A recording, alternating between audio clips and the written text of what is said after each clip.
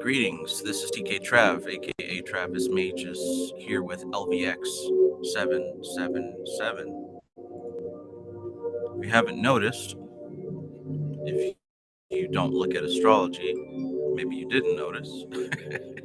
But today, or I should say recently at least, we have this wonderful transition of Pluto going into the sign of Aquarius. And although this mostly factors into tropical astrology, still affects everybody nonetheless. And speaking of affecting everybody, I think that it's been pretty intense, even in its first few days of entering this sign. So, if you've been feeling this transition, if it's been pretty heavy on you, then I certainly do hope that you find an easier time to deal with this. This is definitely an experience to practice non-attachment, maintaining your frame. But easier said than done, right? Easier said than done. So welcome. I hope that you're having a fantastic Thursday evening. Peace, greetings, and welcome to everybody here. Nibs Music, peace. Gerald Sombright, peace. Wild Harmony, peace, peace. Peace. Bro, peace. I see you just sent me a message. Cool. Hi, greetings. Al Dickey, peace, brother. Anna Molly, peace, peace. Marwa Fakir, peace. Phoenix Wolfette, peace. J Ball Hayel, peace. Kevin Wise, peace. Oath, peace. Alora, peace and greetings. How are you tonight? Well, hey, I'm you. I'm going to be operating on a broken phone, so we'll see how well this goes. But I think it's going to be good.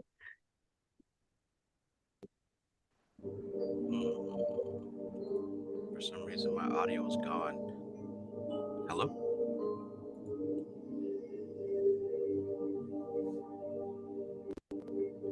Can you? Maybe not. Let me know if you guys. I can hear you now. Yes. Oh, okay, cool. Yeah, I'm doing well. Thank you. Hi, everyone. Good to hear. Good to hear. So, I mean, I don't blame everything on astrology. I don't think that it would be responsible to do that.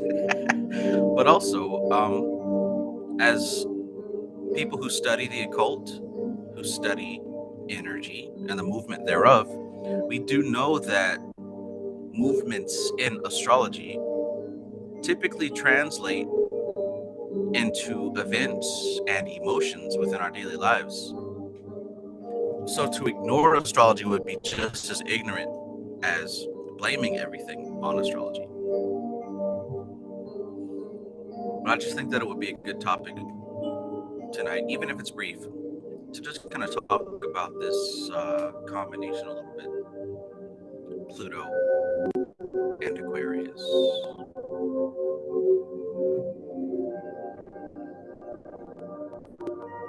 So for those of you who do know your natal chart, what I'd like for you to do, all of you who are listening, is to find out for me, or for you really, what house Aquarius represents. Is it your first house? Is it your fourth house? Is it your 12th house? Why don't you log on to Cafe Astrology or something like that? Put in your birth information, pull up your natal chart, and find out what house Aquarius represents for you. And maybe we can get a little bit of clarification on why life seems to have taken a very intense turn lately. First off, in the chat, let me know, am I the only one who's been feeling the intensity of this most recent shift? And I think this could even count for December on to the current date. Has anyone else been feeling that? Perhaps.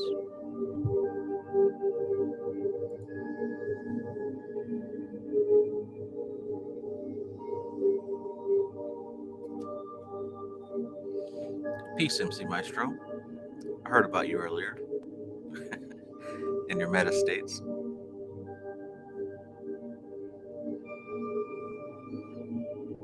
Names Music asks, I usually do consultations during whenever I have a class. So whenever I don't have a class, I pretty much keep to myself. Since we are doing Psychomancy round 2, you know, this is a great book here. Since we're doing Psychomancy round again, February 3rd, if you missed the first time, this is your chance to sign up. I'll be opening consultations in February. So the answer is yes. Peace, Lasange de Cote.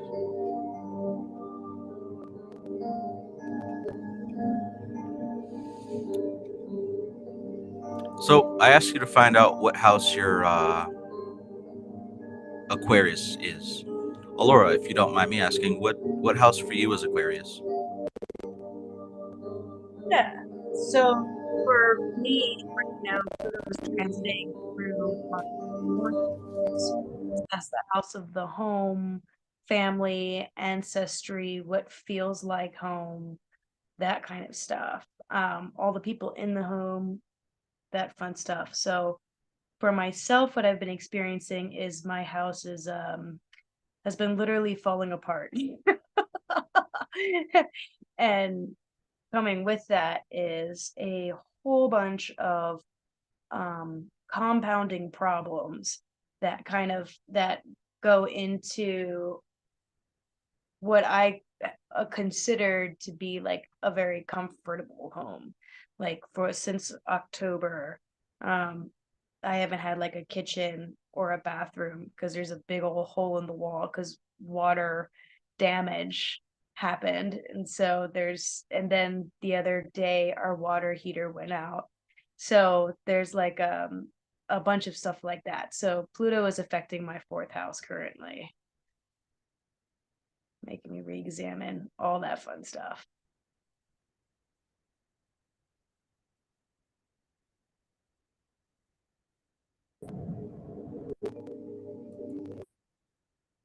Right on, right on. The things that we rely on to make our lives go smoothly, when they disappear right from under us, that can be an extreme cause for frustration. Yeah.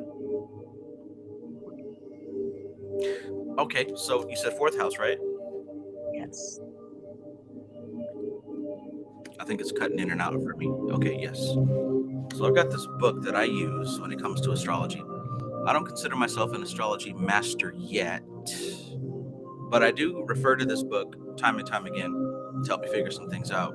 I don't know if any of you have this book out there, but let's look at what the fourth house represents. And then we're going to look at what it says specifically about Pluto being in the fourth house. So, let's see what we got. The houses. Okay, so according to this book, it says the fourth house is the house of domestic affairs, like what you said, including your home life, your family, and physical home. Your roots, childhood, and parents are associated with this house, as well as your father or mother. Some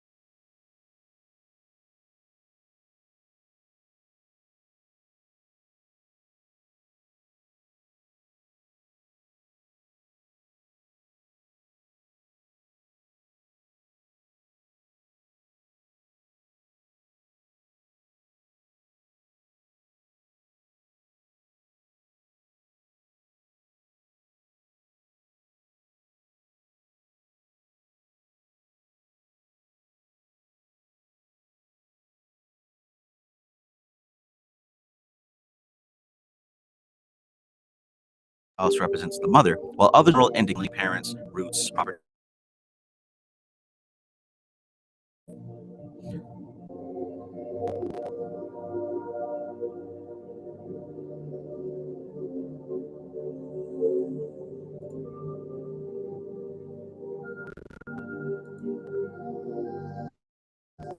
Watermelon, watermelon, cantaloupe, watermelon, cantaloupe. Hello, hello. Watermelon, watermelon, cantaloupe. Watermelon, watermelon, cantaloupe. Shout out to Afro Ninja. Afro Ninja says he's listening psychically.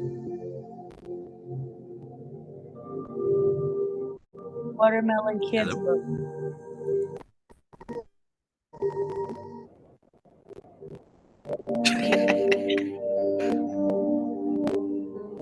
My uncle was.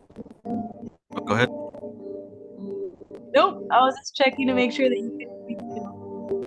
Oh my god.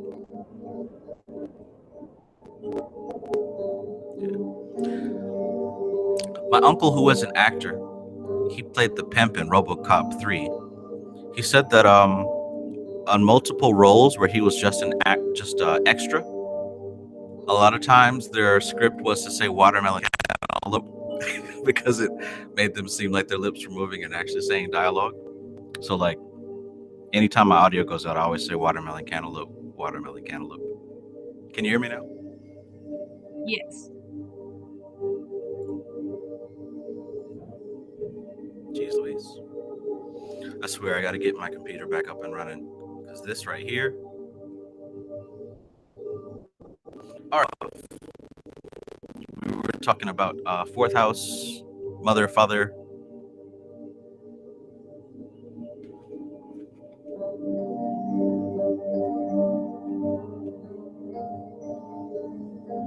Okay. Well, I was reading about Pluto in the fourth house. Hopefully you guys can hear me. Maybe. Yes. Beans and rice. Okay. Let's try it again. Pluto in the fourth house. Your home is your power base, the place where you feel in charge and in control, or want to. This may be the result of a childhood influenced by a difficult and demanding parent. In some instances, Pluto here indicates a mentally or physically abusive family environment. Domestic privacy is important, and you keep family business within the family. Invited guests are welcome. Impromptu ones and spur of the moment gatherings are not.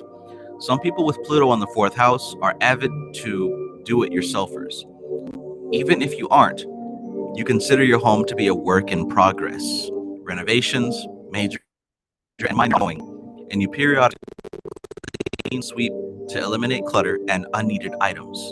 You can inherit a substantial legacy from a family member.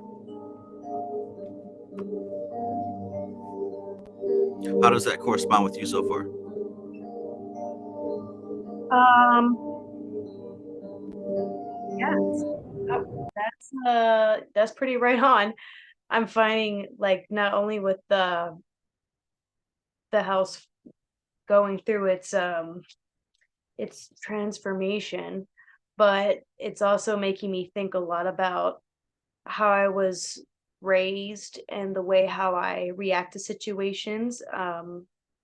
And like, because it's bringing out a lot of responses within me. Like, I thought I had this amazing resilience, and then it's like, oh, well, I guess not in this case. And so it's making me re-examine that, but also the legacy that I want to carry on with me. Like, I was very proud of owning a house, and now I'm actually like seriously questioning if it's worth it. So it's making me question a lot of things. And yeah, and it's also and then just my reactions too. I'm seeing a lot of familial stuff come up where it's like, oh, I did like my like just reactions my mother would have and stuff like that that aren't necessarily my own, but I am responding to things like she would. So definitely there's a lot of that.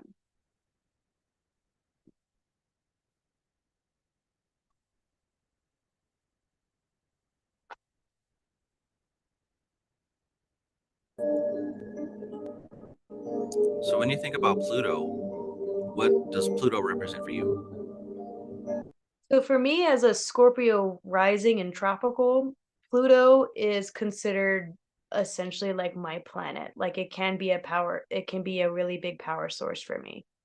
Um, so Pluto is generally in my first house with the ascendant, right? So it's like very transformative kind of personality. Like there's always like a death and rebirth. The way how I see Pluto is Pluto brings disrupts because Pluto has an ending to things and creates it's the ending of a cycle and creation of a new one. So Pluto is all about the death and rebirth of things. So when Pluto affects that chart, wherever it's at, there's going to be an evolution or a de-evolution, depending on how you want to go about it. But there's going to be a death and rebirth of something. And it's pretty dramatic every time. So um that's what it represents to me. And as a Scorpio rising, that is an energy that I'm kind of used to holding as a personality. Like, that's why occult really sticks out to me. That's why, all of the deep metaphysical and transformation of mentality and personality, all of that very much appeals to me. Um, but in this situation, it's focusing on the house. So now it's like, there's this deep transformation that's occurring there. And it's essentially the same thing that I do in my mind, but now it's in the physical realm and it's in particular in my home. And all of those topics surrounding it. So yeah, Pluto is a disruptor for sure. It is for sure a disruptor. It makes you look at things that were in the dark that you didn't want to look at before, or weaknesses that you thought didn't really matter too much because they weren't playing a big part in your life. And it kind of shines the light on them like, hey, in order for you to get to the next step, you have to deal with this, or else like you're going to fall behind and you're going to know that.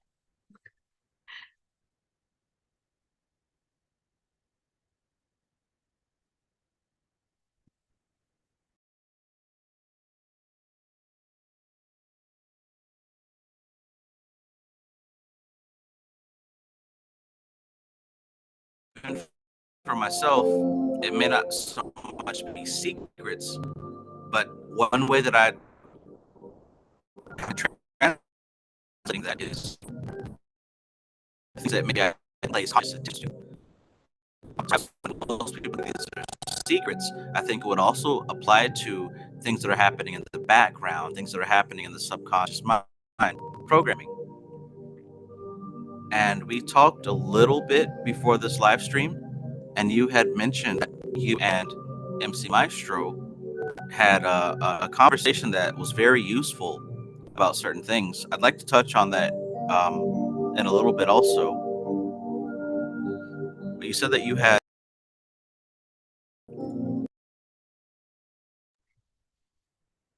Yeah, I'm sorry, Trav. That was Or you said Scorpio rising, one of the two. Scorpio rising. I'm a Libra sun, Scorpio rising.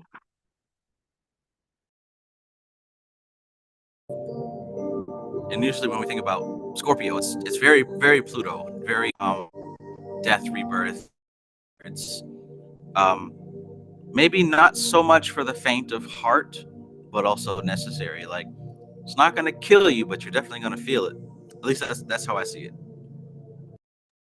Yeah, I mean, I remember, I think it was actually, was it Uranus or was it a Pluto move? That's when we had COVID. Pluto shifted somewhere, I believe.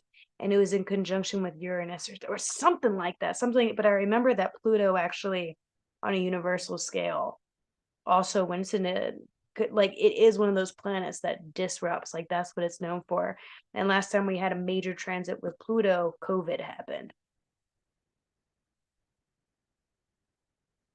So that's what we're dealing with in our in everybody's whatever house Aquarius is for you. Holy cow! It's your own personal COVID. I,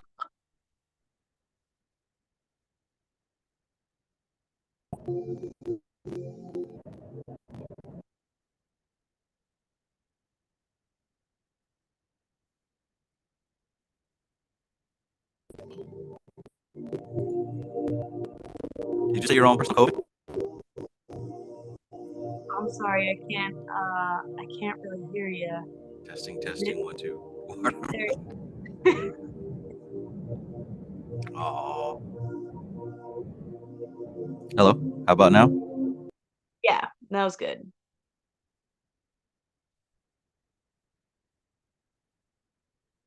Yeah, it's yeah, I said it's your own personal COVID essentially that's happening in somewhere in your chart.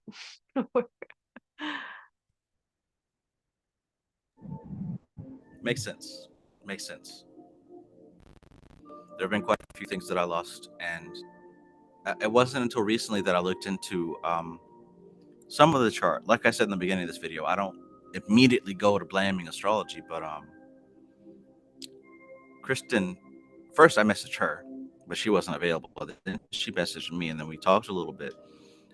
And the reason that that's important to me is because me and her share um, a chart. Like it's extremely similar. So a lot of times when things happen to me, they happen to her also, or they happen to her, they happen to me. So whenever we're going through something, we kind of message each other, and it usually kind of corresponds. And then she was explaining about Pluto moving into Aquarius, and she's the one that recommended to me that I find out what house that it's in. So I thought that would be a pretty decent topic to talk about. So those of you in the chat who have not done so already, find out what house Aquarius is for you, and then perhaps we can find out what it means for Pluto to be moving into that space. Yeah. Okay. And side note, Disruptor, your own personal COVID. yeah. And on a side note of that one too, I looked up the astrology of what happened with Corona, or with COVID. It was a conjunction between Saturn and Pluto in Capricorn. And then it was also conjunct the sun and within a degree of Mercury. So that's the other thing about astrology that I find really fascinating. I also don't think you should like live necessarily uh like, don't blame Mercury in retrograde for your communication issues, right? Like, you may like, if you have trouble communicating, that's a personal thing that you should, you know, look at. But at the same time, um, I do believe that because the planets affect Earth on a gravitational pull, that they do have an influence on the circumstances that occur that then make that then we can either choose or not to choose to realize the lessons that are attached to those things, right? So when it comes to in astrology, if you get deeper into it, they're also related to different body parts. They're related to so like for example, if Mars is making a certain transit, you may get a scar related to the body part that is related to Mars or related to a planet that it's conjunct to. Um, so like astrology gets really deep into that, and I think that's super cool to look at because I just find those correspondences um a lot. And Pluto is one of those planets. Pluto and Saturn, those are the two planets that I feel kind of universally are sort of like the moon. Like when it's a full moon, you have trouble sleeping. Well, or you may have like funky moods, or your animals may be acting wild or something like that. It's the same thing with Saturn and Pluto. So their influences, their gravitational pull to the earth is going to is generally felt by the universal population in some way or another. Um, so yeah, Pluto and Saturn are definitely kind of the struggle planets, the planets where like when they're making a transit, all of a sudden you got to do a lot of hard work, or things just become really, really hard, or there's a pressure there. So this is definitely that time. Saturn has just made a transit, I believe, last month towards the end of the year, and Pluto has now officially made its transit. And these are two very slow moving planets. So they stay in that spot for a long time. So expect a very long transformation process that goes along with this related to whatever is going on in your chart. That doesn't mean it's going to suck the entire time, but you're just going to be pushed into a different perspective of things. You're going to be forced to kind of look at the stuff you weren't paying attention to before and change direction. A lot that tends to be the correspondence related to these planets transits when they happen.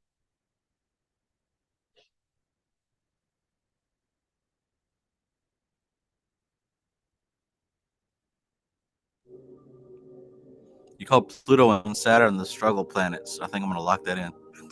Yeah, Struggle planet. yeah, yeah. Is a struggle. Saturn and they both have, and the reason why they're struggle planets. See, a lot of people have like negative connotations to things, and this is kind of another lesson that's really hitting home as of recent, is because it's like, you can choose to just remain in that struggle, or you can use it as an opportunity to actually grow in those areas. And it's because they're going to force you to grow. So they say like Saturn, for example, is a struggle planet. Like as soon as a typical astrologer will see a Saturn, they'll be like, oh, this is going to be a really hard work. But if you are willing to put in your due diligence, Saturn is also said to give you a lot of blessings in return for that, because then you get the result of your hard work, and it tends to be a really good thing. Um, and that's the same thing with Pluto. Pluto is going to transform all your shit. Like it's going to fuck up everything, and it's going to make you look at what you've been doing and give you the choice of, are you going to keep doing that, or are you going to move on or change direction? And typically it's going to force you, like I said before, typically it's going to force you to change direction. But how you change direction, where you change direction, all that kind of stuff is completely up to you. Um, So like, even though these are struggle planets, there is a way to move with them in a more harmonious way. Like, once you kind of just understand, okay, this is going to be the situation. And like with Pluto, that's it's like it's a really great lesson in that. Pluto and Saturn, they have really great lessons in the fact that, like, you cannot control circumstances per se, but you can always control yourself and how you respond to those circumstances. So they're like the teaching planets. But yeah, their influences are hot and heavy. Like, pretty intense.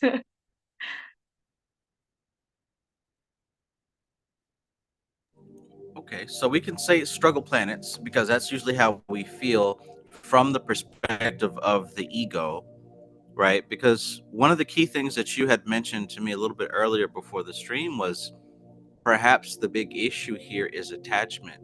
Perhaps the big issue that we're feeling the stress, the struggle, the anxiety is because Pluto forces change no matter what house it's in. Pluto forces transformation. So does Saturn. And the fact that many of us are feeling a bit out of sorts is because there are things in our life that are shifting and changing that maybe without warning, we didn't necessarily want to let go.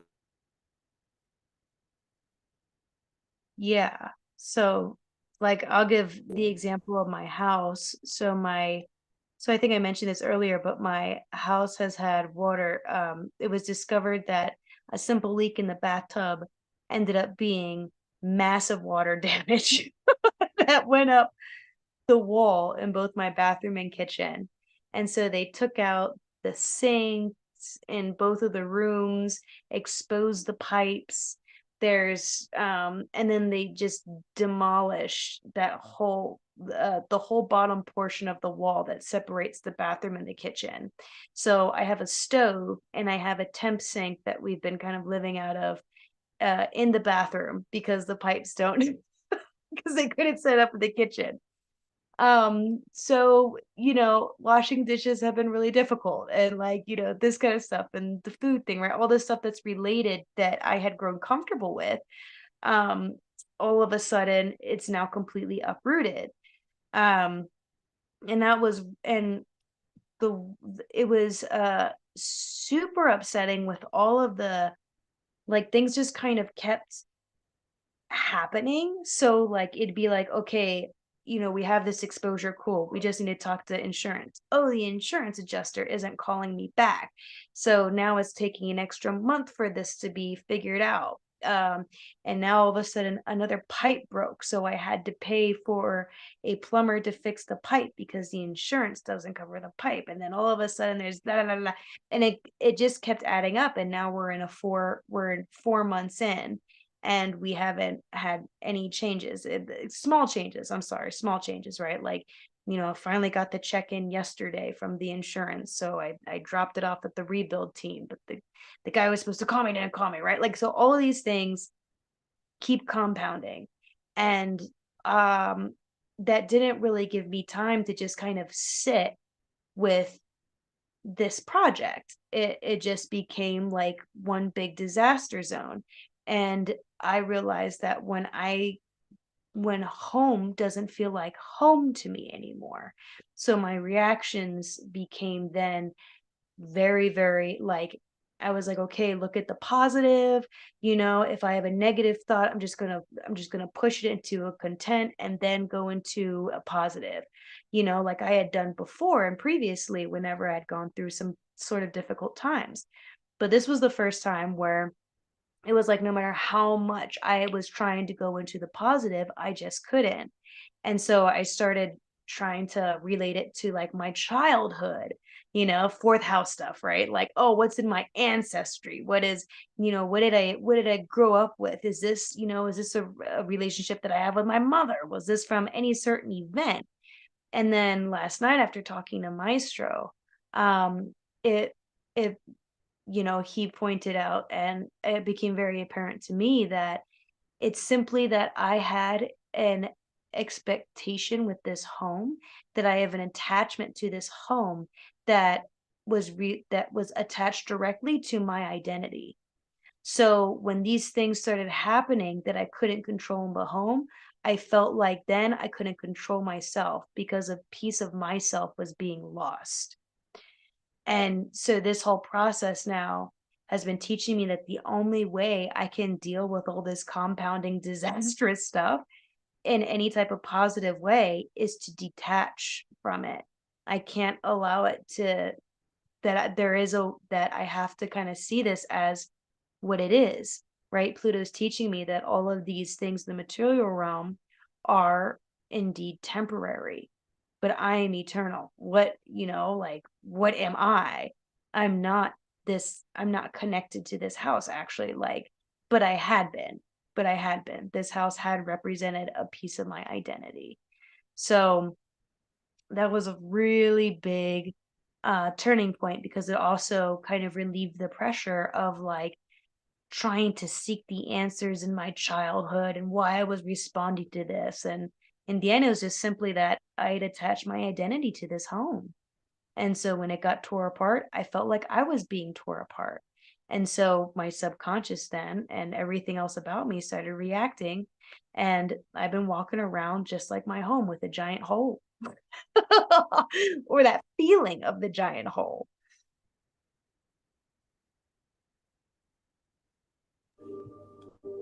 Wow.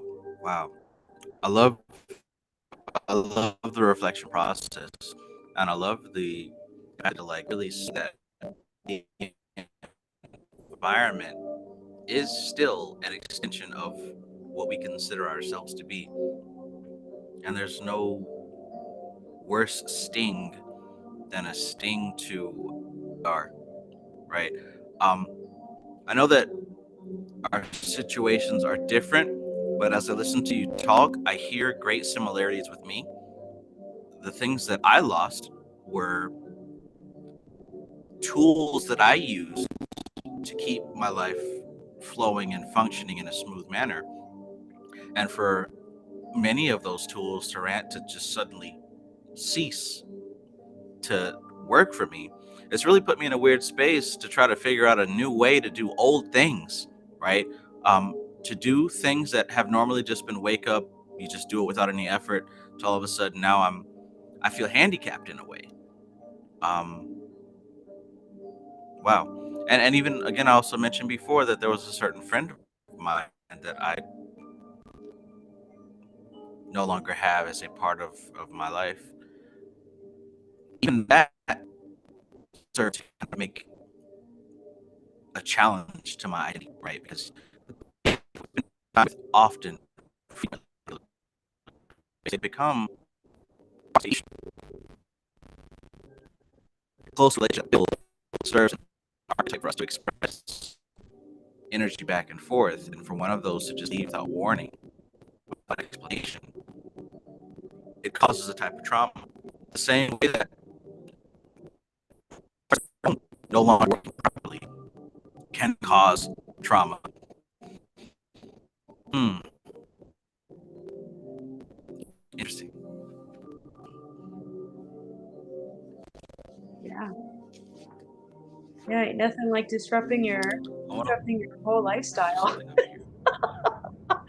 Because I think that's where the attachment comes from, right? Like Right. the house for me was a hub and it was the place where I could do my meditations, I could do all of my spiritual spiriting and all this fun stuff. I've given it so many blessings. Like this just continued to relate to my ego. And then it gets torn up. And I have to realize that like now home is really just within me. And I have to, but you have to create like a whole new routine. Oh my God, everything. And yeah, and you just kind of realize like how dependent you were on these things.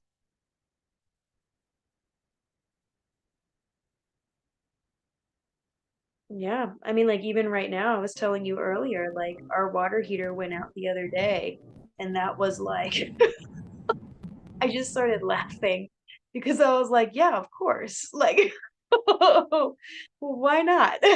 And like, and it was like super disrupting though, right? Because it's like, well, shit, I'm an athlete. I gotta be able to take a shower, you know? Okay, I guess we're gonna have to do it at the gym. Oh, the gym showers now are flooded and we can't take a shower there.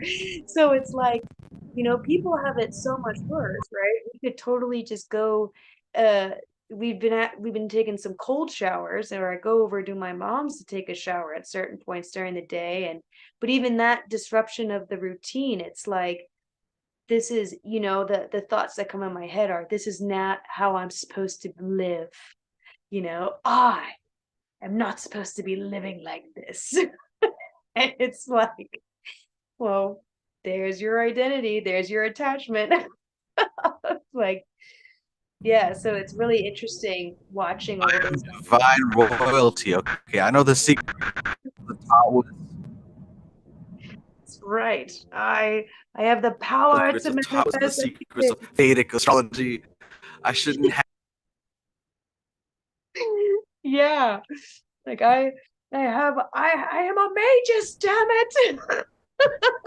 Like I can create anything I want, and yet hot water is not a thing. It's like, ooh, okay. Let me um let me go back to the beginning of cyclomancy and turn that water to warm with my mind, which I did the other day. That's challenging, but it works. It helps. It does help. They're not long showers, but it did help.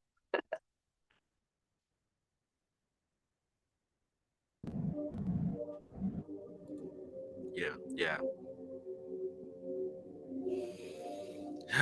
And see, that's the thing. Like, we're so used to our creature comforts. These obstacles that have shown themselves, they're not really obstacles that put us out of commission, but I think they really challenge us as far as to take a really good look at what we've relied upon and maybe even taken for granted, right? Um, when I lost my computer and my phone and all that good stuff, and for me, my Aquarius is.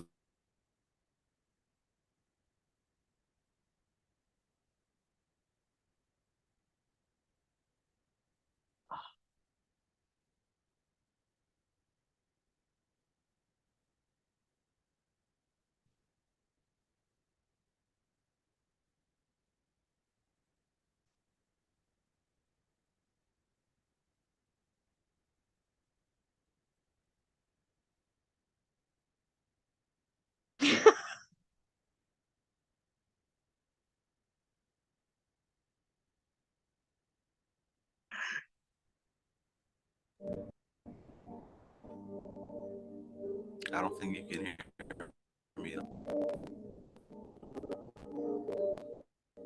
This is exactly what I'm talking about.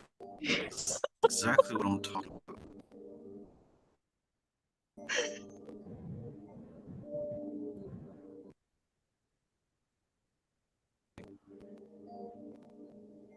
Maybe. Yes. Possibly so. I see the green microphone light flashing up, but like I don't hear anything. Oh my god. There we go. It's like you're cutting out every time you speak, or it goes to mute.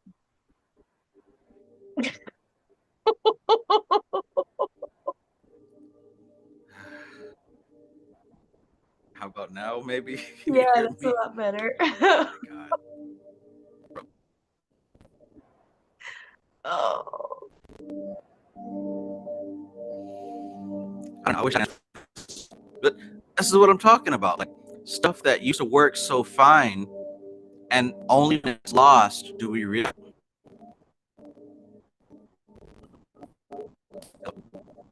Only when it's lost that we've taken for granted.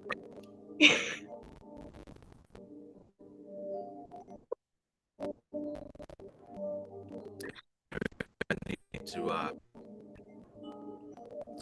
stage and save my equipment here.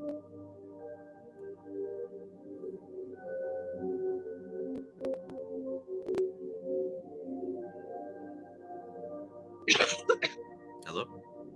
Hello? There you go. There you go. Testing what? Watermelon cantaloupe? Hmm.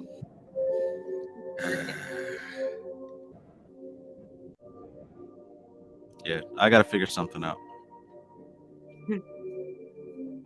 But long story short, that just kind of proves the point. How much I've taken for granted the tools that I had that made everything flow so smoothly. Because now they're not flowing so smoothly.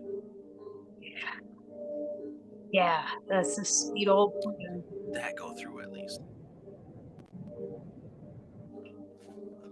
Lord have mercy.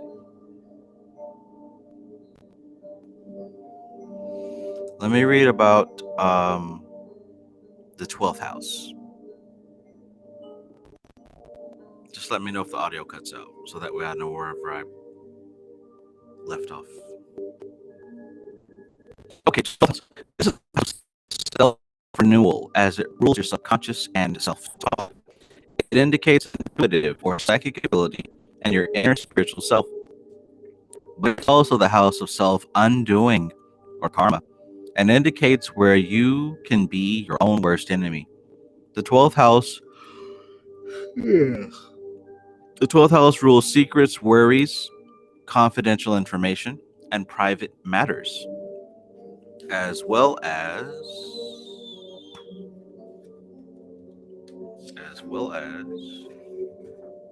oh, there we go. Deception and unknown enemies. Also ruled by the 12th are institutions such as hospitals, jails, prisons, and nursing homes, charitable organizations, and government relief. So it represents subconscious, self-renewal, self-undoing, unknown adversaries, health secrets, behind the scenes events.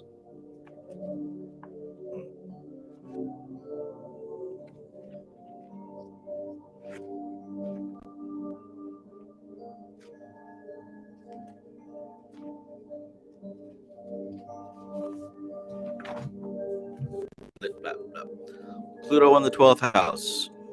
You are contemplative at times and enjoy time alone to explore the inner workings of your mind. Thoughts and your sense prompt insights into the world at large and the psychology of human nature. You're interested in what makes people tick. Depth of spirit adds compassion and motivates you to help others to better their lives. Some people with Pluto in the 12th house make significant contributions in medical research, hospice work, or prison reform.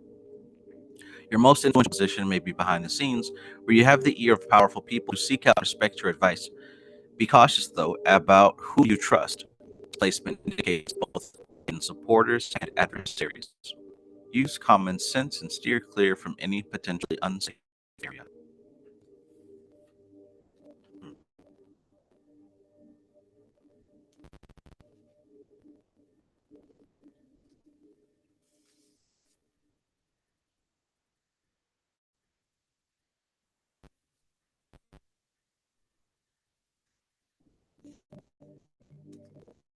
Let's go for Maestro here. He said that his Aquarius was in the 9th house.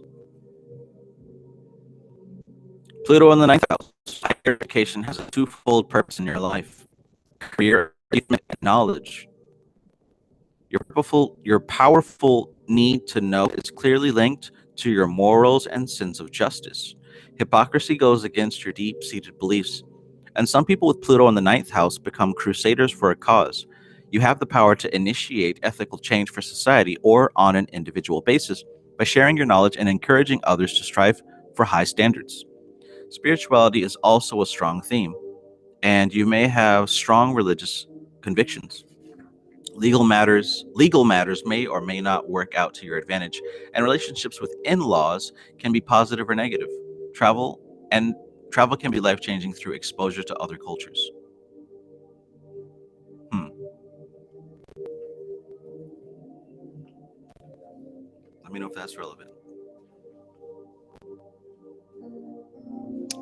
Cooley High asks, "What book is that?" This book is the complete book of astrology by Chris Grant. She has like two or three books on astrology. This one is foundational fundamental. But anyway, speaking of my astrology, you mentioned that one way to a solution was by utilizing a little bit about what NLP calls meta programs.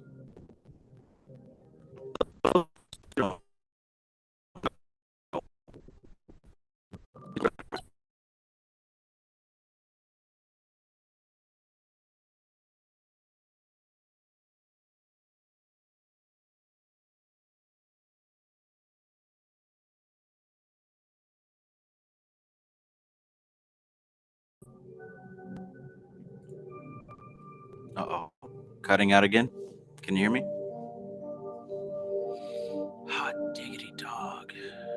Yeah, now I can. Gosh, this mic is like giving issues, man. I think it's the computer. Um,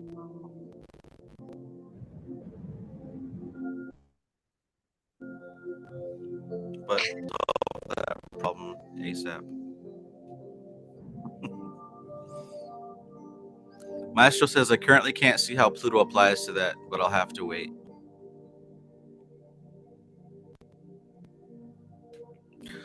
Okay, well, what I said was that you had mentioned that when talking with Maestro, you guys were able to utilize a little bit of NLP, and you'd mentioned something about meta programs and exploring the meta programs behind current beliefs, and you found that that's been successful for you. yes. So So we I guess for those, go ahead.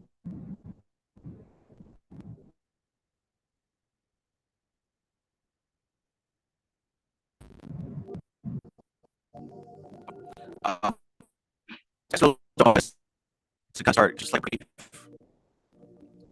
know.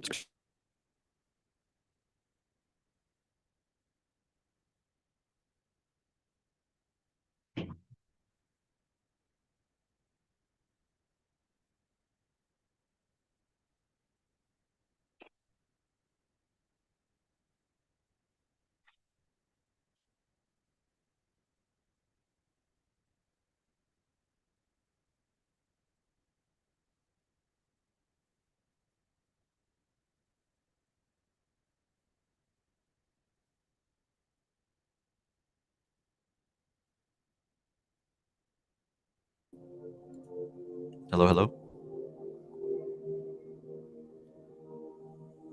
Okay, Testing, I testing. can hear you now. I can hear you now. Lord.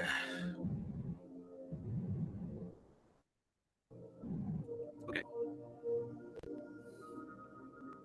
Okay, yeah, I'm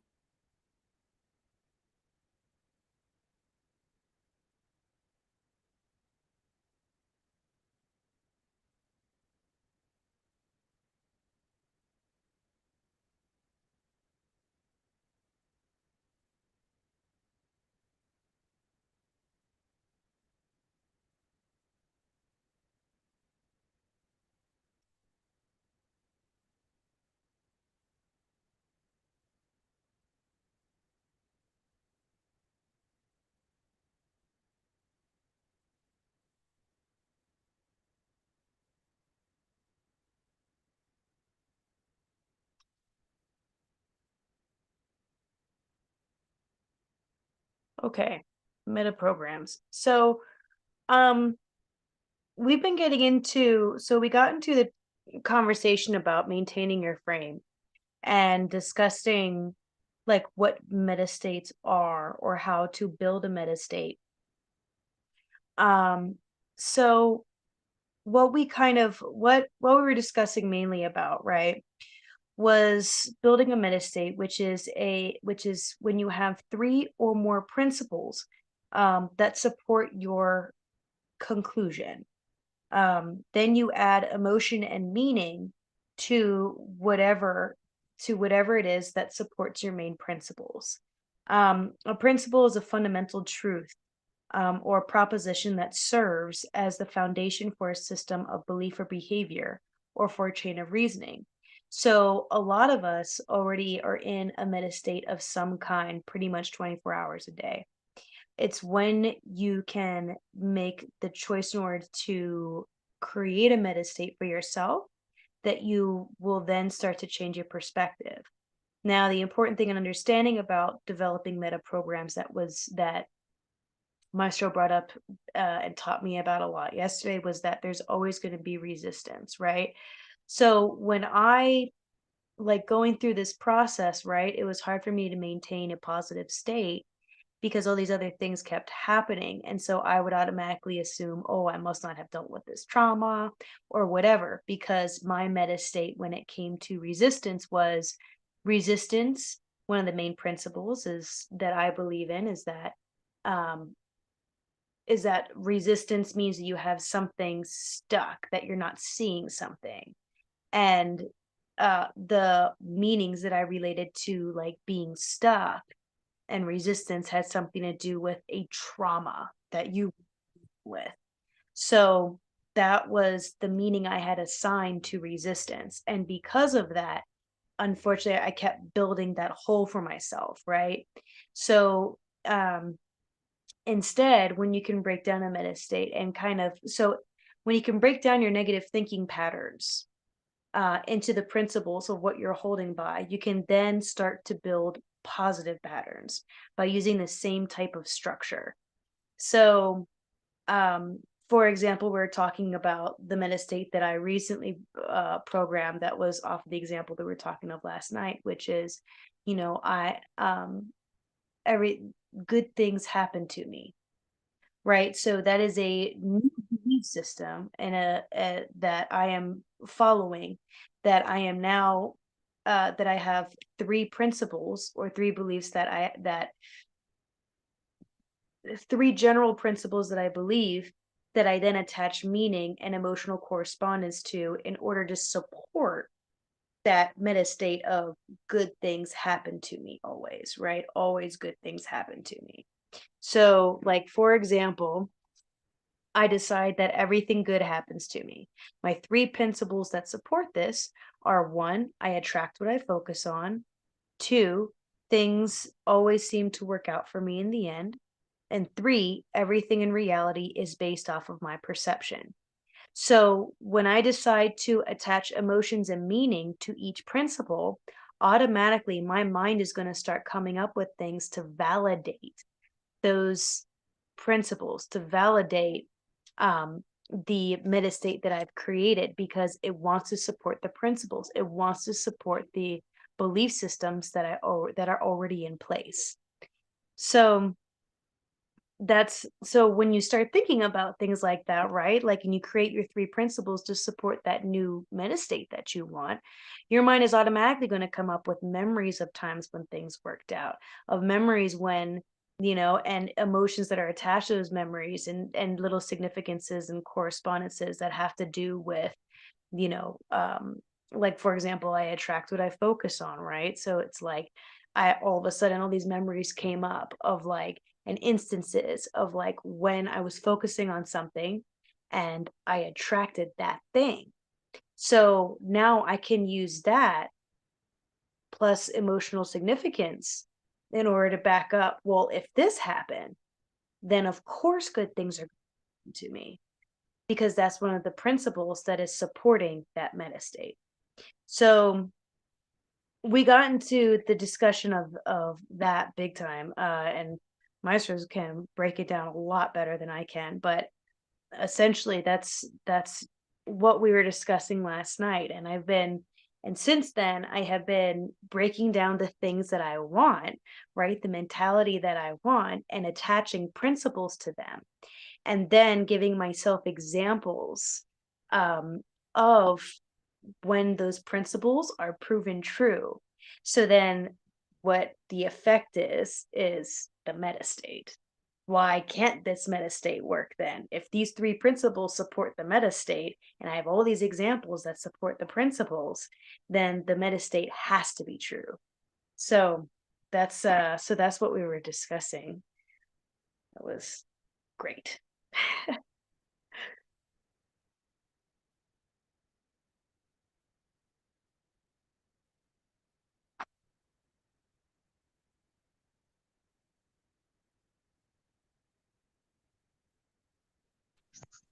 So you summarized that pretty well. Nice. Would you mind going into, okay, so Maestro, I wanted to ask you, because so I've been talking about it all day today because everyone's been like, oh my God, blah, blah. And this one girl brought up to me that she has some dominant principles in her belief system. And one of them is that conflict is bad, because in her childhood, in her family home, right, conflict was so bad that it was like bad, right? So her belief is that conflict is bad, and as an effect, she wants to run away. She wants to like break up. She wants to hide. She wants to hide. So she was asking me if that's a main principle of hers, how could she relate to that in another way that isn't, and create a new meta state from that. So I was kind of wondering about that, because that sounds more of a core belief issue instead of just, or it like, could she, I was thinking, okay, if she's seeing conflict is bad, what is another emotional correspondence that she could attach to that that might change her perspective on conflict? So instead of conflict being bad, maybe it's like, yeah, conflict is uncomfortable, but but conflict offers me, means I'm stuck, and I can unstuck myself. Or like what do you think would be a good example of someone who has like a principle that is something like that, conflict is bad, but they want to kind of rewire that? I guess quickest way being that someone that they're probably not deep into mind tricks or whatever. And you kind of touched on it a little bit with what you were saying, but an easy way to do that is to decide which emotions would benefit you. So conflict is bad. We have that statement. And we could see, okay, conflict is bad, but what's the essential part of this? Essential part of this is conflict. I'm just putting this box of emotion and meaning of bad onto it. Well, what you can do, or at least, if you're just giving this to an average person, is invite them to attach a different emotion. Or the one that I'm working a lot with right now is acceptance. If there's a negative perception I have of something, I add the feeling of acceptance. When I fully drop something and let it go, I attach that same feeling that I use onto the bad situation. And then it brings me into a frame of power to where I could be like, okay, what else does this need? And knowing all sorts of techniques, I could go off into a different direction. But specifically for this person, after they get to that state of acceptance, then you could suggest to them or ask them, like, what else do you think can be added to this to benefit you? Or how, I guess the first question before even suggesting to them would be like, how do you want this thing to work? What do you want it to do for you? When I hear conflict is bad, and if I were to rewrite that for someone, it would be assembling all the emotional states and resources to a place to where they could see conflict as an opportunity for growth. So let's say they like video games. Okay, what's a game you like? X, Y, and Z. What do you like about it?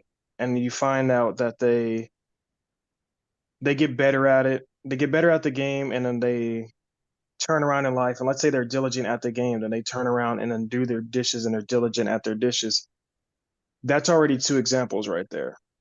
And you could say, okay, when you picture those two things in your head, what's similar about them? The sights, the sounds, the colors, notice the similarities. Then that would be grabbing that set of similarities and putting it over the frame of conflict. And then I would also ask, like, what's something that you may have not called conflict, but, and this would be getting their essential definition. So, like, what is conflict to you? Can you break that down? What specifically about it is X, Y, and Z? And once you have that, let's say for them, conflict means two parties disagree or two things don't go together. You could be like, okay, what's one time in your life where two things didn't work out, but you still have the beneficial outcome? Mm-hmm. And then it'll be getting emotions from those and Mm-hmm. layering onto that state. So that's probably like the conversational way I would go about it. Yeah. It's probably, I think that's like the quickest and easiest. The thing I like about that too is, because I was thinking about that, I was trying to describe it, but um, I'm still working within my own, but I was thinking about that where it's like not necessarily, because you're not necessarily thinking about changing the principle, right? Or like you're not thinking about like going against it. Like a lot of us think, oh, if I think conflict is bad as a principle, that whole thing needs to go in the trash, right? Like instead, you're actually just working with it. You're Mm-hmm. saying, well, what is conflict? And like you said, are there any times that conflict has occurred, or those two things that didn't work out happen, but it still worked in my benefit? Let me build correspondences and emotional relationships off of that, instead of seeing, like, instead of trying to just say I'm not going to focus on conflict at all, right? Or I'm going to try to say conflict is good and force myself in order to do it. It's like, no, I'm not trying to actually change anything in that way. It kind of reminds me of when of in Mind and Mind Management in the Veda books, where they were talking about how, like, when you have a cup of dirty water, right, the best way to get the dirty water out is to just keep filling it with clean water, because then the dirty water will spill out, right? There'll be a lot less dirty water in that cup than clean water. So it's like you're kind of doing the same thing. You're not trying to just pour out, all this dirty stuff and then leave yourself empty. You're filling it in with new correspondences, new emotions that actually work with you. So then all of a sudden, the belief itself will change because your perception of that belief changes. So it Mm-hmm. no longer is working against you and you're not working against it. All right. And you made me remember something as well. Like when we get, let's say we do just work from one belief and we start getting these memories that correspond, um, then I would kind of leave the person with the little inclination, the little seed that just like how they used to have the beliefs conflict is bad, and now let's say they now realize, and they'll come up with these things on their own. Let's say their conclusion is conflict helps me grow. As they get new memories or memories resurface supporting that, there's new principles inherent in those memories. So let's say they get three more memories. Now a new principle will emerge out of two of those memories interacting with each other, and the other two will have another principle. So I would kind of like suggest, just as you found that conflict helps you expand, helps you grow, and you get more memories. I don't want to just go off in NLP language, but take note to notice what other principles that are equally as strong emerge and whatnot. And Yeah. like you said, the important thing, especially, and this is kind of like what makes NLP most effective is the replacing of these bad things. And like I talked to you about last night, is charting the beliefs, like the negative belief you may have about an area of your life, but seeing all the correspondences, all the connections, but noting them, noting the feelings, noting the images, the memories, and the beliefs behind them. And once you're able to change that middle part, or the part that makes it all work, then you're able to build another meta state in the same way, equally as powerful if you follow that same blueprint that your mind has created. And Mhm. that's what I'd call the key to, and even magic in general. We do this with I have a lot of stuff on my altar. That means my ritual is going to work. Your ritual works when I do the sigil and firing ritual. And if I have this sigil on me, my manifestation is going to come true. That's already principles that we have. We may not consciously know them, but these are agreements that we have that we just assume to be true. But then we go into, let's say someone's working on confidence. They feel unconfident in a social situation, but they do this ritual. Now they built up a meta state. And this goes into logical levels as well, because we're talking about the spiritual hierarchy, or spiritual at the top of the logical hierarchy. So that's going to override all the person's past experience. So they have this powerful meta state, this powerful religious belief. They go into the club, they go into that social situation, they're a completely different person. But all they did was just stack these things on top of each other. And like I said, how I found this out was like modeling Christians. I got a lot of successful Christian friends, but there's a part of me like, oh, you don't study Kabbalah, so there's something wrong. But I had to sit back and really analyze their beliefs and how they move through the world. And once I understood that, I was like, oh, okay. And Mhm. for people, yeah, I suggest breaking down. If you have something like, what's another one besides conflict is bad? Let's go. Nobody wants to talk to me. Find out what makes that true, the immediate next statement. So no one wants to talk to me because, and you'll get an answer. Or no one wants to talk to me, and that means this. You find what's connected to them and do your best to get specific. Do your best to kind of break the beliefs, reverse the beliefs. Use what principles you have. I personally started this journey with Taoism. So a lot of the times when I say it's always this or it's never this, I understand as a principle for me is that every absolute is its opposite. So if I say something's always this, I understand it could never be that.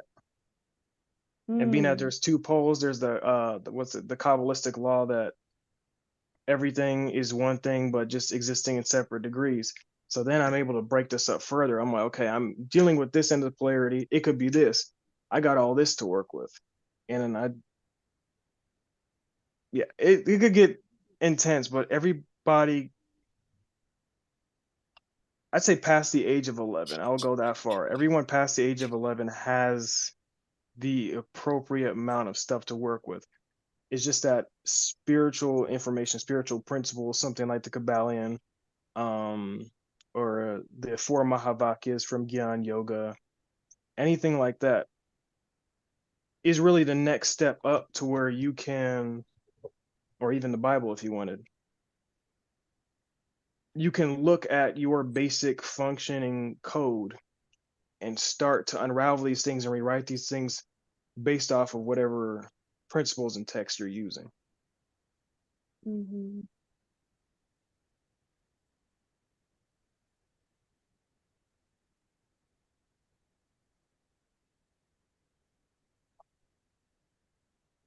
I see Kristen's on here.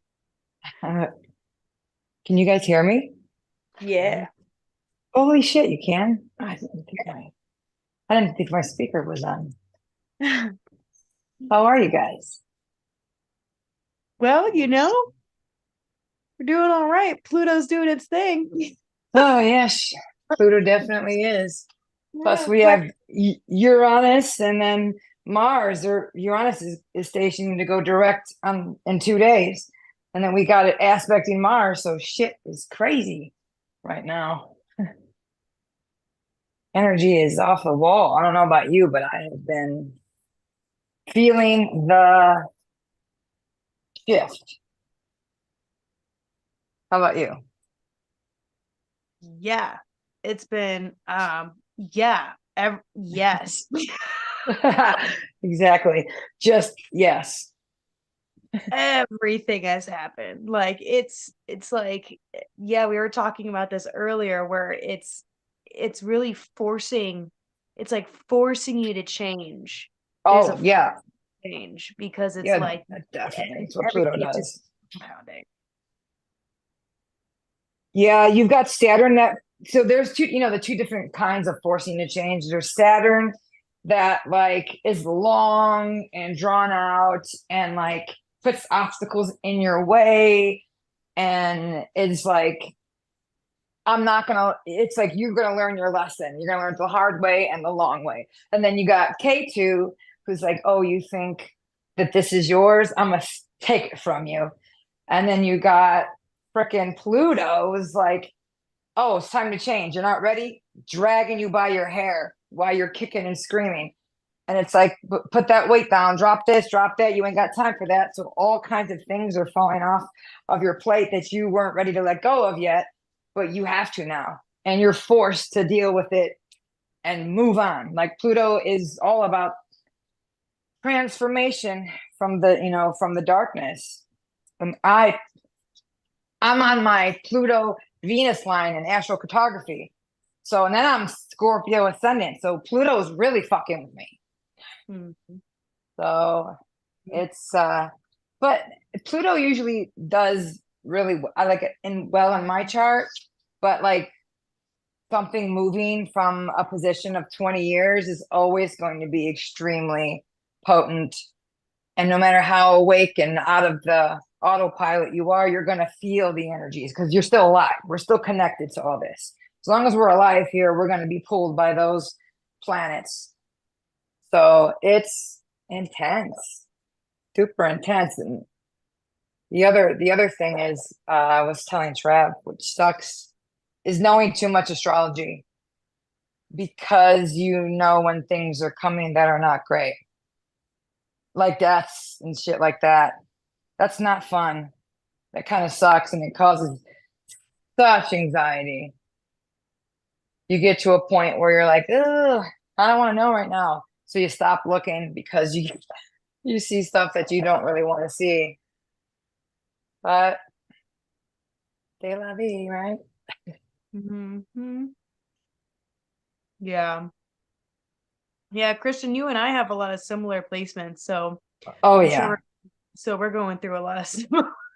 We're feeling I, I know it.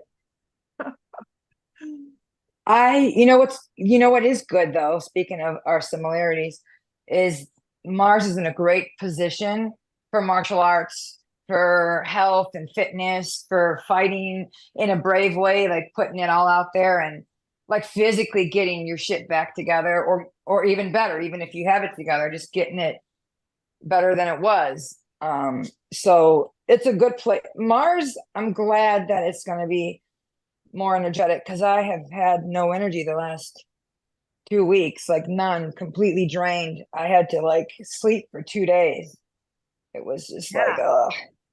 Yeah, I got So sick, and last night I slept for 10 hours, and I felt like really good after that. But that's everybody. My kids usually they're up and doing stuff right after school.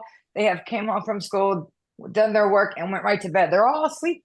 Usually they're up right now. Like so, the last week and a half, everyone has just been sleepy or just trying to recuperate and rest. Like everyone that I know. So there's big shifts happening majorly. Plus, we're moving into period 9 in feng shui. We're leaving period 8, which is also a 20-year cycle. So that has just ended. February 4th is when that ends. So we're moving into that period, which is majorly transformative. And then we're moving into the year of the dragon on February 10th. It hasn't happened yet because it follows the lunar new year, not the Gregorian calendar. But there's all kinds of cycles that the last couple of years, there's been many cycles ending, but we have the Pluto cycle commencing along with this feng shui period 9 moving into that. So that's just two big shifts, two they're both 20-year periods. So it's like coming into a new dasha. If we were looking at Vedic, it's similar, you know. It's so what's going to happen is all of us who have, most of us actually, are going to experience a new version of themselves. It just depends on what house your Aquarius is in, and Leo, which is on the other side of it. Those two, and then I think Aries. There's a few that are going to be directly affected, but 100% Aquarius and Leo will be, and this is in tropical, not sidereal. They're going to be affected by this big shift in a big way, because it's going to be in the house of Aquarius, you know, and across from Leo. So it's pretty powerful stuff. Yeah. Dude, that like you just declaring that it's a 20-year cycle, that made me think, Yeah. because I'm rather young, so Mhm. I haven't, like, looking back, okay, 20 years, I was like, that was me first gaining consciousness. Those are like some of my early conscious memories. Mhm. And even earlier today, I was kind of analyzing myself, analyzing my habits and whatnot, and slowly starting, because before I would just like live in the moment, but I'm still living from that 3-year-old perspective. And Yeah. today I was able to stretch out that timeline and see, okay, there's stuff that ends here, stuff that ends here, stuff that ends here, and I'm right Mhm. here. And it's such a shift now because I have all the tools in my hand to build something completely new. Absolutely. Do you know what house your Aquarius house is? Do you remember And your ascendant in tropical, or do you only know your Vedic? um I know my ascendant in tropical is Cancer, and I know that in sidereal my Aquarius is the ninth house, but I'm not sure what it is in tropical. So then it's probably the 10th house. Hold on a minute. Let me check something. I think my 10th is Aries in tropical, if I'm not mistaken. All right. Maybe. You said you're a Cancer rising. So then the 8th house is your Aquarius. Oh, yeah. Pluto is in the house that it loves to be in for you, in the 8th house. Pluto loves to be in the deep, dark, it rules Scorpio and tropical, right? So it's in the 8th house of death and transformation, rebirth, and the occult and astrology. So what I'll say is, I know that sound, a lot of people hear death and rebirth. I know you don't feel this way, but a lot of people do. Scared about it, and because it's scary stuff. It can be, but if you keep doing what you're doing with your studies, that's where the Pluto energy will be focused. Pluto loves, just like K2, loves the spiritual realm, loves to practice astrology, the occult, palm reading, feng shui, all of it. That's what Pluto loves. It loves to do research and dig and go deep. So as long as you're doing that, you'll be good. And Pluto will be less likely to cause havoc because it doesn't have a focused area. When people are kind of like they're on autopilot and they're not focusing the energies because they don't know any better, it's Pluto uses with Pluto will go and do with what it has to work with. So the best thing to do is give it something to work with. That way you're dictating it versus it driving the fucking wheel. And as you mentioned, it's related to Scorpio too, and Yeah. it's my moon in tropical, as well as an entity that symbolizes death and rebirth for me, and Oh it's yeah, absolutely. has and it, I'm also studying the part of the world that it's from, like probably for the past year, and I haven't thought about the entity at all, but it reached out, and Mm-hmm. again, it symbolizes that same thing, that death and rebirth. It's Mm-hmm. it's cool that it's all. I think it's has like a Mars attribute as well. So like everything's lining up perfectly. It really is. And well, right now we've got this full moon, and then we've got Uranus is going to be direct in Aries, but in the nakshatra Bharani.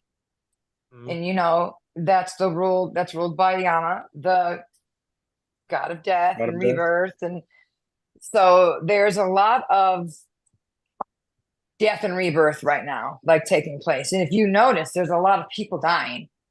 Like people are ending their cycles. That's what happens when there's like these huge cycle shifts, like the 15-year ones, the 20-year ones. You'll see that people start passing away or dying, or when they're at the end of their dashas, especially Saturn dasha, but not always. It just depends. But you know, big shifts happen because they're ending the cycle, and if they've completed all their tasks, then they just move on to the next life. But personally, I have seen a lot of people dying, not in my circle, but in my outer circle, like friends on Facebook, family, stuff like that. And it's just something that comes with the territory. And that's what I'm talking about, where you could just redirect the energy by diving into the spiritual aspect of it, and you every day having a rebirth. Every day you wake up as someone new because you're doing the work, you know what I mean? Every day Right. the sun returns, and by doing this and doing it really, Pluto works in your favor instead of takes from you. So, and it, you know, Pluto is another one of those planets that helps us to detach, but not in a gentle way. It could be traumatic, you know, so it's just good to be aware of these things and do our best to focus them in a direction that you would rather them be. But death and rebirth is definitely on the forefront for this year, specifically. And then there's, you know, we've got a lot of stuff with Mars, which, you know, a lot of warlike things. Right. So the last time Mars was right here was when they had all those trucker protests, and they were protesting. You remember, where no one could get anything because they weren't Wasn't shipping, they it weren't driving. in Canada, I think? Yes, yep, that's it. So things like that can happen. People feel a need to be heard and feel braver, you know, and standing up against things. Wars can pop up, but we already know we could see that happening already. So like, that's not anything new. I'll say this is, we are in a time that more than ever where we need to learn how to be self-sufficient in case there are significant earth changes. Thank you, Uranus. That knock things out, knock power grids out, or things that might just go awry for whatever reason. Right now is a good time to be self-sufficient. We're also inching closer to digital currency being the thing, and no more paper money. So yeah,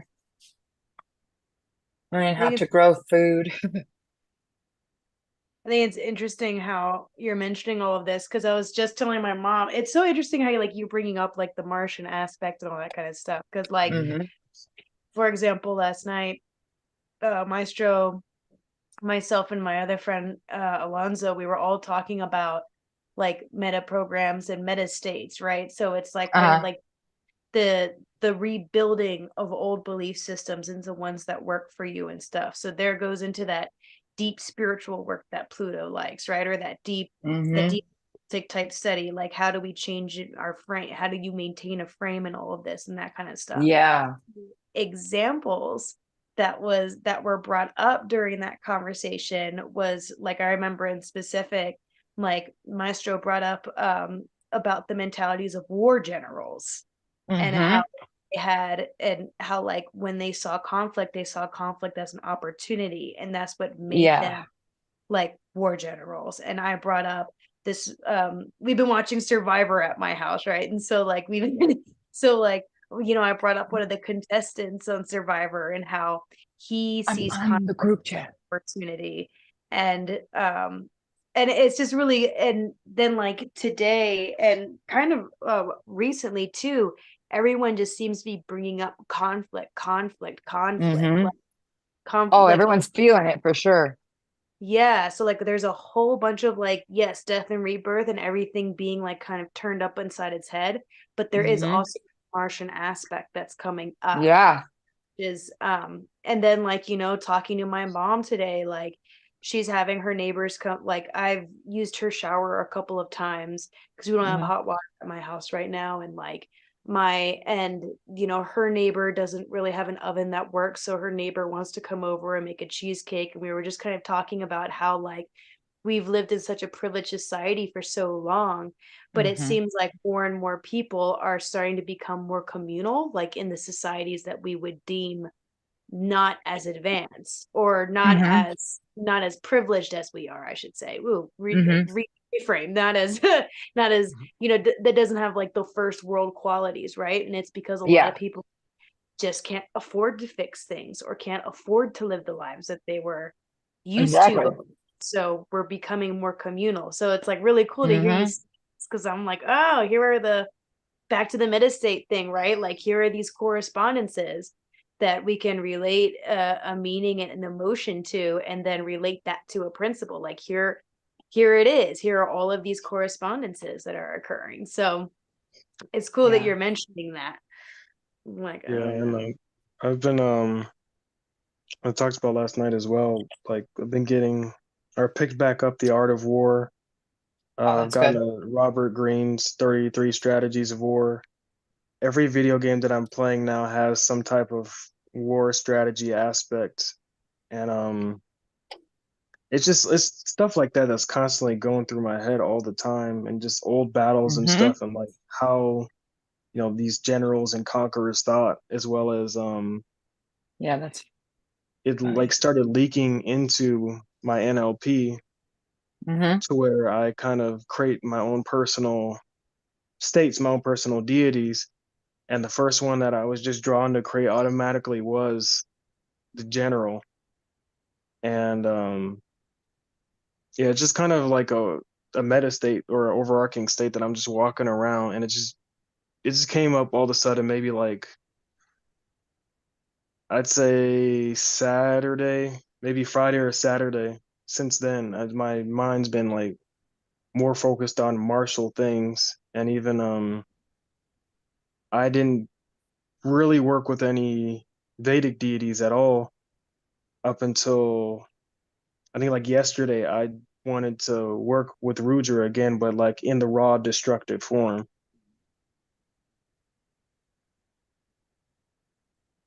you were working with who? Rudra, like the early form of Shiva. Rudra. Yep.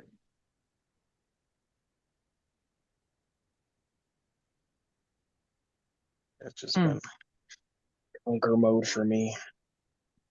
Yeah, there's even, it's all around. Even if you look anywhere you look, that new Napoleon movie was on Prime or whatever, and I was like, damn, I want to see this. It looks good. And I was literally just thinking about the same things: the art of war, the intelligence of the people who fight these wars, and there's a genius behind it. And sure, they could be tyrants and all kinds of things, but there's something to it. There's wisdom in the war, you know. And there's okay, keep going. I just remembered something. No, you're good. Go ahead.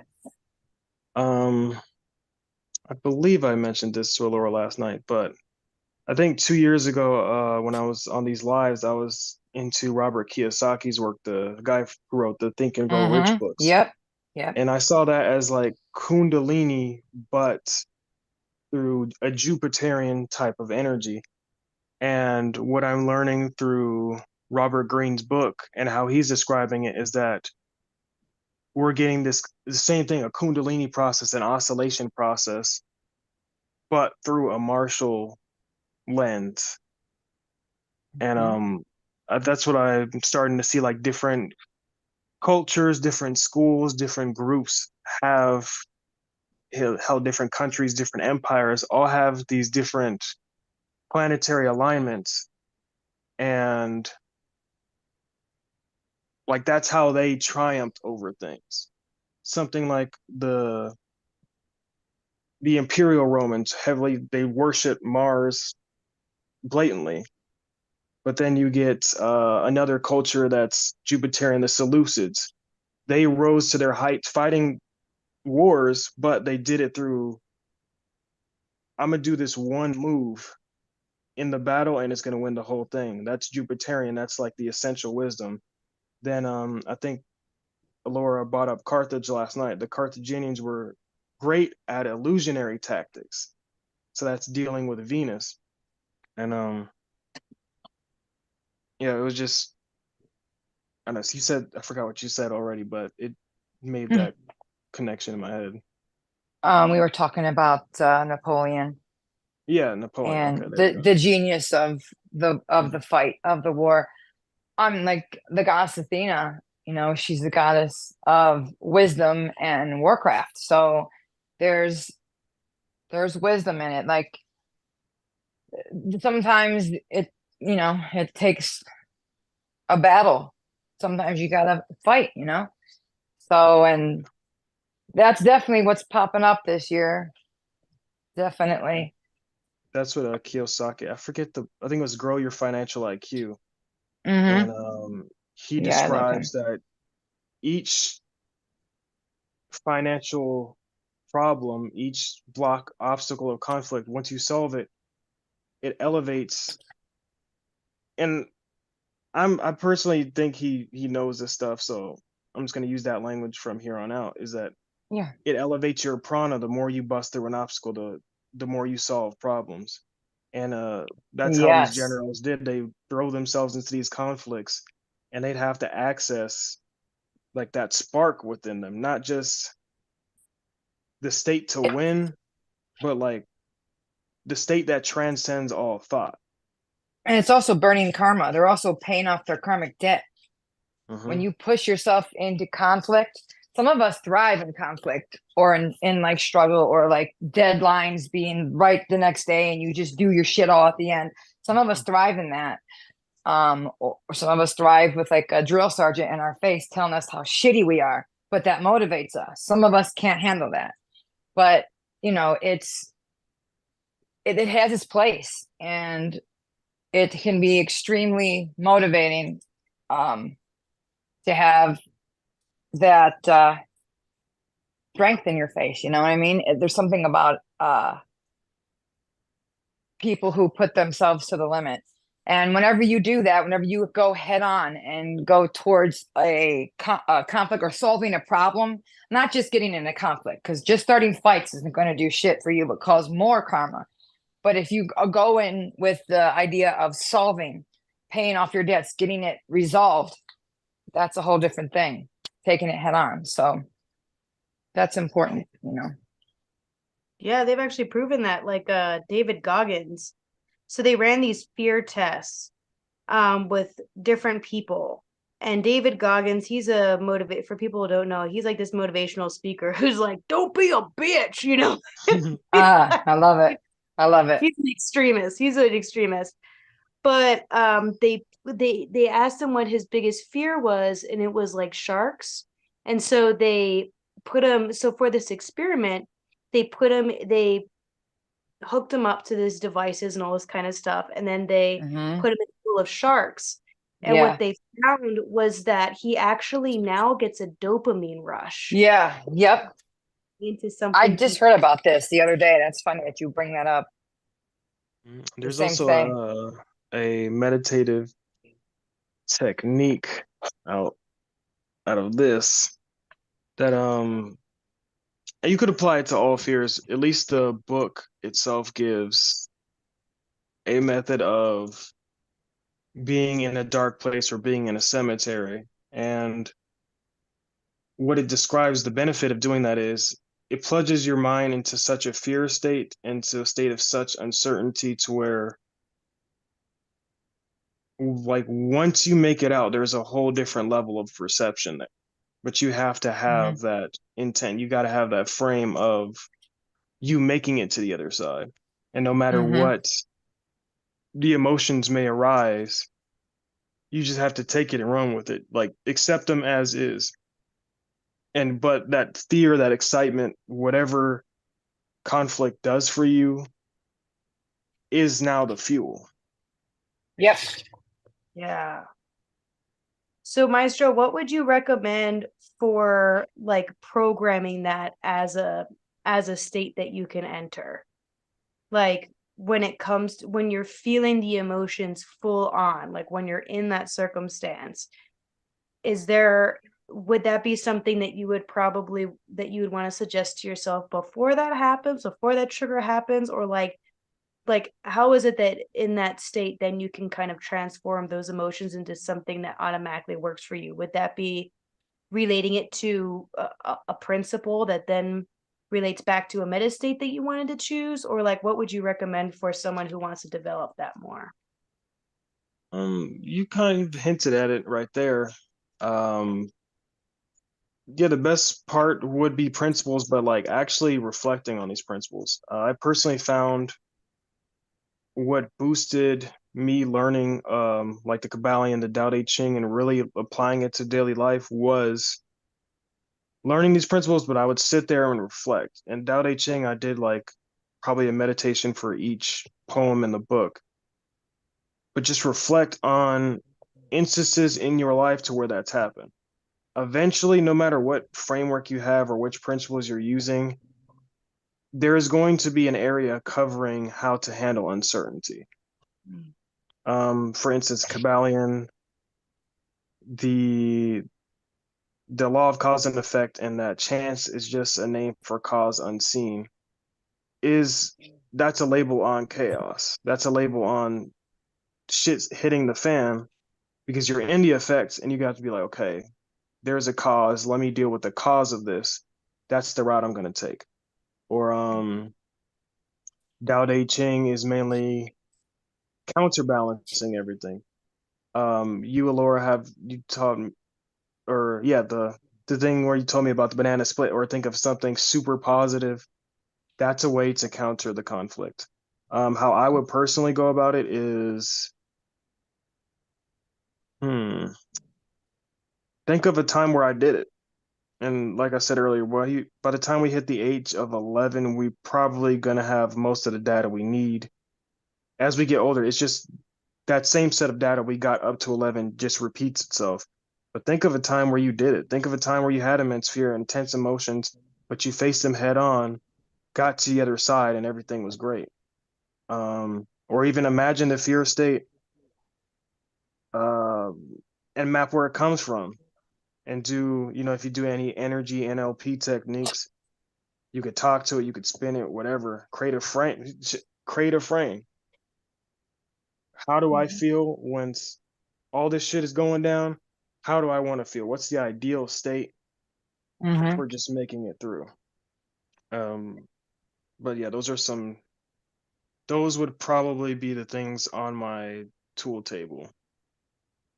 The feeling comes first and then you manifest the reality. That's the thing. A lot of people think, I'll do this once this happens. Once I feel better, then I'll do that. But the thing is you've got to put yourself into that mode of feeling right then and there. And that creates your next thing. What you just felt a few hours ago is what you are experiencing now. So it's always about it. Everyone is stuck in the physical. It's all happening in the spiritual and in the feeling level. You tune your radio with your feelings and then everything adjusts to it. So it's like you're saying, you have to put yourself in that frame of mind of whatever it is that you're wanting. and really like feel it, like it's really happening, like excited, and then it will manifest for you. Yeah, It can be hard though, you know, when you're looking at your reality and it's a little bit problematic, but it's all able to change within a moment's time, just with the shifting of your thoughts, right. your And that's feelings. what I talked about earlier is the principles and emotions and experiences we associate that with that. Whenever I get caught up to like probably a body rigiding experience, is I'll repeat a principle to myself. I could one I really like is nothing is true, everything is permitted. And once I repeat that to myself, okay, what am I permitting myself to feel like this for? Or I like that. I What purpose is do it serving you? right. With NLP, I do a lot of switches beforehand. So if I know I have a problematic state, I'm going to take it apart. Okay, what happens just before that happens? And what happens just before that? What happens just before that? Then I find something to get a grip on, change that. So by the time that cycle comes back around, it gets to that new thing that I reprogram and it stops. Yeah. And it's able to go in a different direction. Yeah, I'm finding that relationship between like meaning and emotions, right? Because we know that emotions are the categorization of the information that that we are receiving, but they're only categorizing this stuff according to what you've given meaning to. So like it kind of goes back to like, you know, like if something upsets you, it's because you have a meaning that is placed, or you have a belief I that believe. right, that is then telling you that like this has meaning to me. So you know, like whatever is upsetting me now is giving I'm giving this an emotional response, which is in direct relationship to categorizing it into the meaning. So by changing what the meaning has for you, you're able to then change the emotions that are associated with it. Yeah. I'll add a piece to that too, and I'm gonna have to hop off because I gotta get ready for work tomorrow. But and I got this. Well, I'm actually gonna keep that one. But the essential function of emotion that I map is to make things real. People have very, very, very delusional thoughts. But depending on how, like, depending on what direction that moves them towards, it could be useful or ineffective. For instance, if someone is running to be president or prime minister of a so-called first world country, they're going to need to be some level of batshit, but they figured out a way to make it work for them. Versus, it could be us, it could be anybody we know. Someone has some crazy hang-up belief. I got a family member who's crazy into conspiracy theories, but those like what he believes, ultimately everything we can believe is untrue.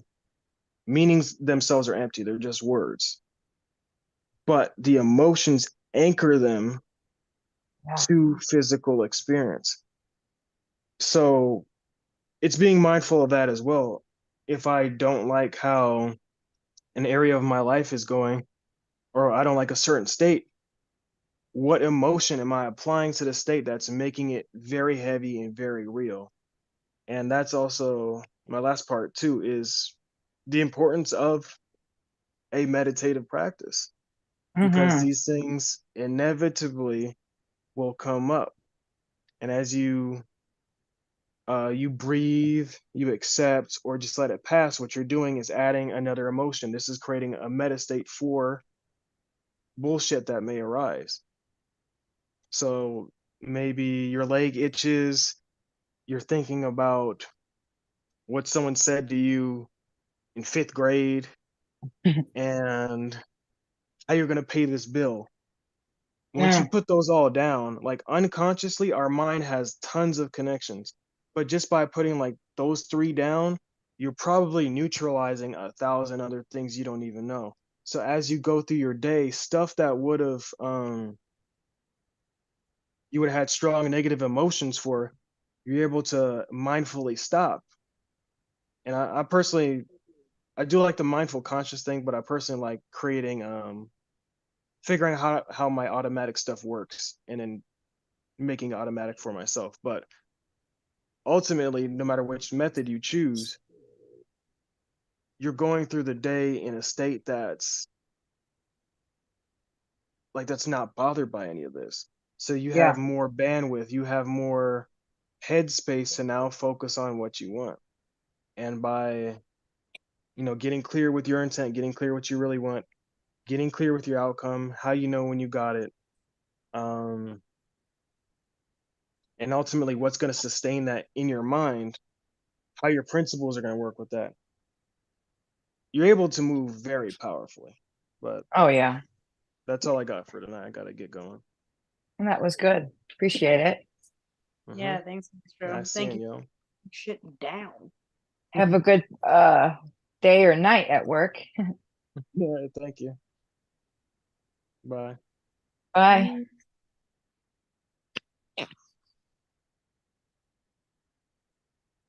What happened to Trav's mic? Is it cut off? Dude, his mic and his computer. Been acting up, huh? Yeah. Yeah, I guess so. Hopefully he can come back on, but yeah, as of right now, I guess he's having issues with it. I'm not sure where he's at or what's happening. I see him in the comments, so he's there. I just think he's having a hard time getting back on. Yeah, he's chilling in the chat. Chilling like a villain. Oh man. So are these conversations very Plutonian, Kristen? What did you say? I'm sorry. What was that? Are these conversations very Plutonian? The ones we're Like- having or the ones in the comments? Yeah, the ones we're having. Yeah. Well, yes. I mean, anytime, I'm going to be honest, any conversation on Trav's channel is Plutonian. Oh, rad. So we're tapping into the good parts of Pluto right now. Yeah, like any time that we are connected here and communicating about the occult, about the spirit, about mysticism, about any of it, we are deep in Pluto. Or Pluto's deep in us, either way, whatever. But yeah, so it's ding dong. I would also with Pluto, so basically there's a lot of Scorpio energy, a lot of Scorpio energy happening.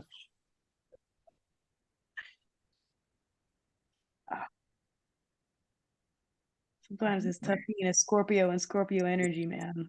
Pluto's deep in us. Deep in us. Pluto loves to be deep in people. She's a sexy bitch. Well, listen, I'm on a Pluto Venus line, okay? I don't know if you understand what that means, but it is the two sexies that love to be sexy. Man, it's a lot. It's a lot. It's transformation through love and relationships and sex and things that you become like addicted to and like forbidden things. So wonderful. What a good pick for me, Ma. No. I'm ready to move to Florida. Testing. Can you hear me? We can hear testes. We can hear you.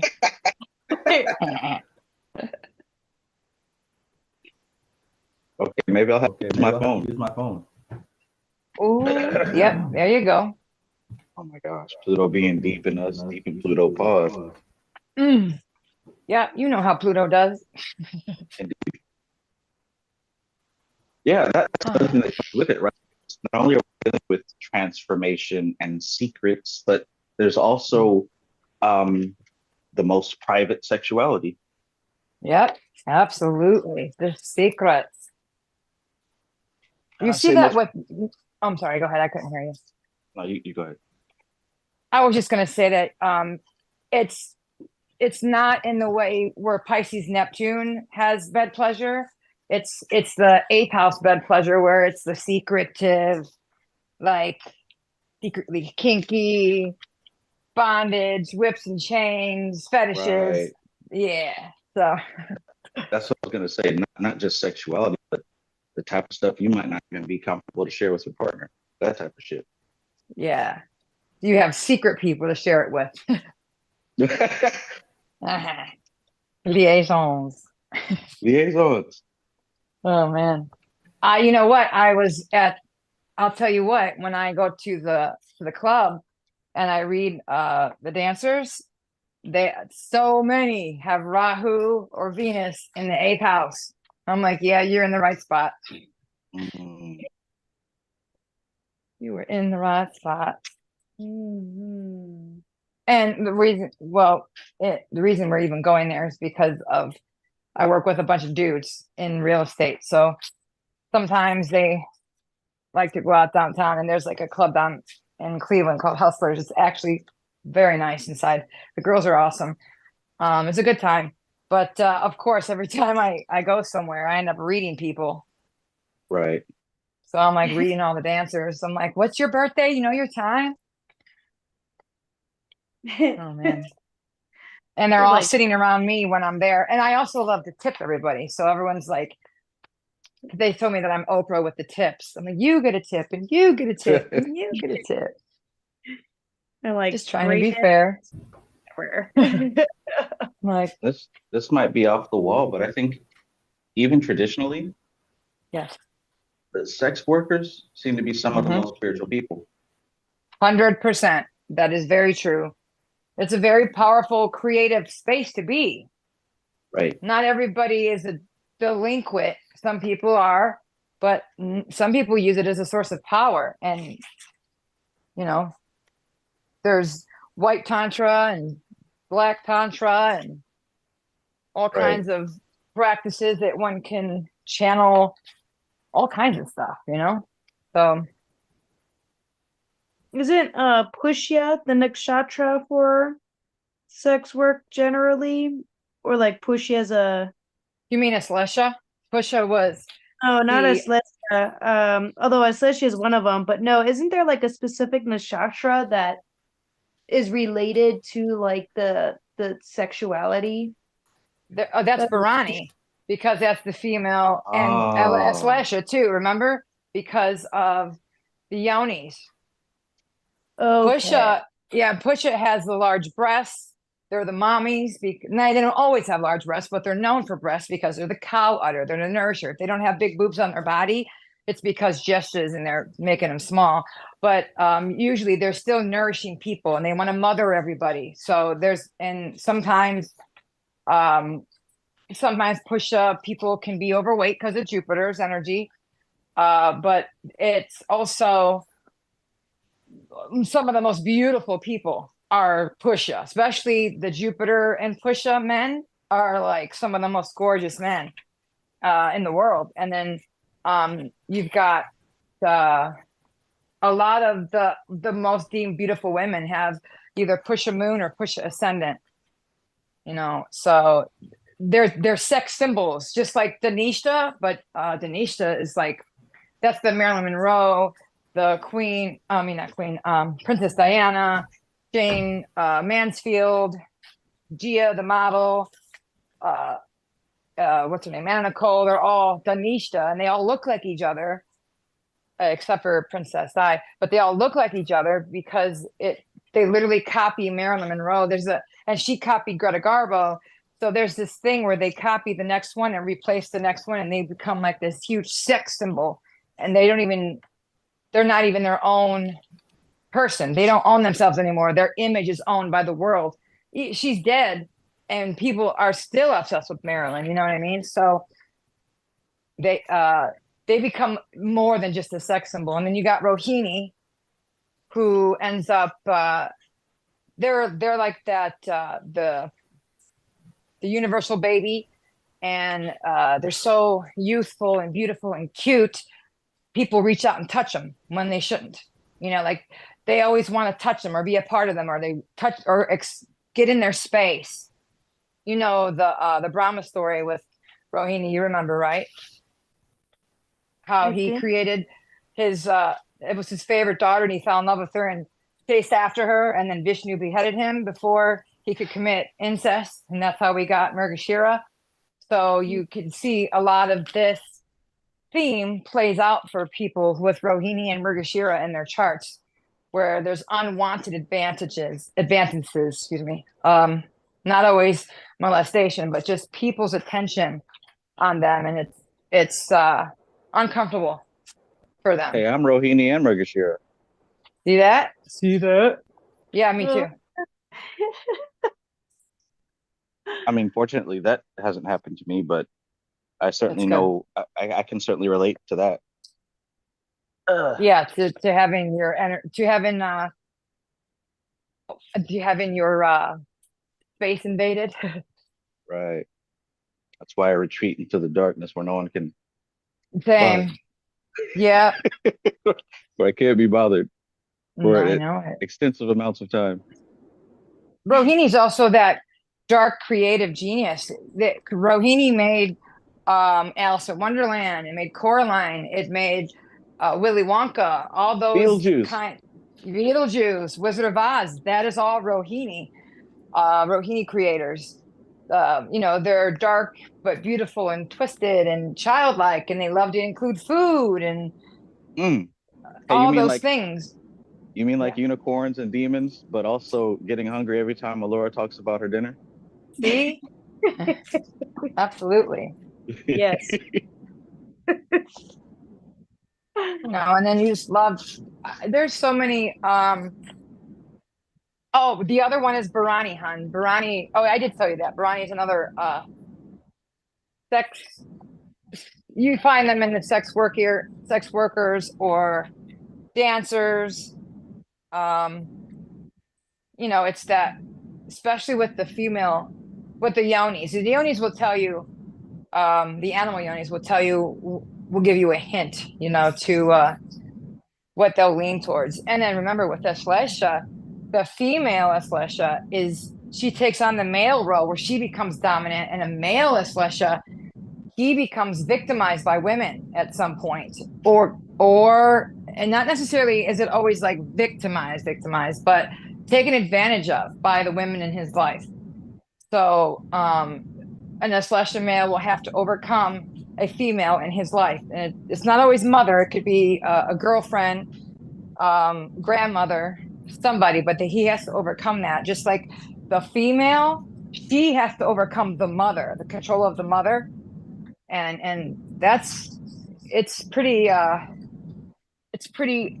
toxic until she overcomes that controlling of the mother. I can bet Gypsy Rose has Ashlesha in her chart. Oh, I can bet it, because of what was going on with her mother.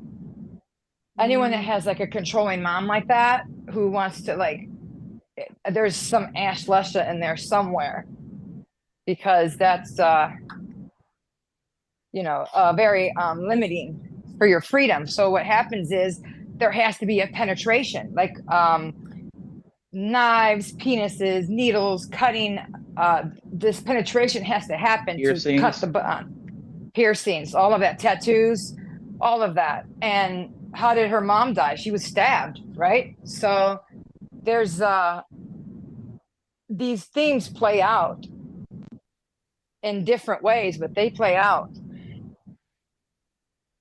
Yeah, whenever you talk about these nakshatras, it just illustrates and illuminates to me how accurate, how much the accuracy of the nakshatras and Vedic astrology. Yeah. I have a friend who is Ashlesha Moon, and of course she's at war with her mother. Lots of tattoos, lots of piercing. That's this girl right here, man. Uh-oh. Yeah, but I'm not at war with my mom. I overcame my mom. See what I mean? You're no longer at war, but you had to overcome her. Yeah, I had to overcome. Same. Oh my God. You guys know my story. I had to overcome it, and I ended up turning to a much older man who got me into drugs. And the piercing aspect of that was the needle. So it just blew my mind when I learned that. I just like got goosebumps up and down my body when I learned that. I'm like, holy shit. And it literally was him. He was the man that helped me realize I'm a grown adult and my mother does not run me. Like I was grown at 21 years old, letting her dictate what I did in my own home. You know, I was fearful of disobeying my mother. And it was just terrible, a terrible relationship then. But he helped me to stand up and break away from that. But also he brought drugs and problems, and I've overcome those. But still, like, that's what I mean, living on a fucking Pluto line with Venus. Thanks. What a wonderful thing. Yeah, I don't recommend it unless you're ready for a lot of freaking challenges. But hey, that's what they say that with Scorpio placements, ascendant, sun, and moon, is we come in with a lot of karma. We come in to try to burn off a lot of karma. We're trying to go ahead. It's like taking extra credit and shit. But trying to expedite stuff. right. So they say like advanced souls, or whatever you want to say, will pile on a little more karma to burn it through to get them to moksha, right? I mean, I get that. And of course, where we're probably planning this, it seems great until we incarnate into these bodies and we're like, oh yeah, I forgot. Feels like this. So it's a lot, it's a lot to deal with, but if you can overcome it, it's powerful. So Speaking of that, you know, about karma and everything, I have a view on karma that it might be slightly different in that when I think about karma, it's eternal, right? So a lot of people talk about us choosing what we're going to manifest as. The way I see it is that the choice is mostly dictated based on what we have to balance from previously.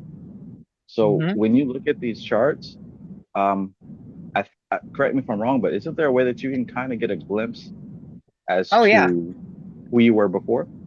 100%. And you know your karma that you're bringing over into this. What I mean by picking is you have this karma you have to deal with.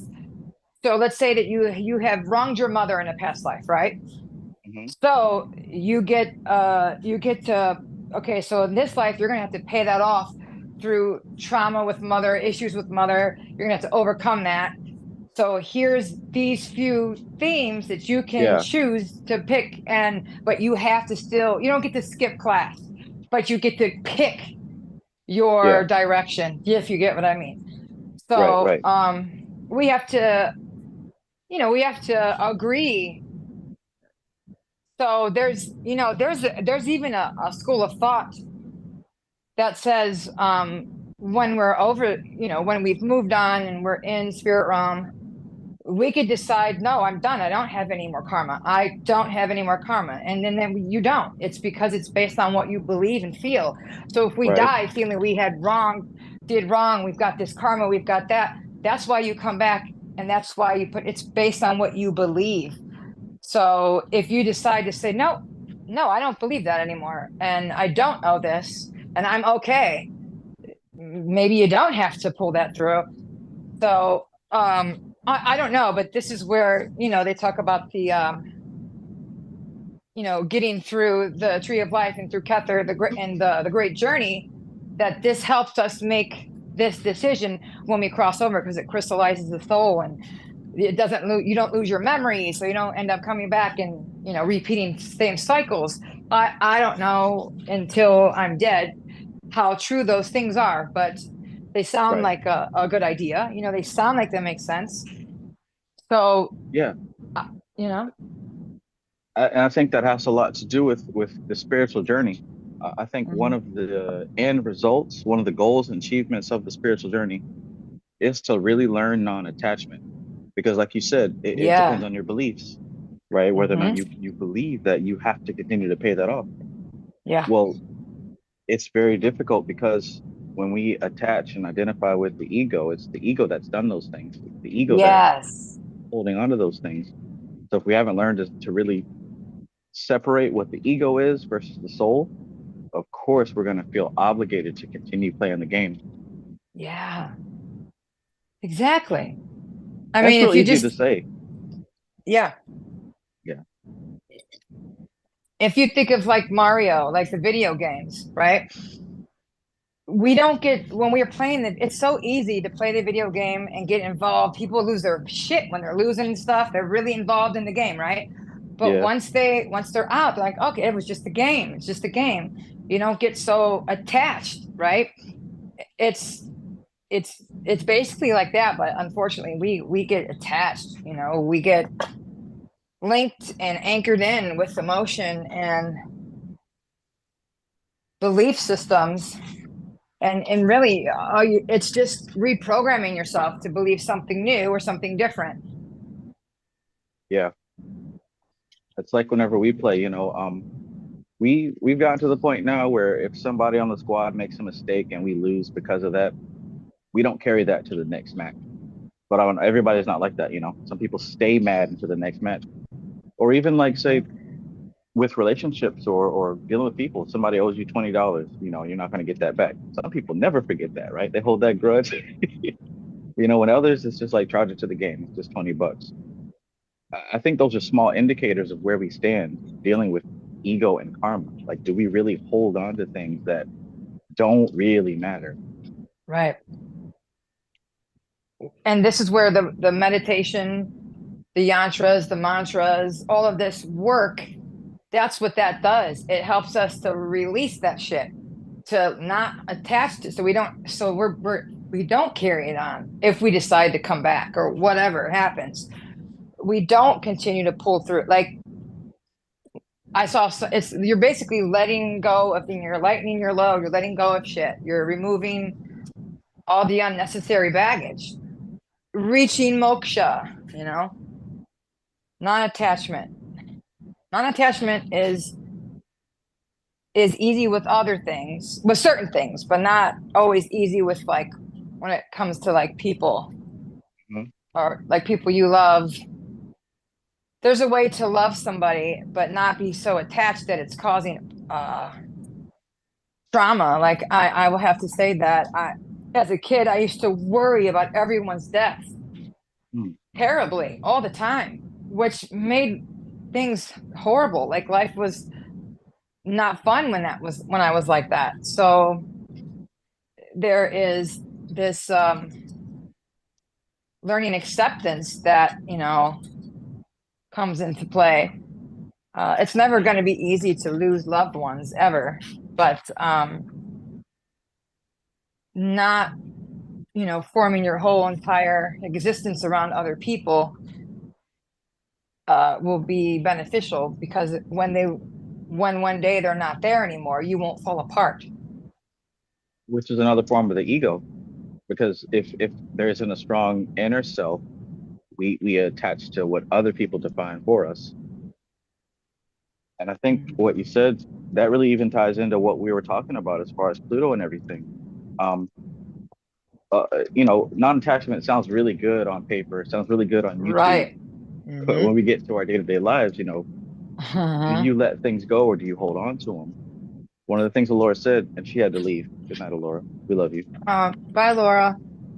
One of the things that she said earlier was that what she found with her discussion with Maestro, I wasn't able to chime in because my microphone was broke up.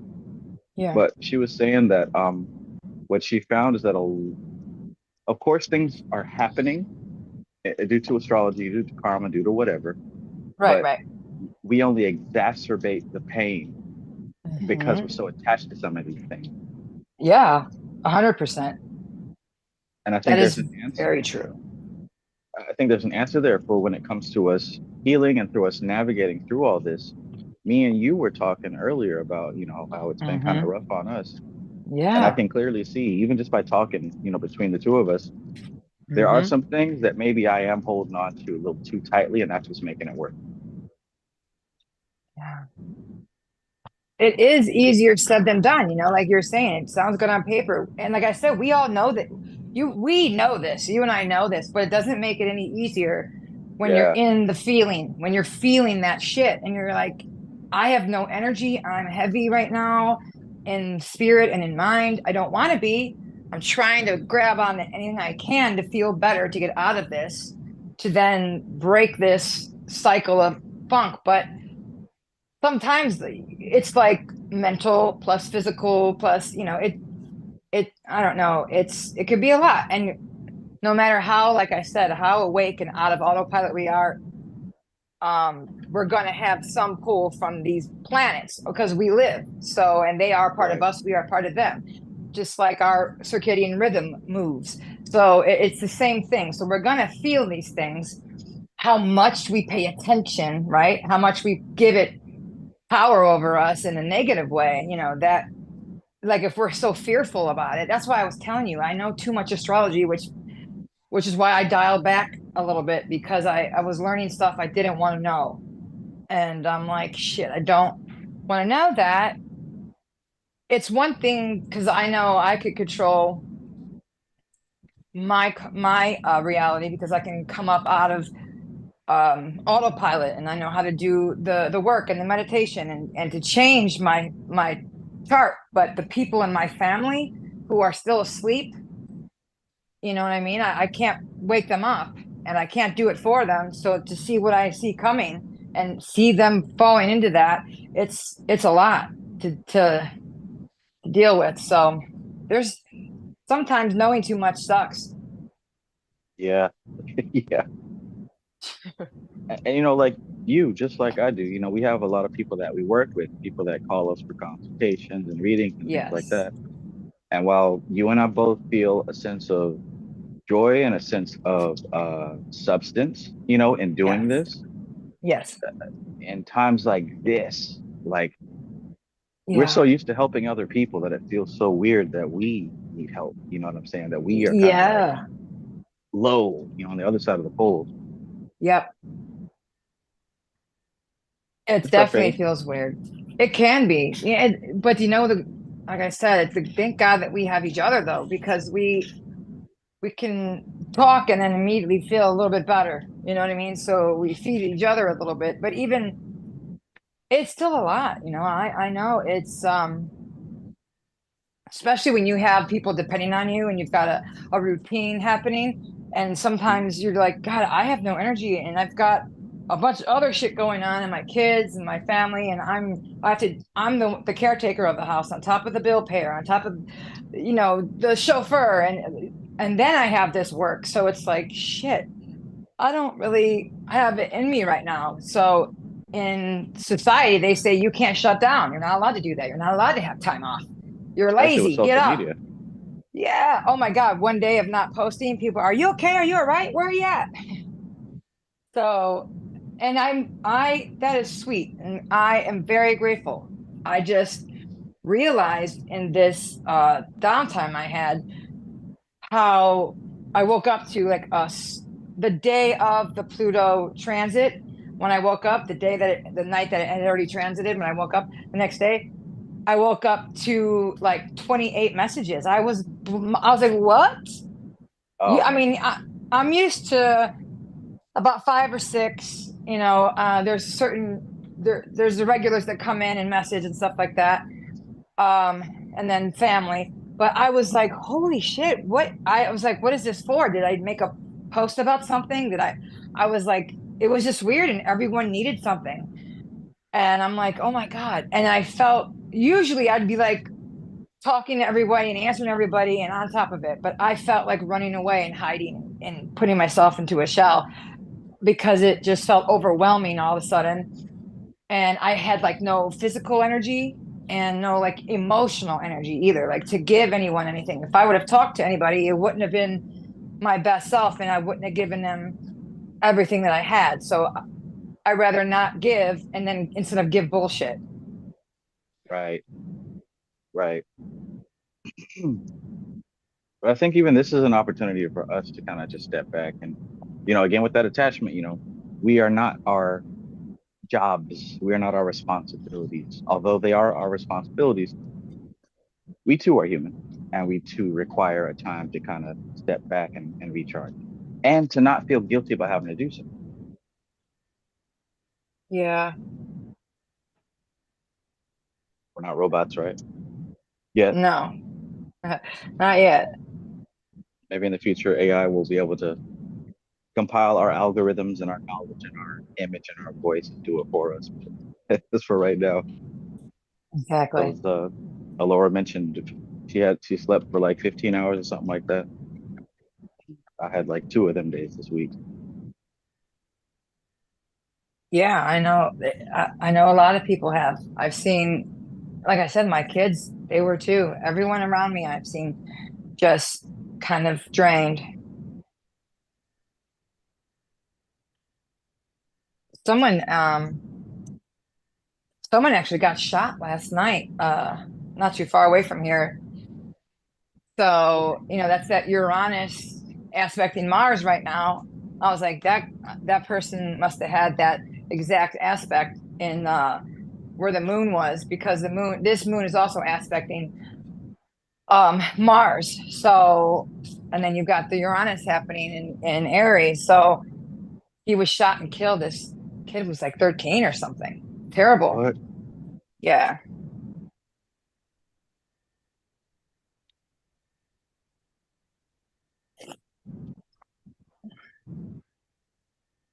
Never a good thing to hear.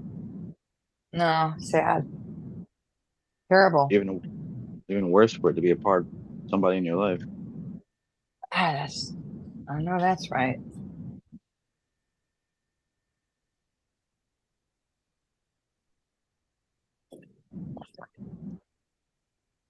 Goodness gracious. But I'm sure it's not all gloom and doom. Like No, what not was at said a all. bit earlier. This is a moment of transition. This is a period of transition, and most of the time, transition is bumpy. It's rough, Yeah. especially because a lot of us are dealing with having to do without some of the things that we've grown accustomed to. Yeah. Oh, yeah. But I'll say this. So we're dropping things that no longer serve us, but that's because new things that are better are coming. We might not realize it yet. It might not feel like it yet, because we don't see everything all right now. But Pluto wants the best for you. Pluto is an overachiever. Pluto wants you to be your best, and it wants you to hurry up, where Saturn wants you to take your time and do it thoroughly so you're secure.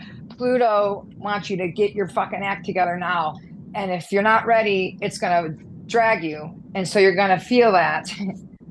And like I said, things will fall away that are not of service to you. Wow. Which can be painful if we're not ready for something like that. Mm-hmm. But as long as we understand that everything is happening for our own good, for our own benefit, have trust. That's the thing, is have trust. You have to have trust in everything. Have trust. Yep. Have trust that everything is working for your favor.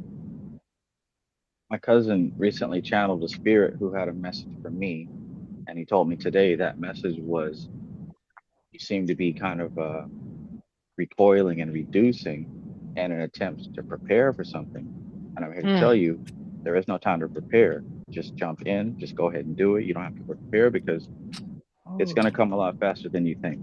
So you might as well just deal with it as it comes. Yeah. Makes me think of what you just said. I like that. What the hell? Sorry, I had to. So my kombucha bubbles lost. Shit. Sorry, I'm fermenting kvass and kombucha and trying to put my jar away. But yeah, it's easy to say have trust, Like, it's easy to say it, but like when you got a bunch of shit due, a bunch of bills, You got a lot of things on your shoulders, and you're like, I just want to crawl into a hole and someone else deal with all this shit. Yeah. And then we remember there is nobody else. Exactly. That's the thing, is no one's coming to save you. But we all have that I want to save your mentality. We all run back to that programming of Jesus coming to save you. Right. Uh, That's why it's so effective, because we all have that innate desire. yeah.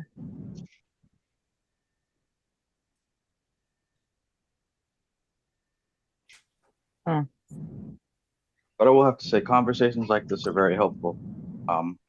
Even though we were just kind of talking briefly earlier today, it did make me feel a whole lot better. Something about knowing that you're Same. not the only person going through what you're going through. Yeah. It kind of relieves a bit of the pressure, you know? It does. It really does. Yeah, absolutely. What do the people in the chat want to talk about? Since Lowly or whoever that is says that we keep talking about ourselves. What do you want to hear, bro? No, I don't know this lowly character. This must be somebody new. I muted him earlier because of that. I wouldn't really pander to that person. Yeah. I mean, But we're just if you- giving a frame of, reference. You know what I'm saying? So, but I understand. I don't think Yeah, go y'all ahead. were doing anything wrong. I think the conversation is on track, on point. If this person isn't getting anything from it, then I mean, nobody's forcing you to be here. True that. No disrespect, but you don't have to come in here being disrespectful. Word. 2024.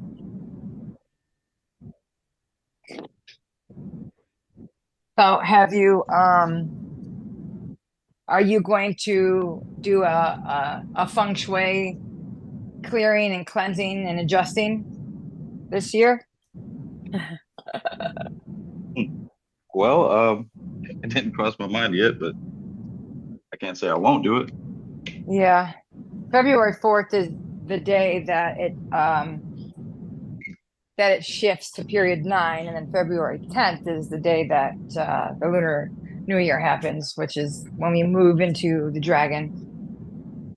So all the stuff I told you guys last year, all that Bagua stuff is now shifted. So yeah, it's all different now because, well, not only because of the period 9, but the flying stars have moved positions. So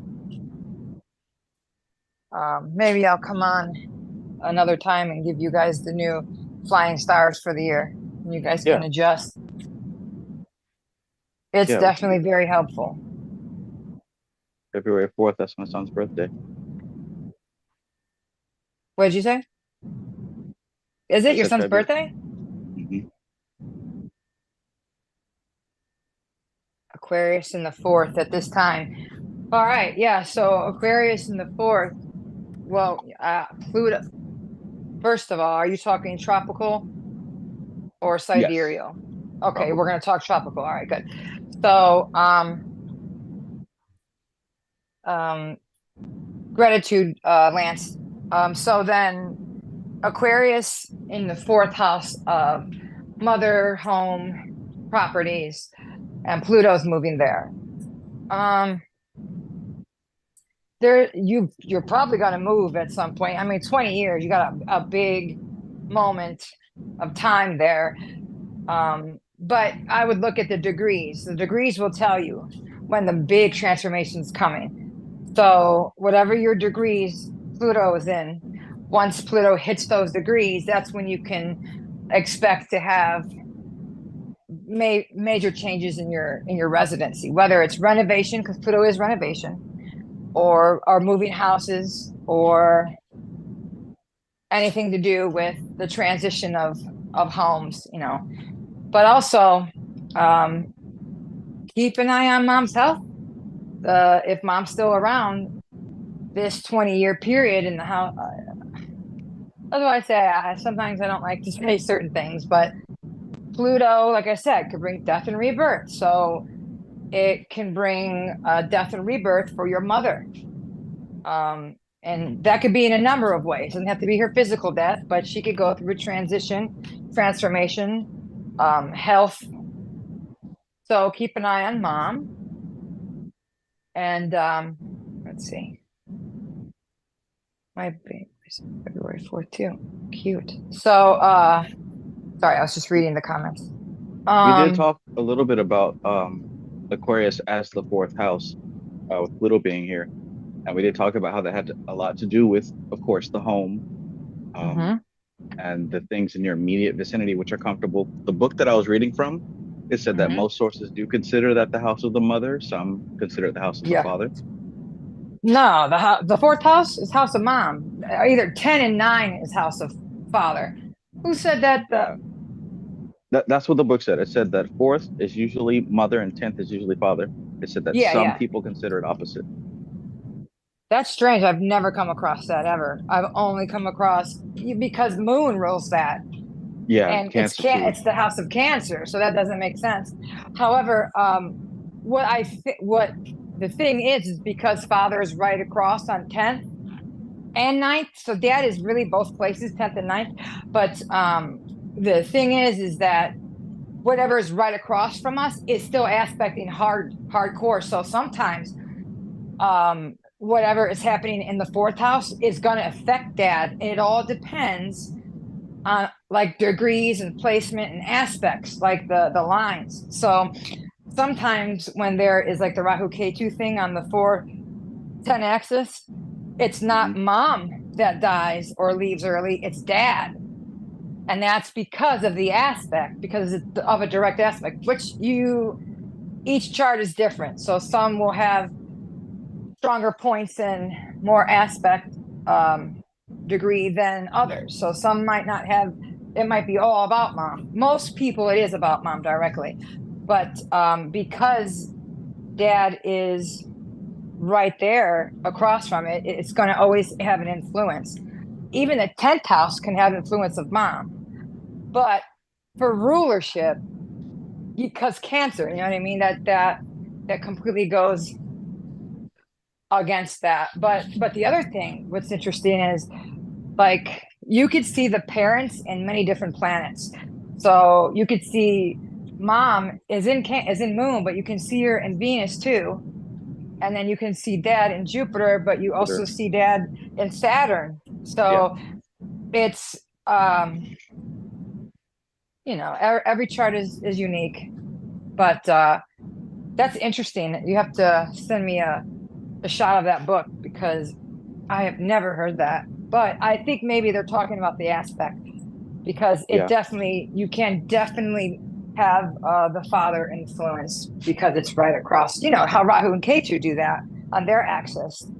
And right now with Pluto being in Aquarius, Leo is directly aspected too. So it's like they're sisters. They're right along the spectrum. So they're on opposite ends of the spectrum, and they sometimes run into the middle and like meet. So and don't we have Leo full moon right now? Let me see. I think so. In tropical, yeah. Tropical. Let me see. Yeah, and I would agree that the fourth house would be mother. Yeah, in most cases, in every case I've ever seen, but I could see how it would aspect dad in certain instances. So yes, but the fourth house is also property. So the really cool thing about that is partnerships in property. So you can end up building property or creating property or getting rentals or building wealth through property. Pluto likes to do that. So does Saturn. So does Mars. So, Pluto and Mars both rule Scorpio. So the two of them have a lot in common. So you're going to find a lot of, because they're both Scorpion in nature. So you're going to have a lot of the characteristics of each other. What I would say Pluto is Mars and K2 had a baby. That's what Pluto is. That's heavy. And yeah. So, man, I shouldn't have had this tea. God. Oh, shit. I lost the video. Oops. Hold on a minute. Where are you? There you are. For me? Yeah, I lost the video for a minute. Here we go. Absolutely. You're welcome. So the fourth is a it's a powerful position because you can build stability and you can transform your life through properties. So I don't know if you're into real estate at all, or properties, or buying and selling things, or vehicles and houses, but that could be a lucrative thing. So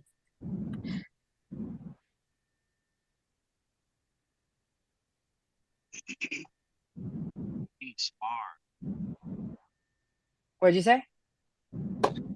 Peace to Mars, who just joined. Hey, Hey, Kristen, how you doing? good. How are you? I'm great. I miss you. It's been forever. Yeah, I know. It's been a long time. It's good to hear your voice. Yeah, same. But yeah, I just seen that you guys were still live, so I hopped on. Awesome. I just barely caught like the last 10 minutes.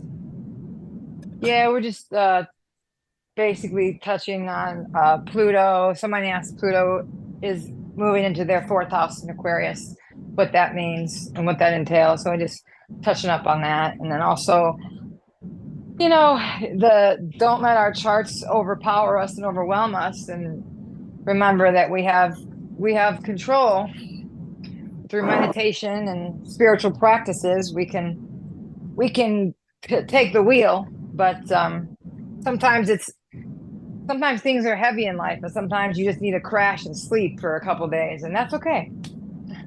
Yeah, the past maybe like 6 months, I've been studying astrology like way heavier.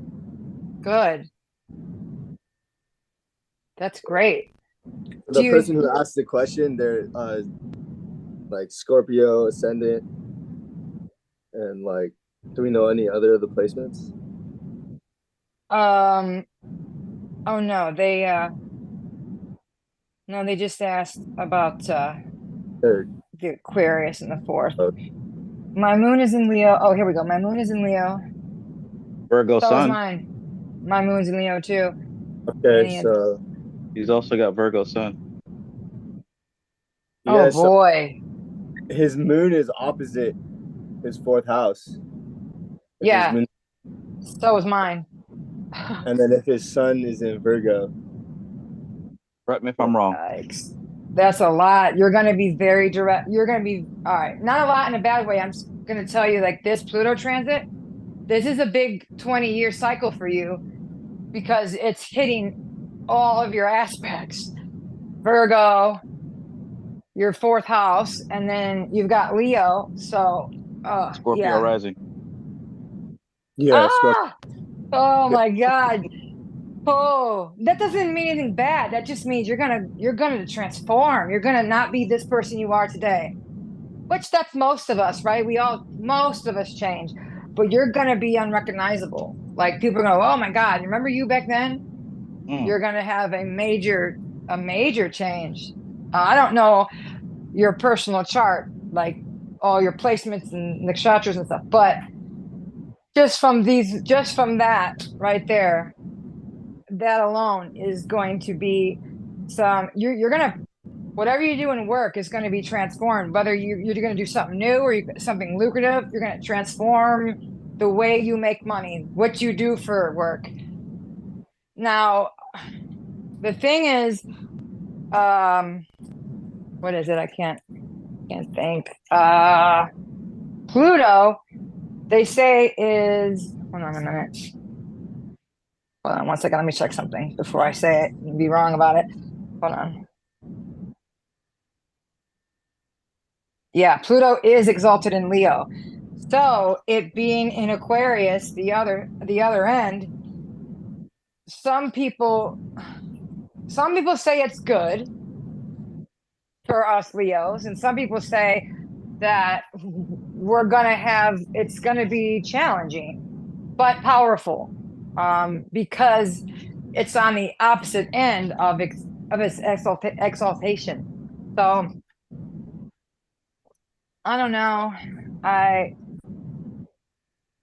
I'm only how many? I've only been through 2 Pluto shifts. So, and when I was younger, I didn't even really pay attention to it. But if you look back, I don't know how old you are, to 20 years ago, you'll see how you'll see how your life transformed into something new when you moved into the next cycle. It's real similar to how the dashas shift over. You know what I'm talking about, Amar. When you move into a new dasha, you literally are a new person. It's a new chart completely. And that's the other thing that we need to get into, is the progressed chart, the progressed moon, the progressed sun, the progressed Jupiter, because we are not the same people we were the day we were born. Your chart continues to move. It's called a progressed chart.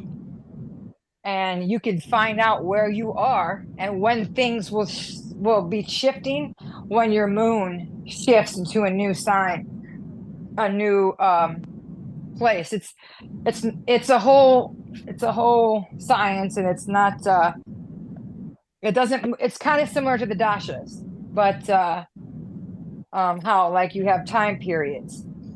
So literally, for myself, my first period was Mercury up until 14. The day I had, excuse me, it was Gemini ruled by Mercury, excuse me. The day that I had my son, when I was 14 years old, the actual fucking day, I moved into Cancer, the sign of mother.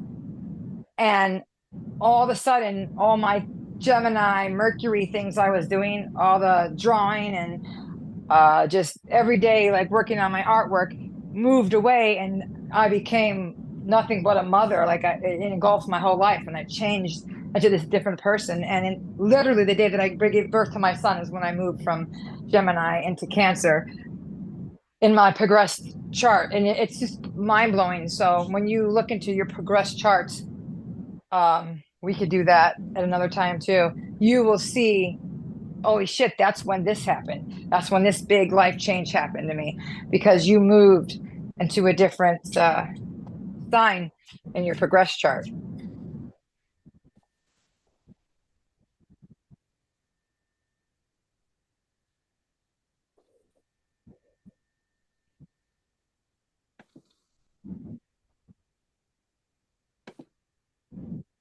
Yes.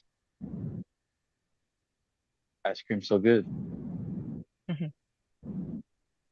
There is, I'm going to recommend a video that I watched that the lady was on point with the reading of what's coming in 2024.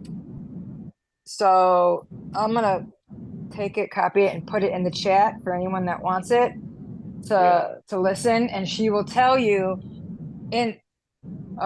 she will tell you in the video, based on your placements, where it's going to be affecting you, how it'll be affecting you, and not just Pluto, but Uranus and Mars and all the things that are happening right now, and what that means for the year ahead. So I'm going to put that in the chat, guys. Awesome.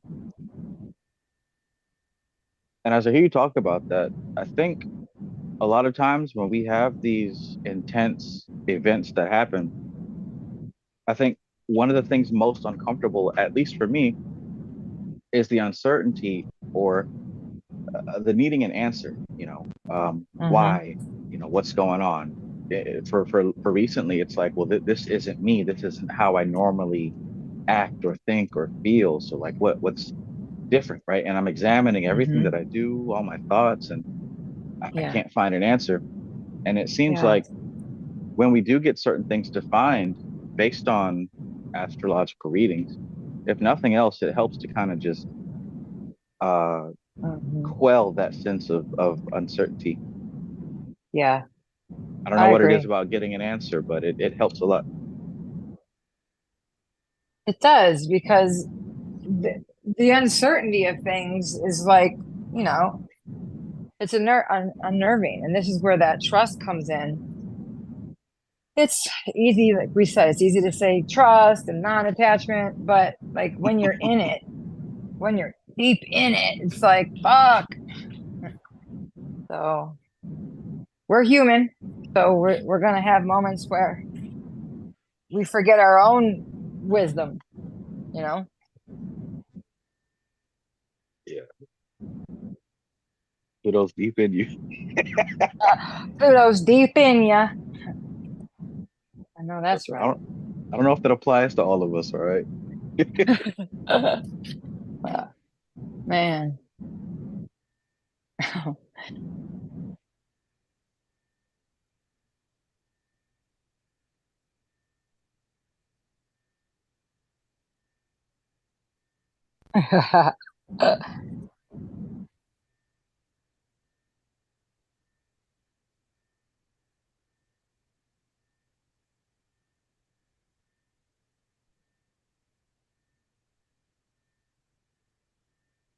Okay, I'm gonna post the link into the YouTube chat.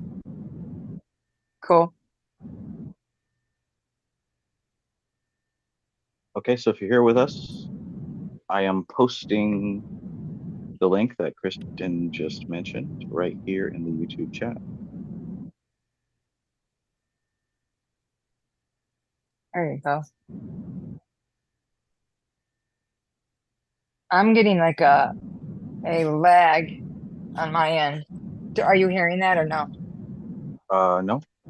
Okay. Yeah, after we talk, I can hear us talking because I'm trying to watch the comments, but just shoot. See.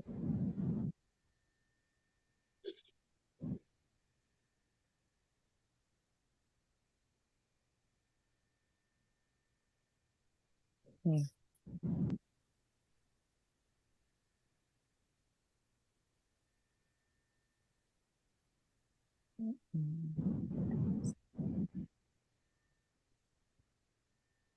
Have you had any of your equipment or things around your house break on you? Well, Laura was talking about like her bathroom and her kitchen. And of course, for Mm-hmm. me, I keep crying about my computer and my phone and now my microphone, which are all things that Yeah. I certainly need for my work. Yeah. Yeah. My husband's phone is going to shit. My daughter's earphones.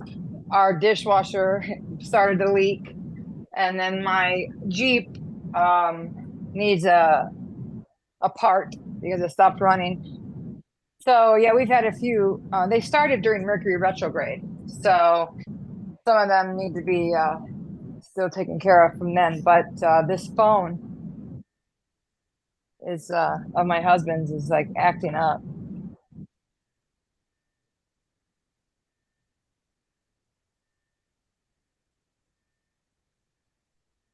I'm confused why it's not working. Here we go.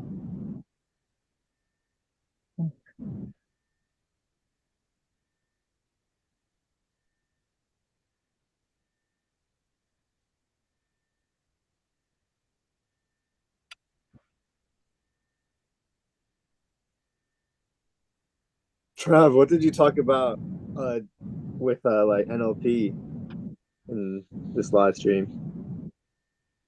Well, Alora and Maestro had a conversation between the two of them about how they were able to work with metastates to come up with a mental action plan with how to deal with a lot of this inconvenience.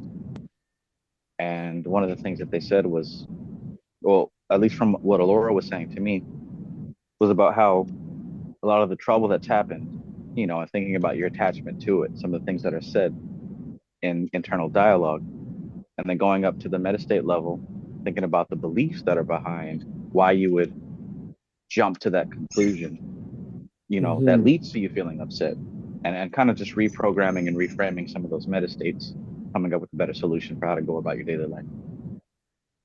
Oh, okay.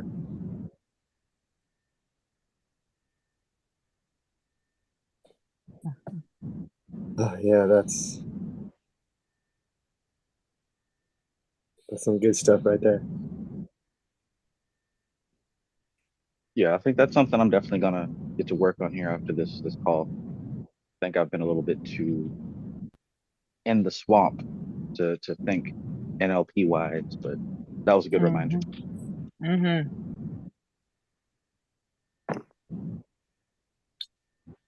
Yeah, I have, in terms of like NLP, I haven't been like book studying. I've been like doing like real life application, Field test. but it's definitely like after a while, you're basically like your senses get attuned to like words behind what people are saying, and then like basically like hearing the deep structure and like the presuppositions behind like their beliefs. Yeah.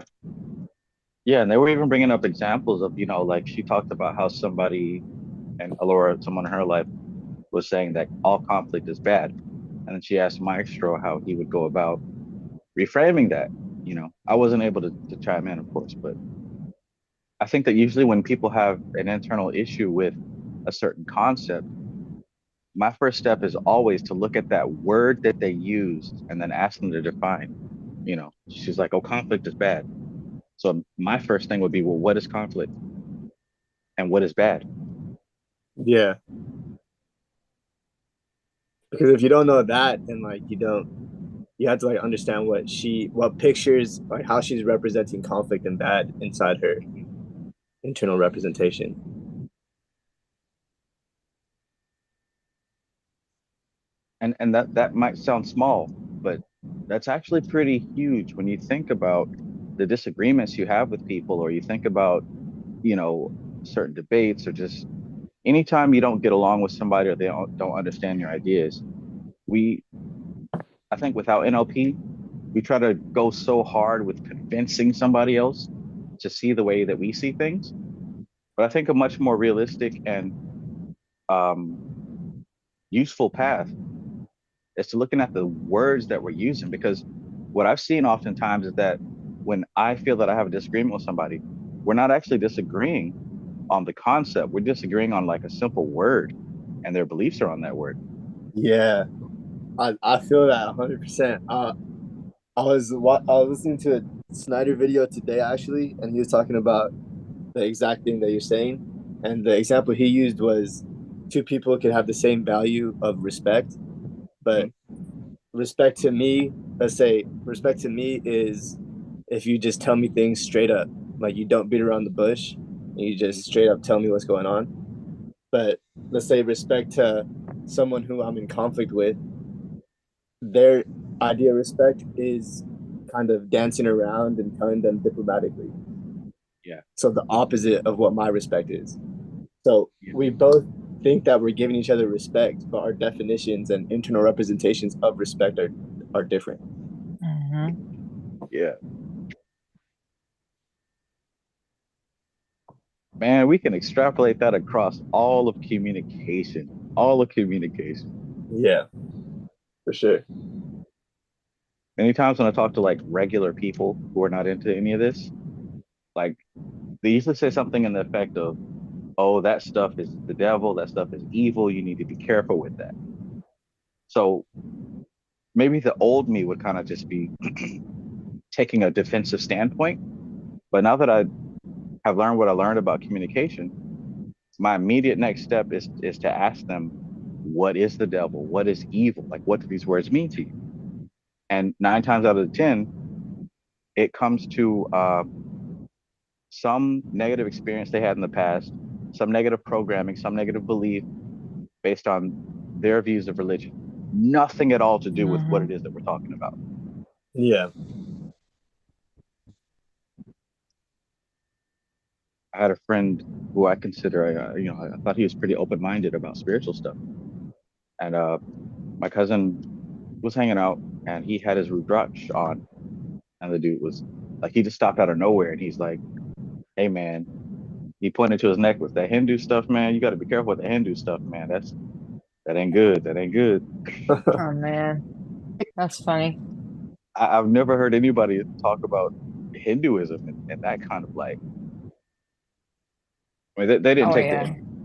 the discussion, but if I was involved, I would have asked, well, what's not good about it? Like, what exactly do you mean?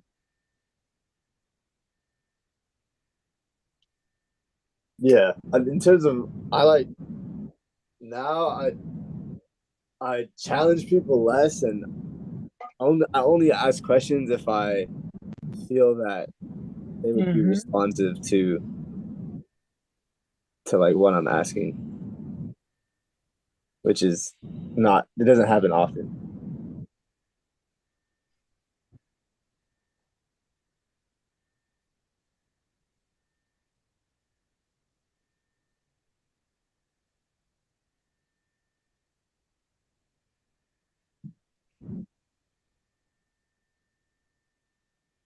Do you feel that you get less offended by people lately? Yeah, definitely. One thing that I've started incorporating is like letting, well, this is more of like basically like letting people have their reactions toward whatever I did or whatever I said, and like basically like giving them space to have their reaction, and then once they've had their reaction, then I'd go in to change the situation.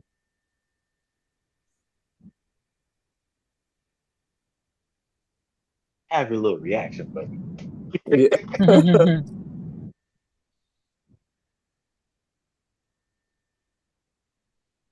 Because like, I mean, people are just living in their own heads. Like they're not even like they're not reacting to me at all.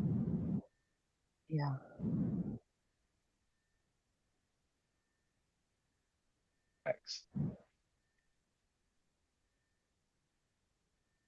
and we are too, and that's what makes it so easy to that's what makes it a lot easier to be sympathetic and understanding where other people are coming from.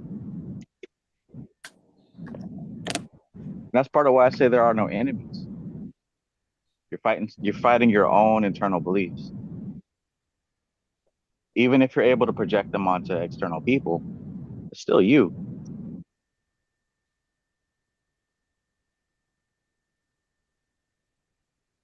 Yeah, I'm trying to find this quote from this book right here that goes over, basically encapsulates everything we're talking about. It's called Training Trances by John Overdurf and Julie Silverthorne. It's a pretty good. What was that? You said training trances. Yeah, Training Trances. He basically wrote it in John Overdurf is like an OG. You already know, but people on the live. He's like one of the first people trained in NLP. And so this book is like, he layered it maybe like 3 or 4 layers deep of like the whole book is like puts you into trances, in and out of trances, and then it's like three layers deep.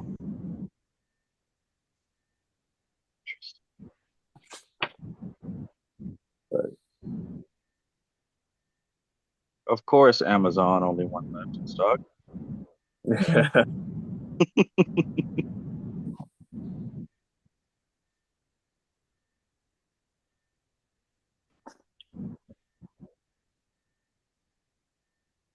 yeah, so this little paragraph right here is what got me like, or got me on the path to stop being more like, stop letting people get to me, because I realized that it was I'm the one who's making the internal representation. So for example, like I used to get into it with my dad a lot.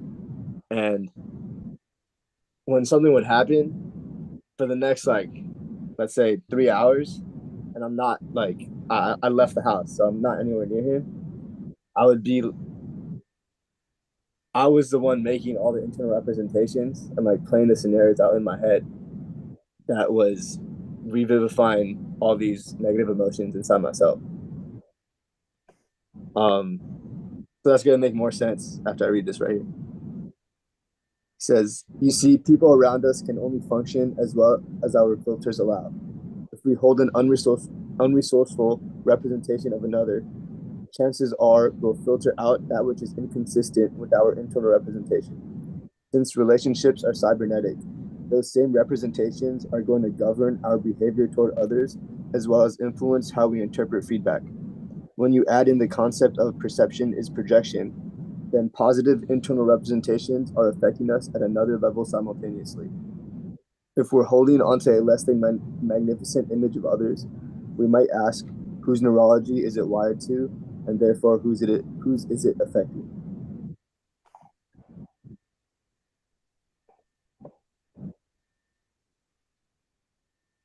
Yeah, that definitely makes sense. Like even to when, say, you might see somebody that you consider to be a fuck up or somebody that never does anything right. You know, regardless of how they act or perform, you're gonna judge them based off of that preconceived notion.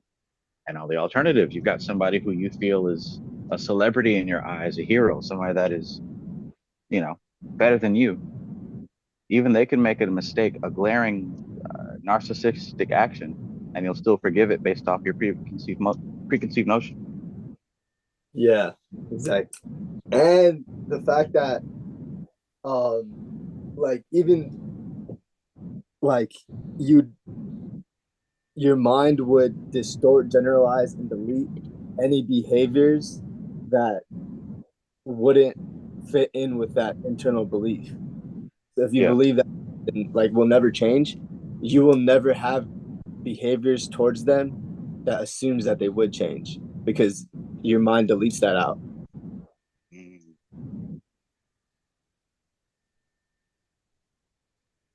I think that's part of the reason why sometimes you've got to completely change your environment, including the people that you deal with on a regular basis, if you want to start anew or do better for yourself.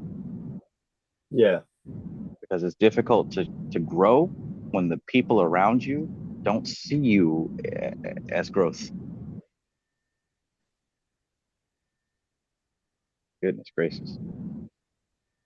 Yeah, no, most definitely. That's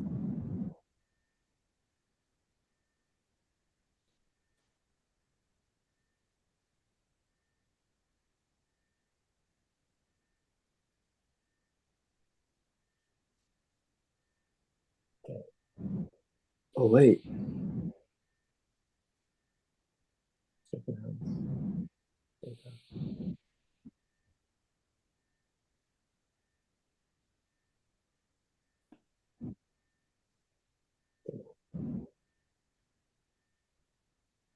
I was just thinking about that basically goes a lot like along with that fourth house Aquarius chart that we were just talking about. Like a change of environment and all that.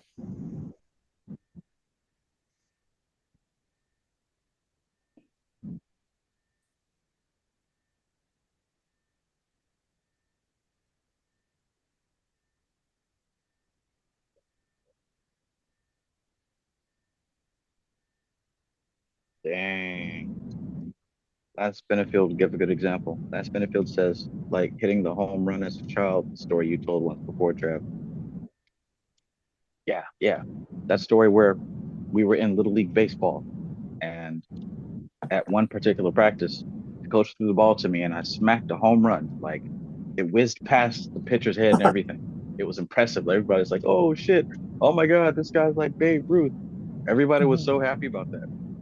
I could never do it in a game. Every time I went up to bat, there you go. We about to smack it out the home run. and I never did it again.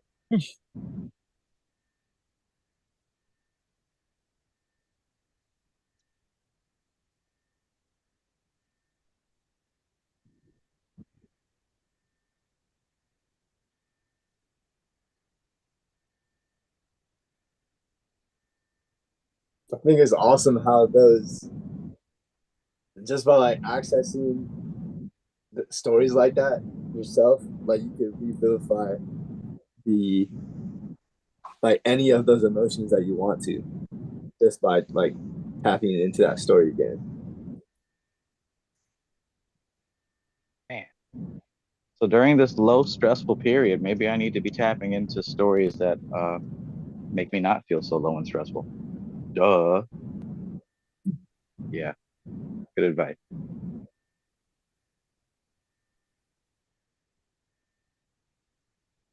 Or rather, that's what I elicited from your comment. But yeah, I mean, like, what does that story like? What do you feel when you like when you said that story again? You look back at how you're feeling. How would you describe that? I'd say it was really cool. It made me feel pretty confident. It made me feel important, an important part of the team. You know, I mattered, but it was disappointing that they'd call me to do that again, and it would just never happen. So it was like it started as a blessing, but it was more of a curse each and every time I went up to bat because I never did it again. So it was like I wasn't living up to these expectations. That particular story might not be the best to use. So it's like kind of like a mixed emotional story. I would say it leans more on the negative Okay. because I went up to bat way more times than, you know, the time that it actually counted. I'm on I see. Okay. phone still. Yeah, it's Trav's thing. Uh-oh. Sorry. We didn't wake anybody up, did we? No, I was just telling my husband what I was doing. He didn't know who I was talking to.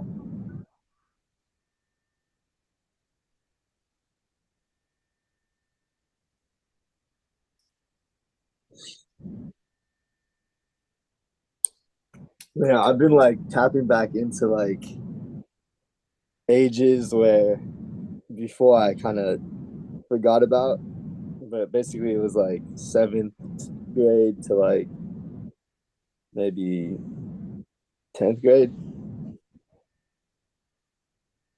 because those are like heavy emotions.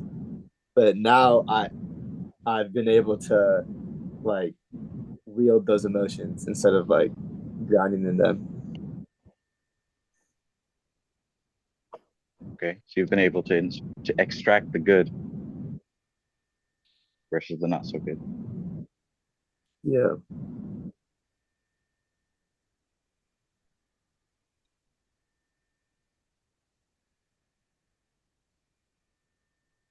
Something like that helps me whenever I am feeling anxiety about the future or being able to make things work. You know, whenever I feel that feeling come on, I kind of go into like a third person, you know, a spirit, and I allow it to channel through me. And I always remind myself that we've been through worse times and we always make it through. Mm-hmm. And that Most seems to work. make it through. Yeah. I've got ample evidence of me making it through even when I thought things were not going to happen.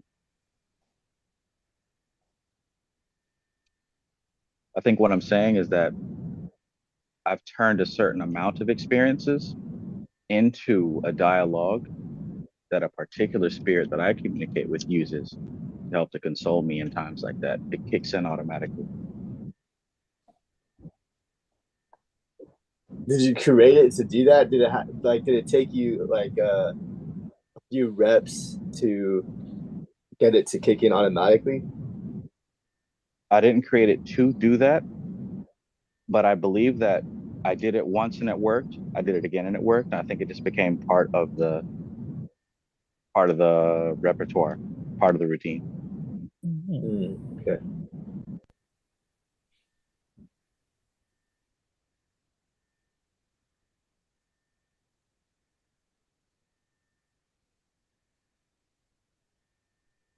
Hmm? Aw, tell her I'm all right. Hmm. How about you, Kristen? I'm good. Mhm. I know that often, hell, many times, a lot of stuff that I'm going through, you have similar, if not the same experiences as me.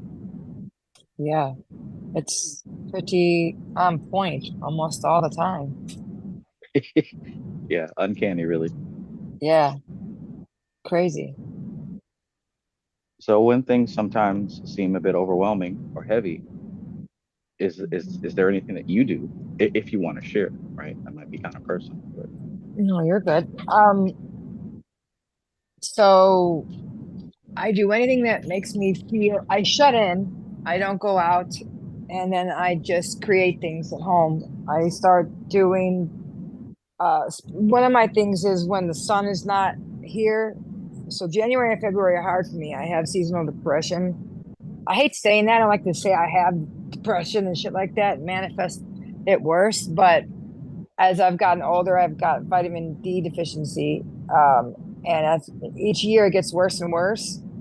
And the more gray days there are, I end up having to shut in. I can't even function almost, or deal with people in that way. Like people at that point, I have no energy and they drain the fuck out of me at that point because I don't have any source feeding me. I have no sun, giving me the energy I need. So I go and I shut into my house and I start making things like kombuchas, anything that starts to make me think of spring or growing things, and I'll make my teas, and I have all my herbs that I have put up, and I'll just work in my lab. I'll make my soaps, the cold press soaps. I will just get to work making my bath and body products and just shut in, and I'll cook for my family.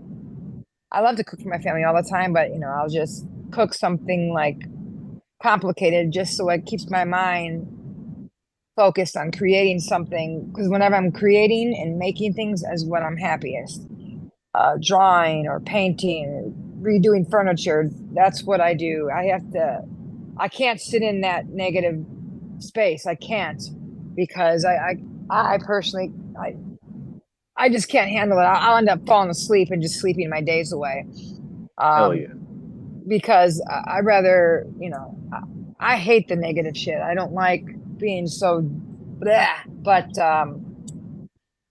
sometimes, things are heavy and you have to recharge. And you reach inside yourself and you try to feel better, but it's like there's not too much there that you can do. So it's like, all right, then get up and do something physically to make it, that make you feel, in a positive mindset. And then as soon as I get to work and I get in that zone, that state of mind, and I play binaural beats in the background or classical music or whatever music, now I'm feeling better. And it might take a week of me doing that, but then the rest of the year I'm fine. I'm up and I'm go, go, go. I have like a couple weeks out of the year where I crash, where I just have to like go inside and do my thing, because I'm a Cancer in Vedic and a Cancer moon with Rahu there.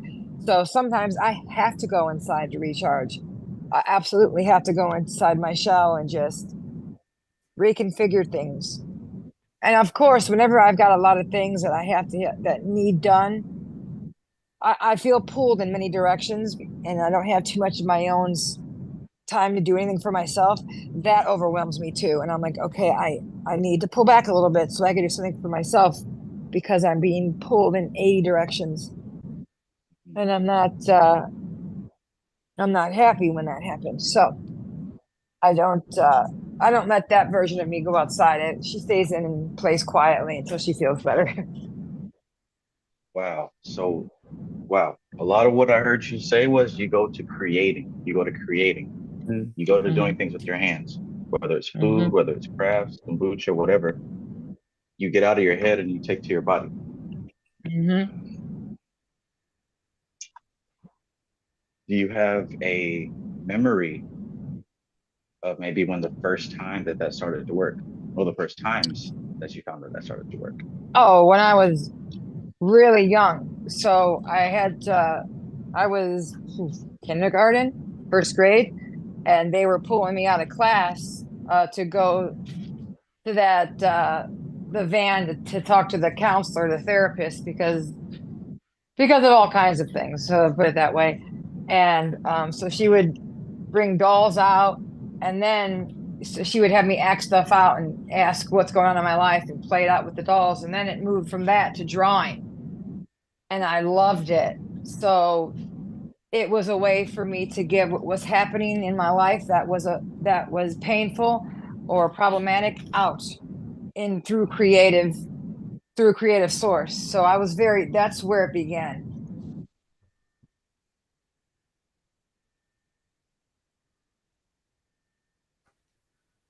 What are you, 5 or 6? So yeah. And then also just growing up in an Italian family that cooked all the time as a form of bonding. Like we were in the kitchen, we'd all cook together, and then we'd have weekends where we watched movies and eat food. And so like food was a love language, just creating the food and feeding everybody. Even to this day, I cook way too much even now because I'm used to cooking so much. When I was at my mom's house, there's always so much left over, so I have to like give the food away. But just the act of cooking the food, not even eating it, watching other people eat it Yeah, is like enjoyable for me. yeah, When that's I another was, area. no, I'm sorry, go ahead. I was gonna say that's another area where you and I are the same. But go ahead. Yeah. When I had that surgery for my hernia that left me unable to eat for 6 months, when I was literally on only liquids, I couldn't eat even if I wanted to. It would make me sick. But all I did the whole time was cook for everybody. I made the most epic, beautiful food. I took pictures of it and put it online, and I fed my grandkids and my family, and I just enjoyed the act of creating it and then someone else enjoying it. I couldn't eat it myself. One bite would make me like, whoo, it was too much. So, but the thought of everyone else enjoying it and just being good at it, it's rewarding to make things for people and them enjoying it and being happy.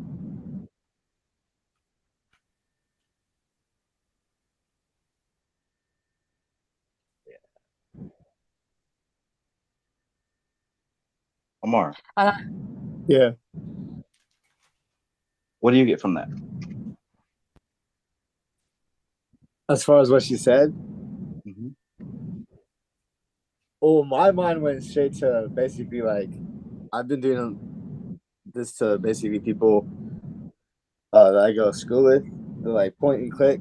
Well, that's what I think that's what Snyder calls it, point and click therapy.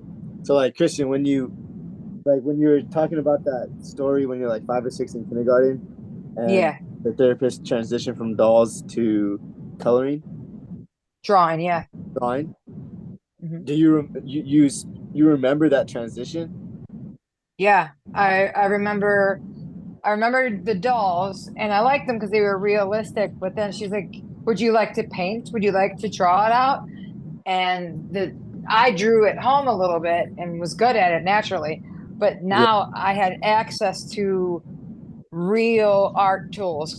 Back then, my family didn't have that money for anything like that, so I was able to just go at it and like get detailed and go full, whatever you call it, and just started drawing. And I drew she told me to make sure I drew every day and show my parents that I needed to draw every day. It was a form of therapy. So I was sent home with art supplies at that time. And then that school I went to a Montessori school then, they literally they put everything into my art. Like I won all kinds of scholarships because I became really good.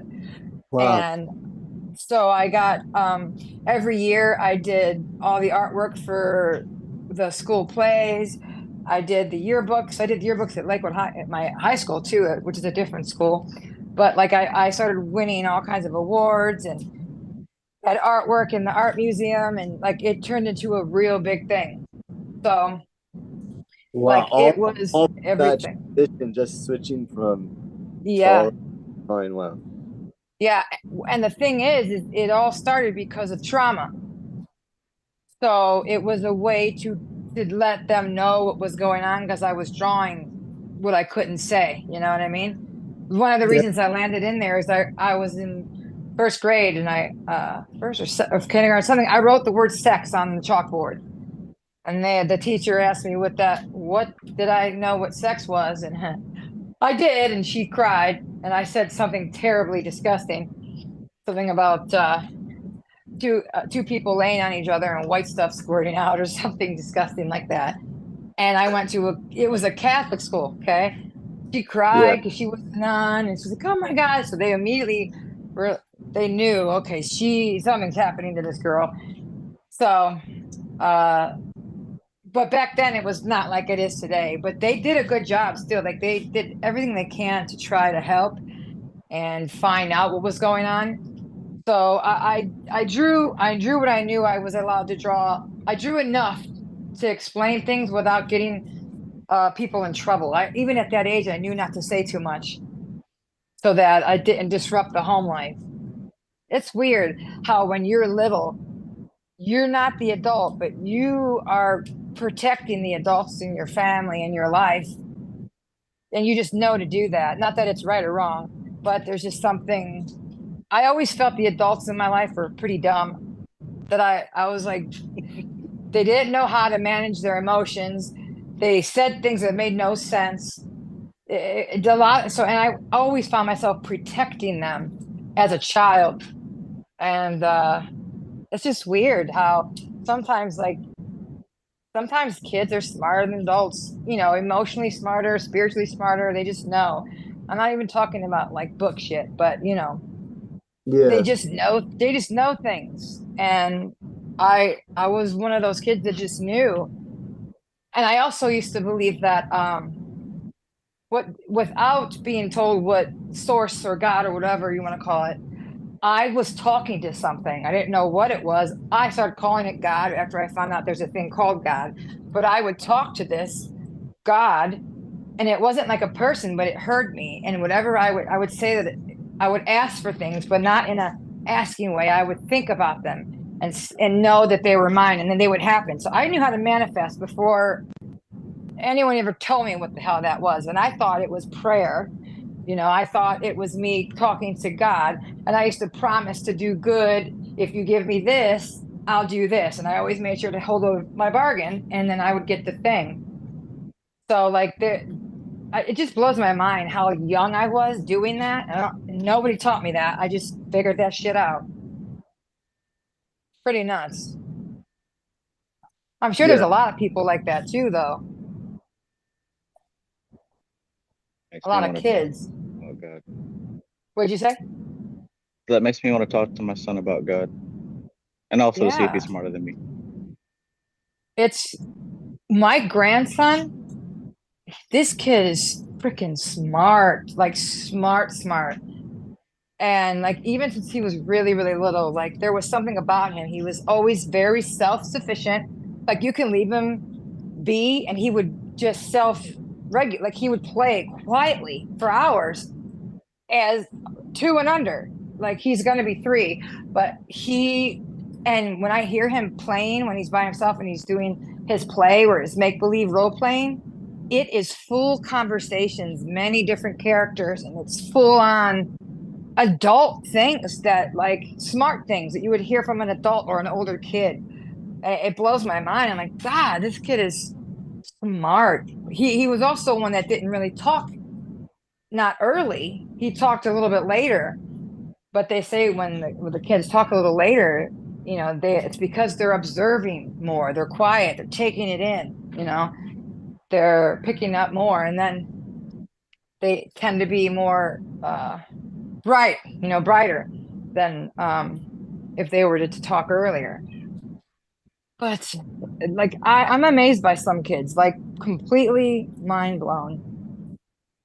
But I just remember how I was very little and thinking very adult things. So I don't know.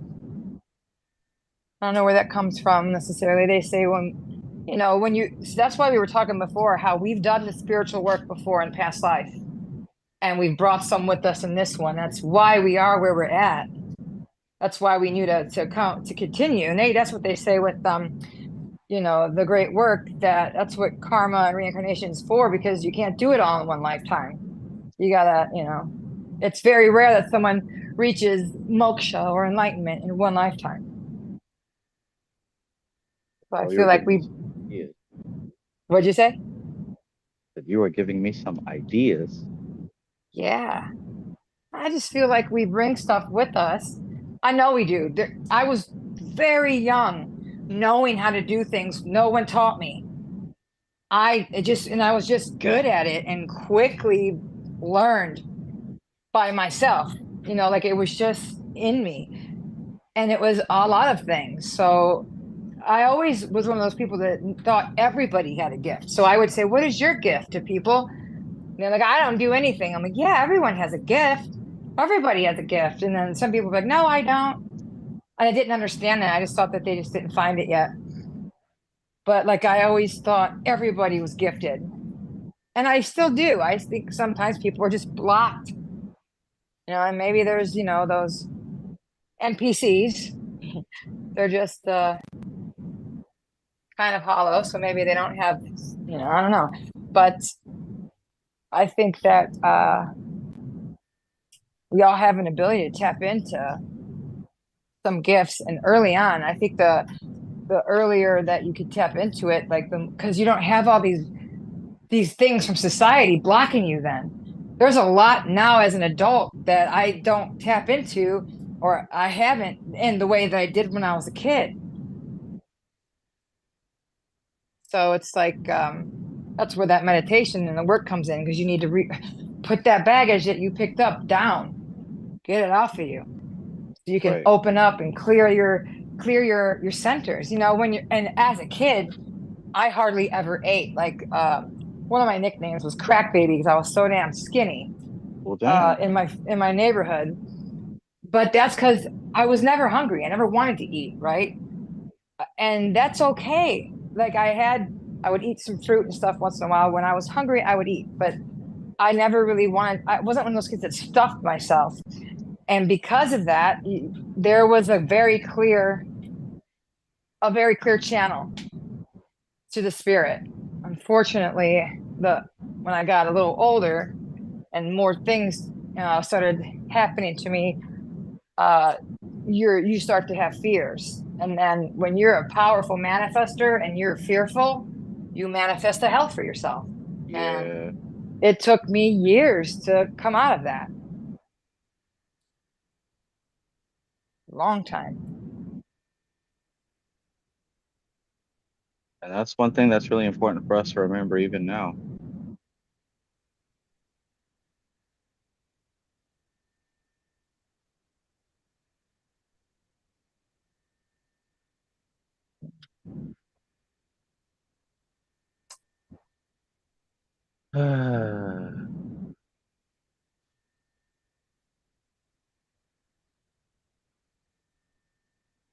Yeah, I think that us Leo moon, the funny thing is I'm a Cancer moon and sidereal, but Leo moon and tropical. So both the moon and the sun feeds me.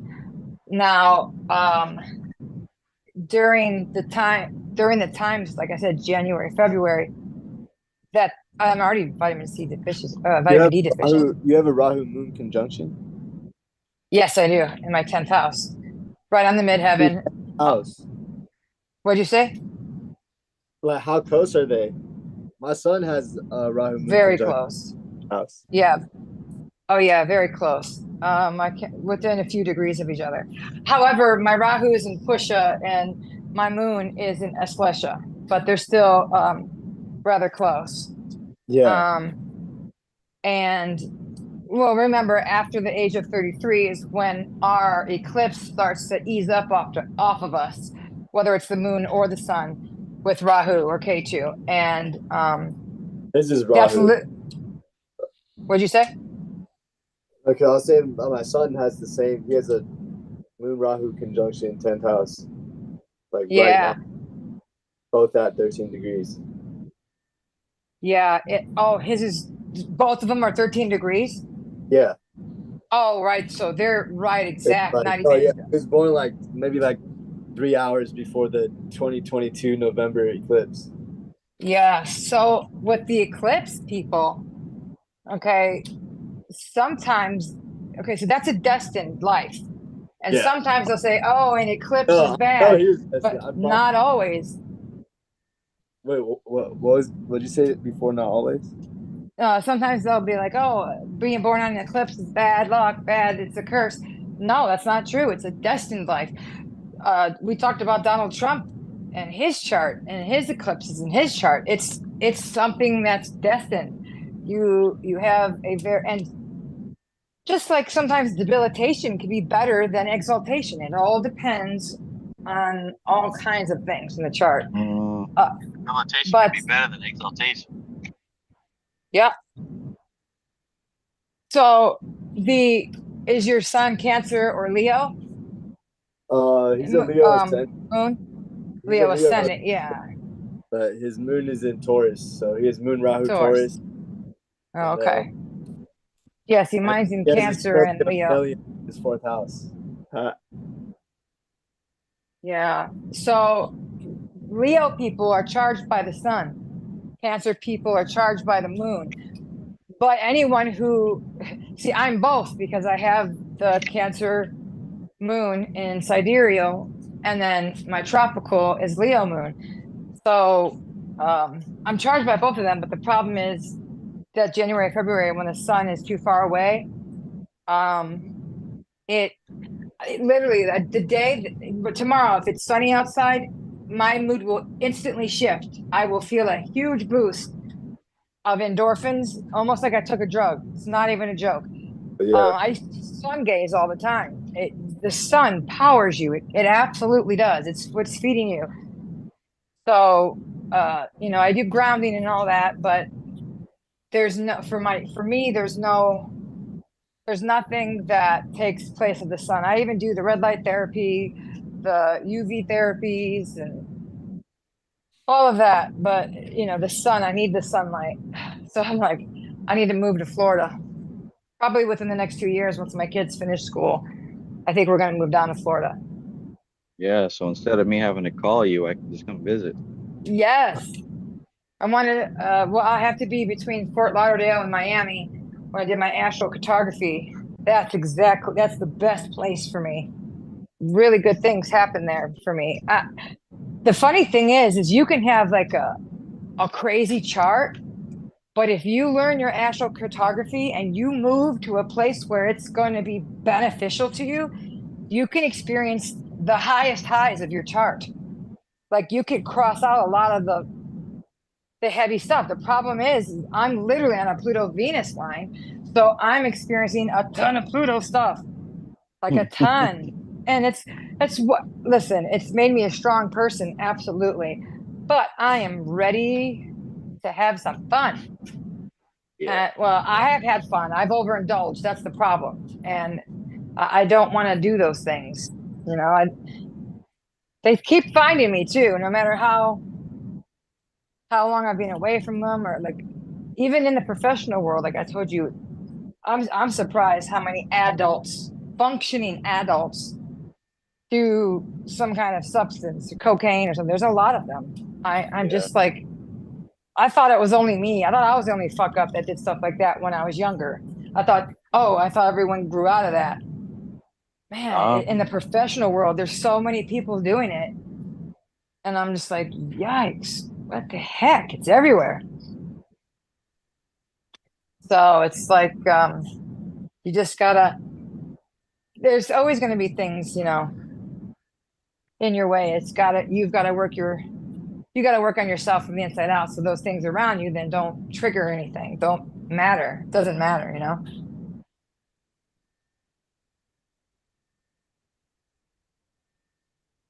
Yeah.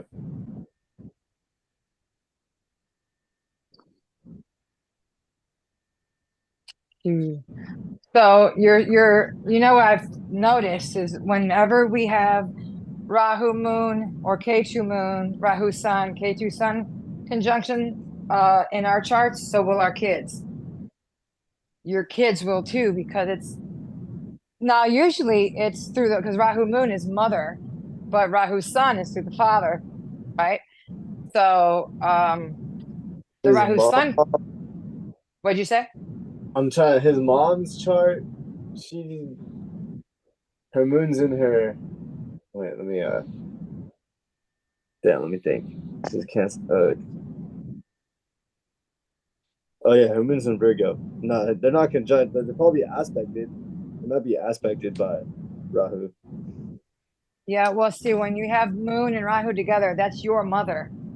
That's instability through mother in some kind of way, whether it's mental, drug, substance related, emotional, but there's some kind of uniqueness, strangeness with the mother when you have that in your chart. When it's moon in Rahu. When it's sun in Rahu, it's dad. You got your dad is unique and Yeah, a little bit, so I a would little say, bit different. both, because it is in his 10th house, and like how we were talking about earlier, like for Right. Yep. mom and father. So Yeah, 10th house is dad. So because I knew, I basically knew that I was gonna have a son. I just didn't know when. And the fact that, and I was doing a lot of like Rahu mantras around that time, that I got like revelation. So I knew that he was coming, but just the fact that he was conjunct, like his moon conjunct Rahu too, I was like, oh, it's like gonna be, that's why I started studying astrology way heavier, because I was like, oh, I gotta get you ready. got to understand your kid. Absolutely. And Rahu moon conjunction is not easy, but it's an advanced spirit soul who is paying off karmas quickly, who's learning. If you're by his side and guiding them and helping and giving them the information, you can only do so much because they have to still take it in. This house, my son has his moon and K2 together in the 12th house.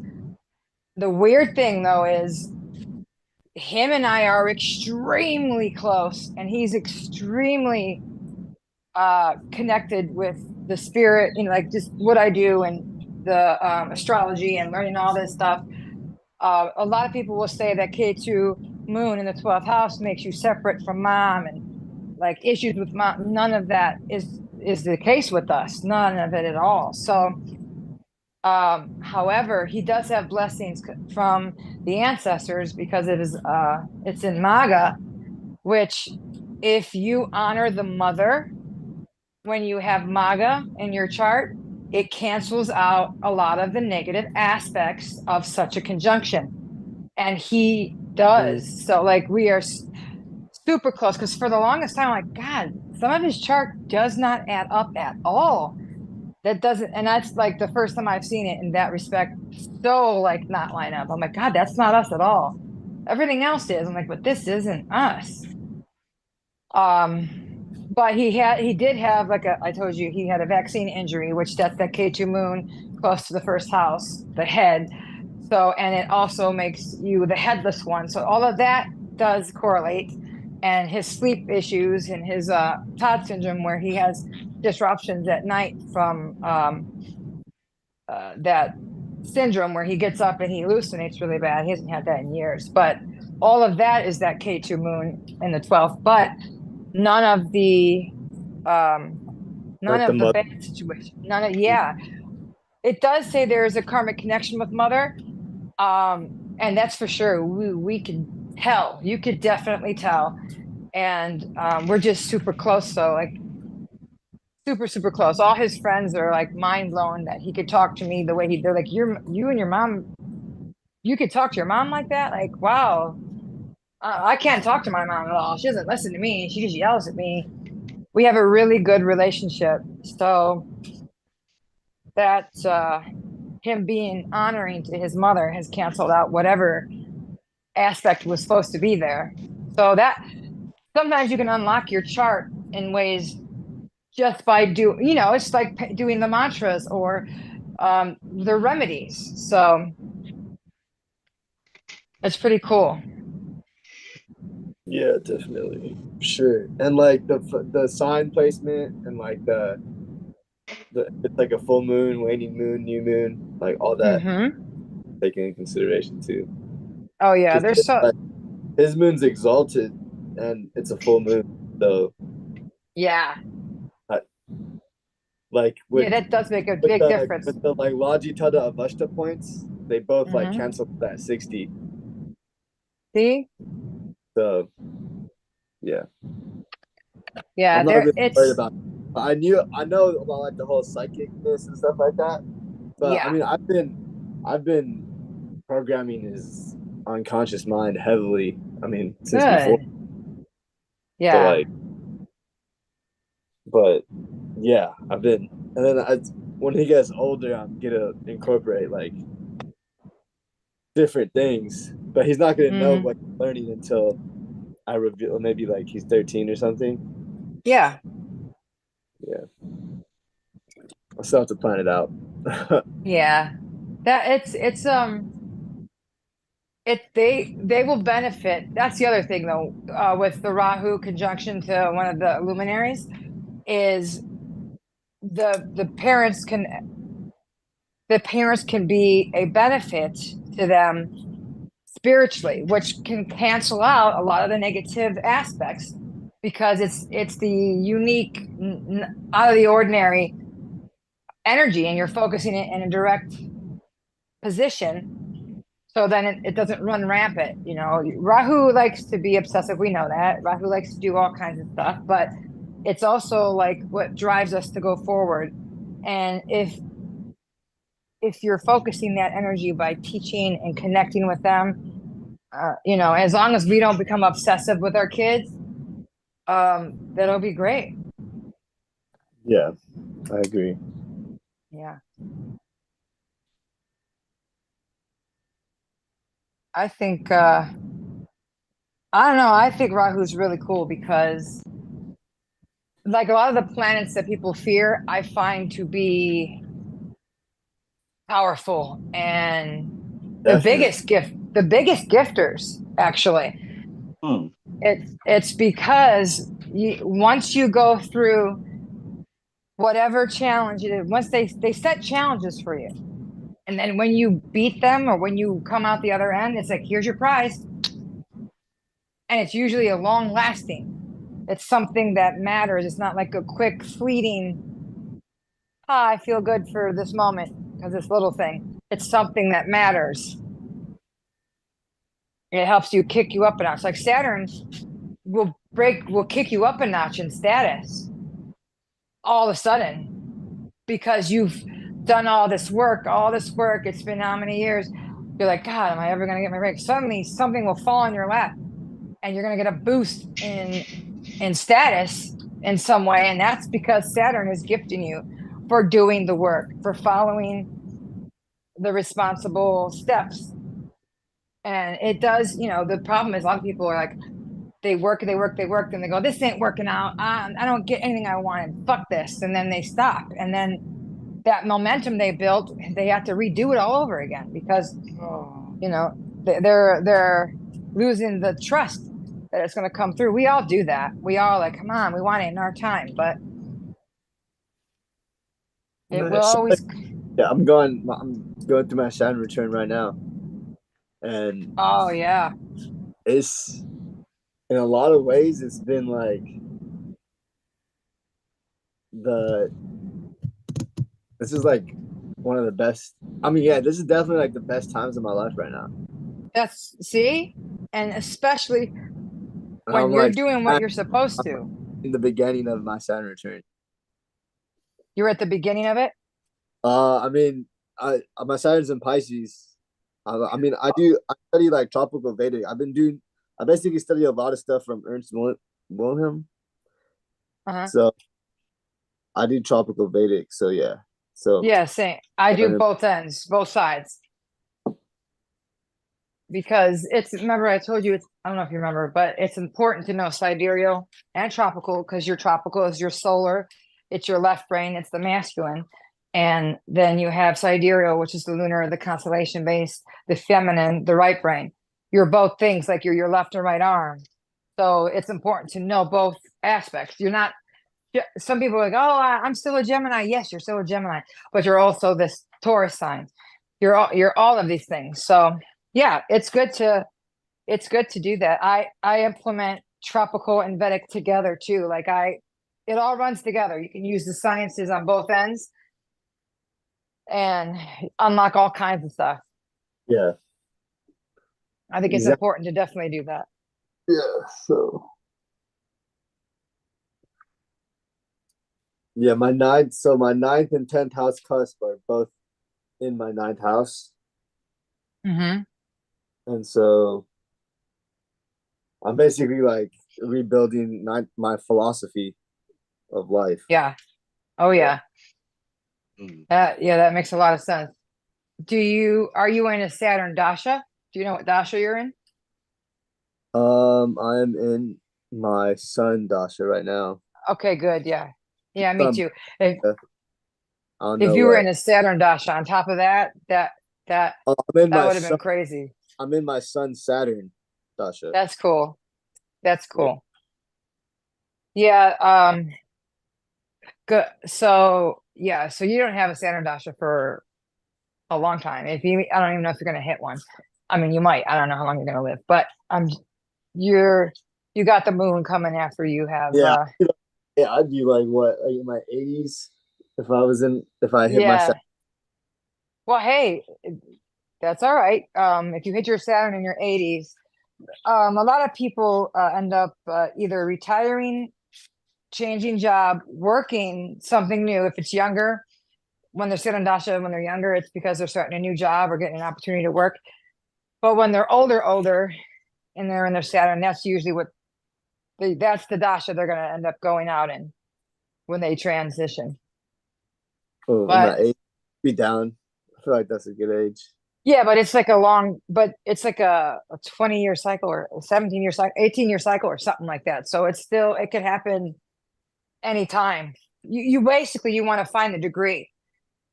The degree will tell you. That's the thing. That's what I'm saying. I was telling Trev, you be careful, because if you find out too much, it can like make you anxious. But 80 something years old, 90 years old, that's a wonderful life. You know what I mean? Yeah. Yeah, I'm not too. I did a lot of Keen on finding your death. No. I've already done. I'm not too like scared about that anymore. Good. Yeah. See, it's one thing about yours, but when you see your families, that sucks.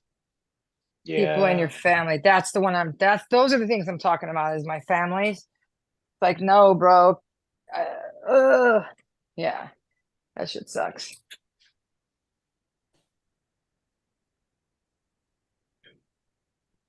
Yeah. That's where we got to practice non-attachment. With that, or just like basically, I think a lot of when we talk about like Vedic astrology and like from Hinduism and stuff like that, when you basically you don't identify with your body anymore. And you identify with, you can say, whatever spirit that you want to believe in.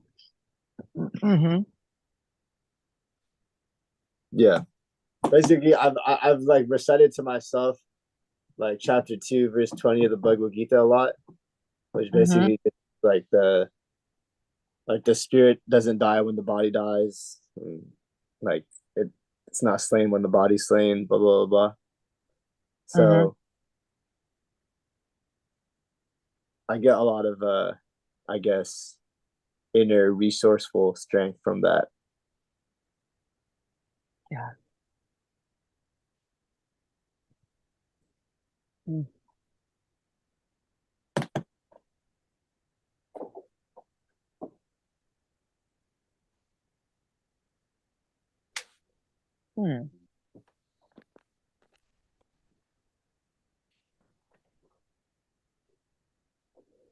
For me, basically, it's like I kind of understood that I'm I'm gonna die when my like purpose is complete. Yep. Or and when I say I really mean like my body's gonna drop. Right, the body. Yep. Yeah.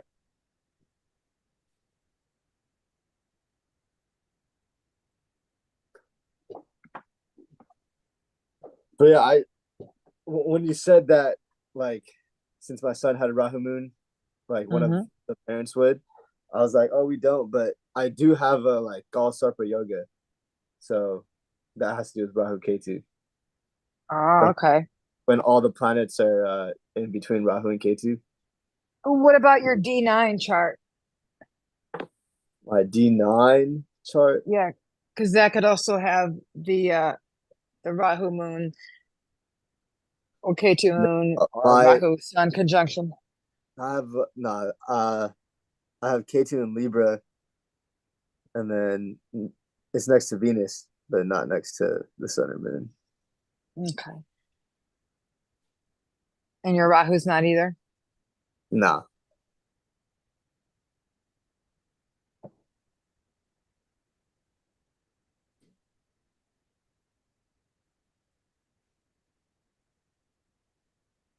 Oh yeah, no, also it won't be in there either. Not there because it's your moon. Your moon chart won't either because that's your moon sign.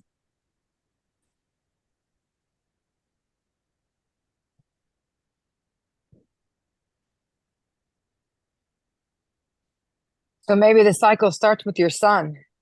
That's a very possible thing too. Because the Rahu Ketu conjunction of the sun, the luminaries is a karmic thing, and it's usually you bring it through down the family line. So maybe it's starting with your son. That'd be interesting. Yeah. Because I have it, my mother has it, my son, both my son, all three of my sons, excuse me, my daughter has it. My sister has it. It's nuts. And my daughter-in-law has it. My grandsons have it. It's like, and my granddaughter, it's like all in our house, our charts. And we're all like, we all share the same nakshatras. A lot of them are like, that's how you know, like I said, a lot of that you come in incarnating with a group of people for a purpose. Sometimes it's a new group. Sometimes some people it all depends, but when you have those lineups in your charts like that, when they're similar, and it'll tell you in your chart, you'll see the karmic ties you have and you brought in with, who you came in with from past lives.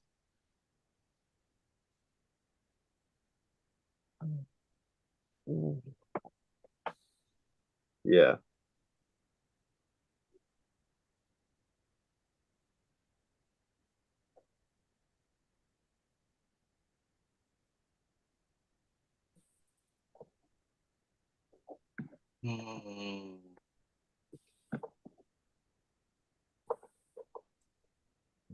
That's funny.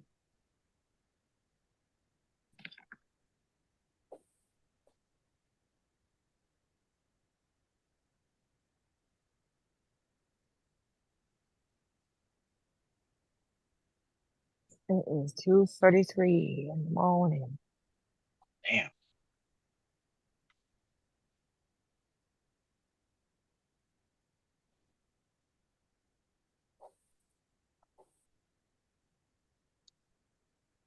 So what do you think? You think that we'll be all right?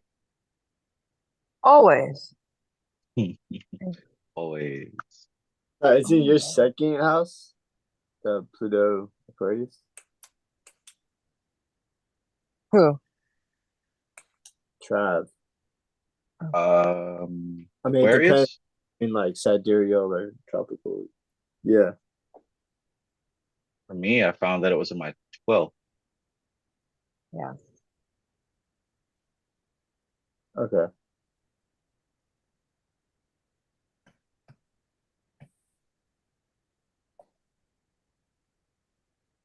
And that's just from your ascendant.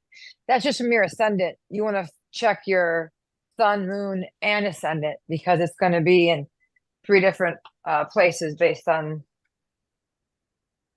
that. Check my sun, moon, and ascendant. Yeah. So you put so wherever your sun is, you turn that as the ascendant. And then you find out which house the Aquarius sits in now. And that house will also be aspected based from your sun. And then you do the same thing with the moon. You put the moon on the ascendant, and then where Aquarius is from there will be the other house that it affects you. Did Okay. Pluto go into Aquarius today? What'd you say? Did it go into Aquarius today? No, the 19th. The 19th. Interesting. Okay. And Uranus is about to go direct into Aries on the 27th.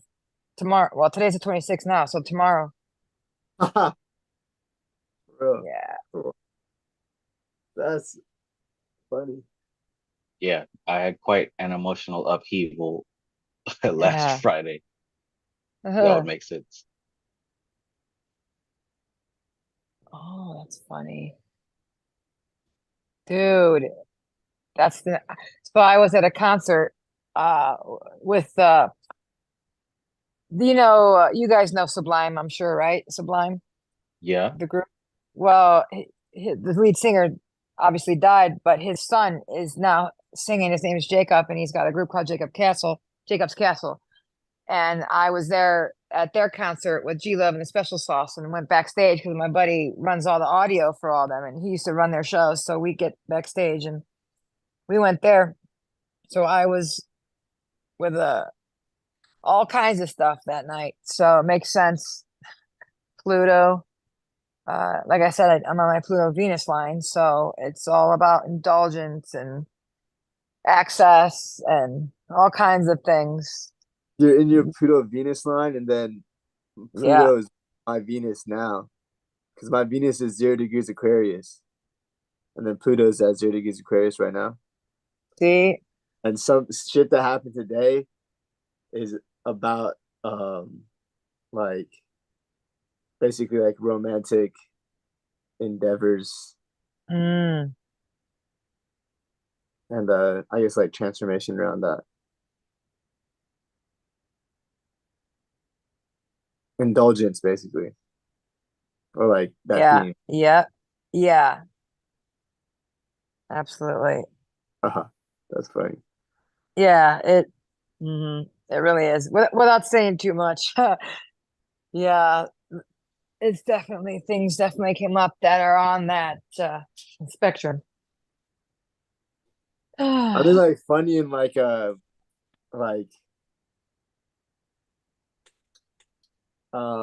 like a dark humor way. Mm-hmm. My life, yeah. Yeah.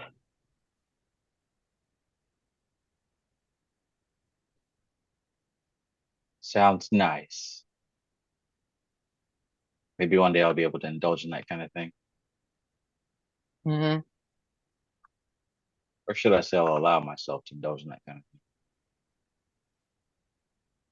thing? Yeah, man, you know the NLP for it. I do. It's a whole different it's cool. I just don't like getting close to people. Not that close. Yeah, that's the thing. It's like a two-edged sword, is what I realized. That like if I'm pulling them, like they're simultaneously pulling me. Right. It's easy to forget, Like, especially when you think you have I all the can tools. lead them as deep as I go too. So it's like, damn. Yeah. I'm dealing with that right now, actually. But I don't know, I kind of like it. It's like being able to like study it. So to me, because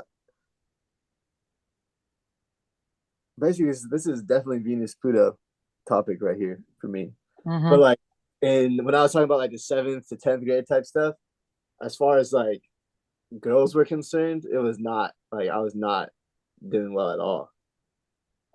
And a lot of the self-limiting beliefs that formed around that time was like I basically attached my self-worth to like, oh, if this girl likes me, then I'm worthy of something. But if she doesn't like me, then I'm a piece of shit, or not a piece of shit, but like I'm not worth anything because this girl doesn't like me. Yeah. And so the opposite of that is what I've been going through recently, is that still like basically that my self-worth is not attached to the outcome, or it's not in someone else's hands. So I can shoot my shot, someone can say no, but that does not affect my self-worth in any capacity. Mhm.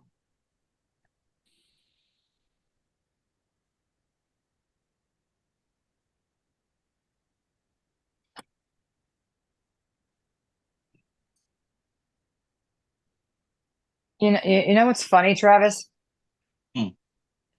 So, well, you know how I talk and how I'm loud and fast talking most of the time, but I have been actively working on dialing it back, talking slower and calmer and quieter.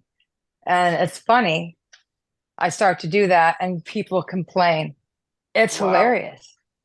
They complain Complain. like, yeah, why are you talking so quiet? Why are you talking so slow? Why? But other times people are like, "Ooh, calm down. It's too loud. It's too much information. You're giving me too much." So I can't take it in. So I dial it back. I'm talking slow and deliberate, removing unnecessary blabber and words that are just filler words. But then you get people who are like, "You're talking too slow," or "You're too quiet." It's so funny. It's See, that's the hilarious. thing. Like this criticism. Like the first thing I look at is who's criticizing me. Like Mm-hmm. I'm not Yeah. closed to criticism. Like by all means, if Right. I'm doing something wrong, please let me know. But like for example, in the Yeah. chat today, this lolly baby, like I never seen Oh that. yeah. You don't get to come in here and tell us how to run this talk. Like you're not even a part of this community. So Yeah. like some of these people are like they've come from like TikTok land or whatever wherever they come from, Yeah. and they want you to conform to what they're used to. Like all criticism ain't valid. That's what I'm saying. But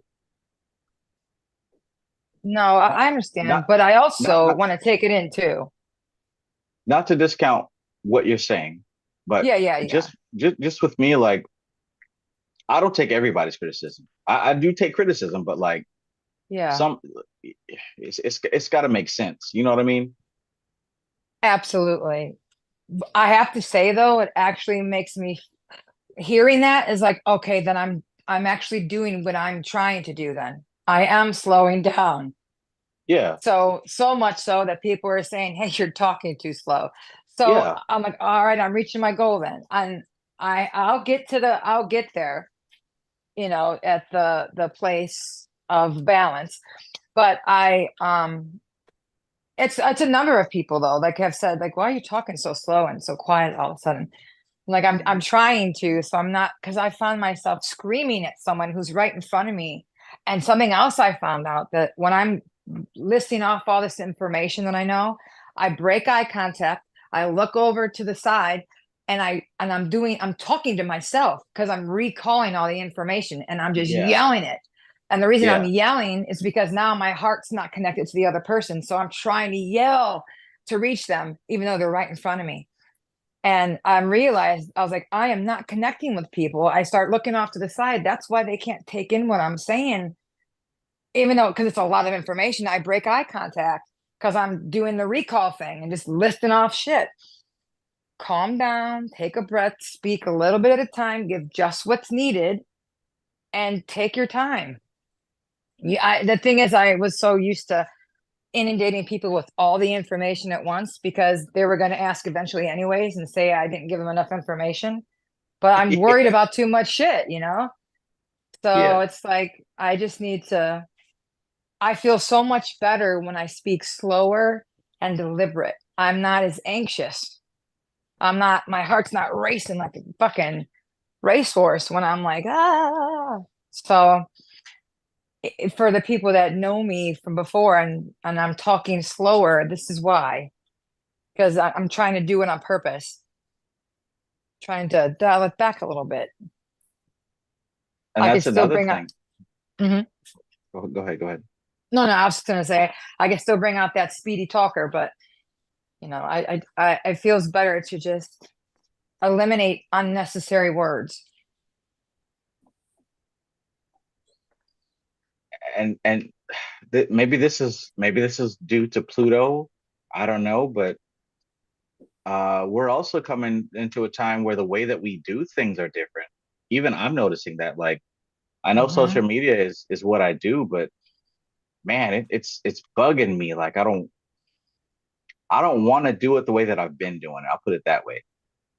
So perhaps you're going through a change in how you deliver the information. And, you know, the same way that we don't always adjust to change properly, our audience too doesn't always adjust to us changing. Right. Oh yeah, absolutely. I think what I'm saying ultimately is like criticism is great and like welcome it, but also don't take it too hard. You know, take it hard if you know that you're doing something wrong. You know if you're doing something wrong. I know if I'm doing something wrong. And when I say wrong, I mean like against our own standards, right?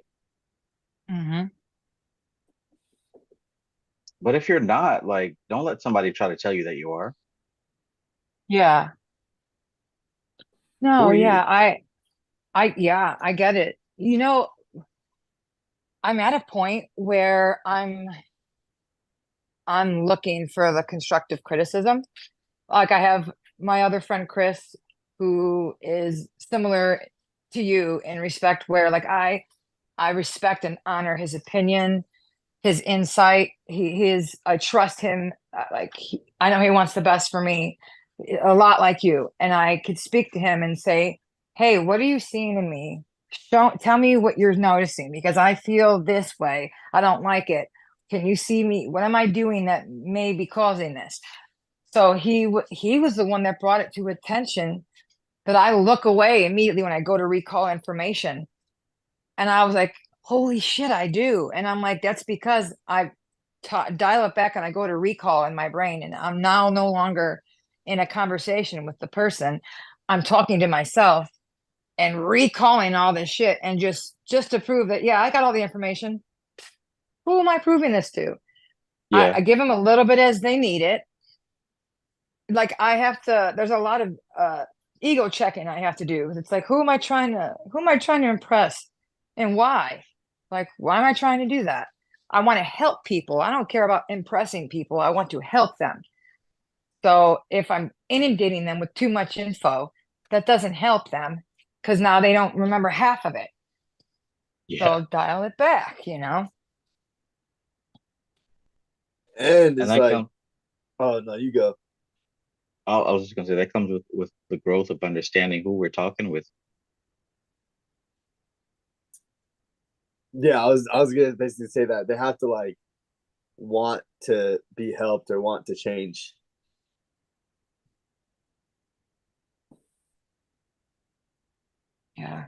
Yeah.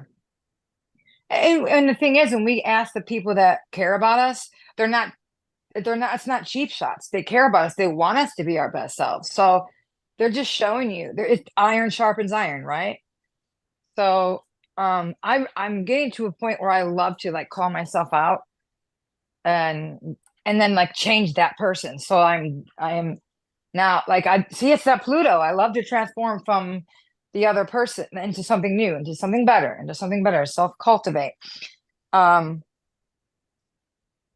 But sometimes I need the outside eye because I see myself and I go, ugh. Sometimes I cringe about my own self and the things I say and do. I'm like, God, oh, shut up.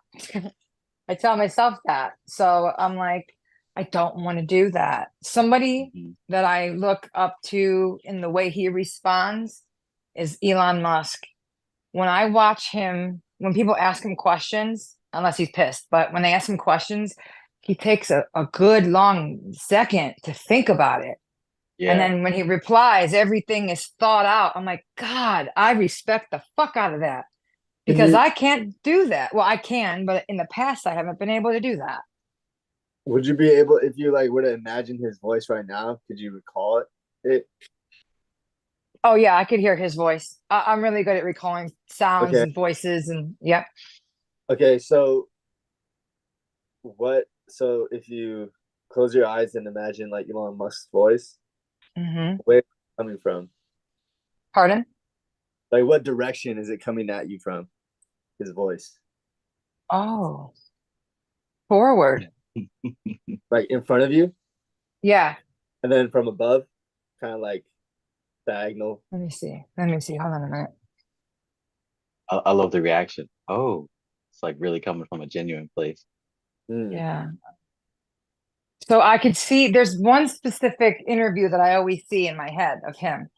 And it's the Joe Rogan one and the other one at his Tesla thing. Those two of them actually.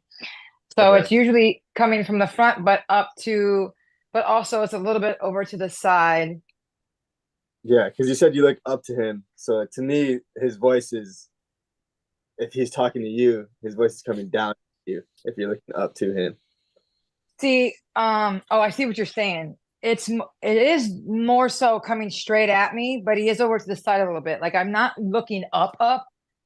Like I'm standing, like actually, to be honest, he's sitting and I'm in a standing position, but his voice comes at me forward. Yeah. But he's over to the side a little bit.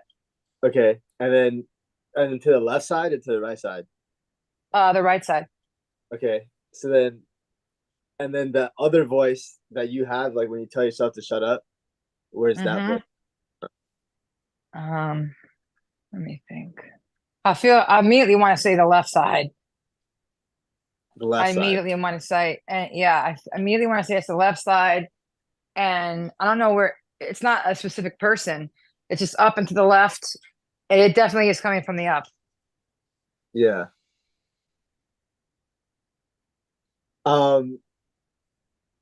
Did you have like authority figures tell you to shut up? All the time. Oh yeah. So that's where that voice. So that's not even your voice. No, it's probably one of my parents. I mean, it is because okay. So generally, when we're children, I mean, not all the time. Like our parents are taller than us, so yeah. Like just the geometry of it is like they're talking down onto us. So when it's all into our heads, it's coming at us from an above direction. Yeah. So that's literally not your voice. It sounds like your voice, but it's from you. It's coming from like direction wise and everything. And it is opposite of the Elon Musk voice because I was on the right side. So if you were to play around with that voice telling you to shut up, like what's someone's voice that's like super funny to you that you would like laugh if you just heard that person's voice? Oh, either Jim Carrey or Chris Farley, or Jim even Carrey. like Adam Sandler. Can you imagine Jim Carrey saying "shut up" like that? But it's just hilarious to you. Yes. Coming from that, so it's still up and to the left, but now it's Jim Carrey's voice. It's hilarious. Like, and I see him doing that thing where he falls backwards. Yeah. So now, in your body, when you hear Jim Carrey say that, is it still what emotions does that stir up inside your body? It's more of it's funny, not cringe. Like when I tell myself, "Oh God, shut up," I'm cringing at how I was acting. Now it's kind of hilarious. It's like not that serious. But not every time. Just transform that voice. Do that now. That voice transforms into Jim Carrey. Jim Carrey. Yeah. So when this Jim Carrey like bending over backwards telling you to shut up. So now it's just hilarious. Yeah. That's funny. Yeah, I like that. Love it. In motion. I love it. Is there a difference when you hear it that way? Totally. I definitely, I don't take it so seriously. Well, I don't judge myself so harshly, if that makes sense. Makes sense to me. Yeah. That's funny. So now that's all I can hear in my head. Yeah. I'd say that's a good sign. Yeah. And I also, I'll think to myself, a lot of people say how much they love me and they this and that, and then I'm like, but how could so many people love me when I'm so annoying to myself? Like I have that voice saying stuff like that. So now I have to take that voice and change it into a different voice.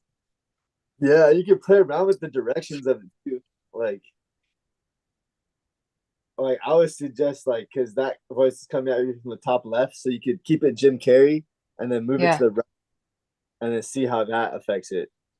Yeah. Or have it coming from below you instead of above you. Yeah, which makes sense. I mean, I'm not afraid of changing. In fact, I love to change. I love to be better. But I guess it's better to not beat ourselves up in order to change. But see, there's that thing I was talking about earlier. I've ingrained, and this is because of the way I was raised with my father. I've ingrained it in my head that I love the abusive motivation. That's something I have to work on. Earlier. Yep. So on that note, I would even invite you to explore, well, how can people love you like that? You're so annoying. I'd also look at what we started with Amar asked you previously. Who's saying that, right? Clearly you're not saying that. Right.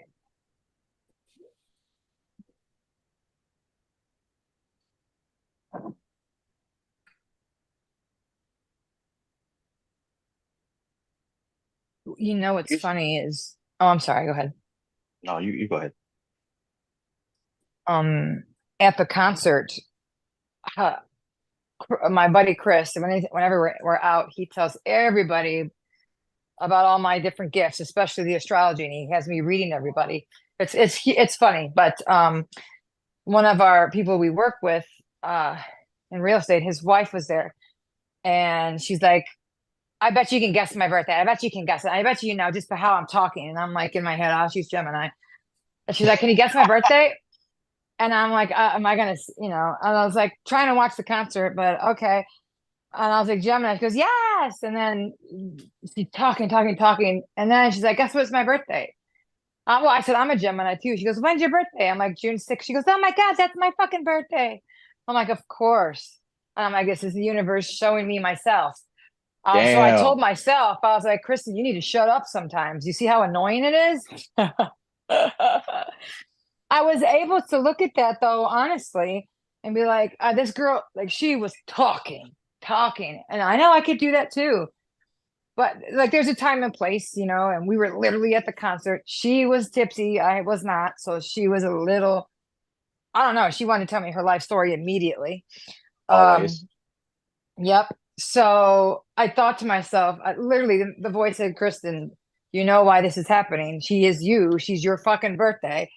She is you, because I've been telling myself I want to speak more deliberately, remove filler words, not feel like I have to always respond, not be so anxious and all those things. And so this is not the first time. It was a couple of weeks ago. I had someone else who was a Gemini who was talking my fucking ear off so much because she bought some of my artwork. So I had to listen, but she messaged me for weeks. She moved back down to Florida. Very nice lady, but just a lot of talking. And she would inundate me with all this information about, I don't even know what, but I in my responses would be like, oh, that's not just a little bit, which is not normal for me. And I'm like, okay, this is happening because I'm mirroring this. This is what I do to people. Okay, dial it back a little bit. Okay, dial it back. So I told Chris, I'm like, dude, that lady who was talking my ear off, her birthday is my birthday. And he's like, oh, really? I was like, yeah. I was like, she literally is my mirror. Like, and he laughed. He goes, oh man, that's crazy. And that's why we start talking about how when I talk, I veer off and I start talking up and to the right and for recalling, and like I completely break contact with the conversation, and then shouting because our hearts are not connected anymore in the conversation, all of that. So it just turned into a very therapeutic conversation. So it led to something very what am I the word I'm looking for? It woke something up in me to just be able to. I didn't know I was doing that. I was like, I don't know, how do I stop myself from being so speedy and so loud and all this information coming out? And I realized just by breaking the contact in the conversation, I'm talking to myself, because literally I talk to myself all day long. I recall information all by myself all the time. I'm just conversating when I'm in the damn store. People are like, what'd you say? I'm like, oh, I'm talking to myself. Sorry. Like I do it as a nervous habit. Like I have full on conversations. I know that's probably nuts, but it's Yeah, me almost like, too. yeah, there's somebody in there answering. I'm sorry. And it feels a little bit, I don't know. It's a self-soothing thing, I think. So, when I see people like Elon Musk who are deliberate, who hold their tongue and only say what's important, and like I appreciate that. Also, like Lady Gaga, if you ever watch her talk, Yeah. like it's deliberate and impactful, smart. It's not a bunch of filler. Like I have a ton of information, but sometimes I'm so anxious, the words that are coming out are just jumbled, so I can't get it out. And as a Gemini, that is stifling and In annoying Gemini, because what'd you say? Mercury in Gemini also. I don't know. I don't remember. My Venus is in Gemini. Yeah, I think my Mercury's in Gemini and in tropical. Oh, okay. So I got Venus, Mercury, and Sun in Gemini. Oh, and Mars in Gemini.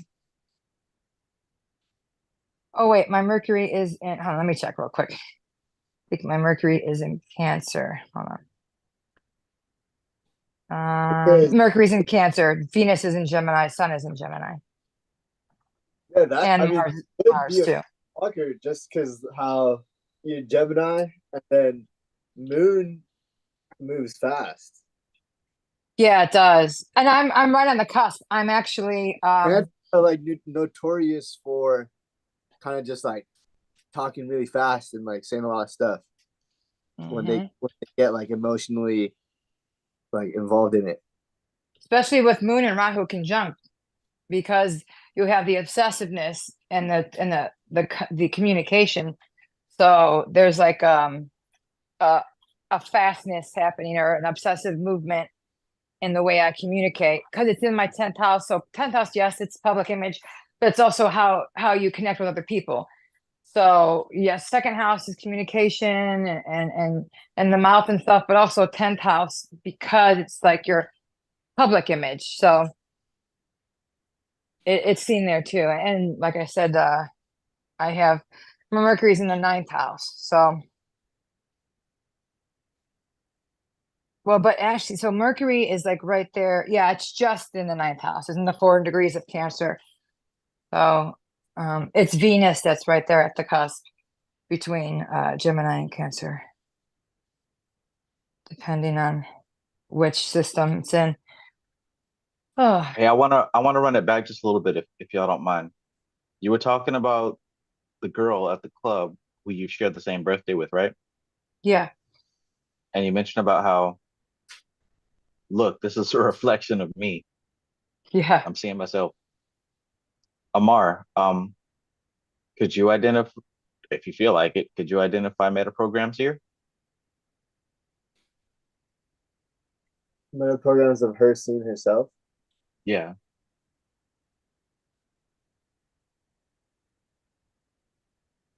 You mean like the meta program running for her to even be able to like acknowledge like a reflection?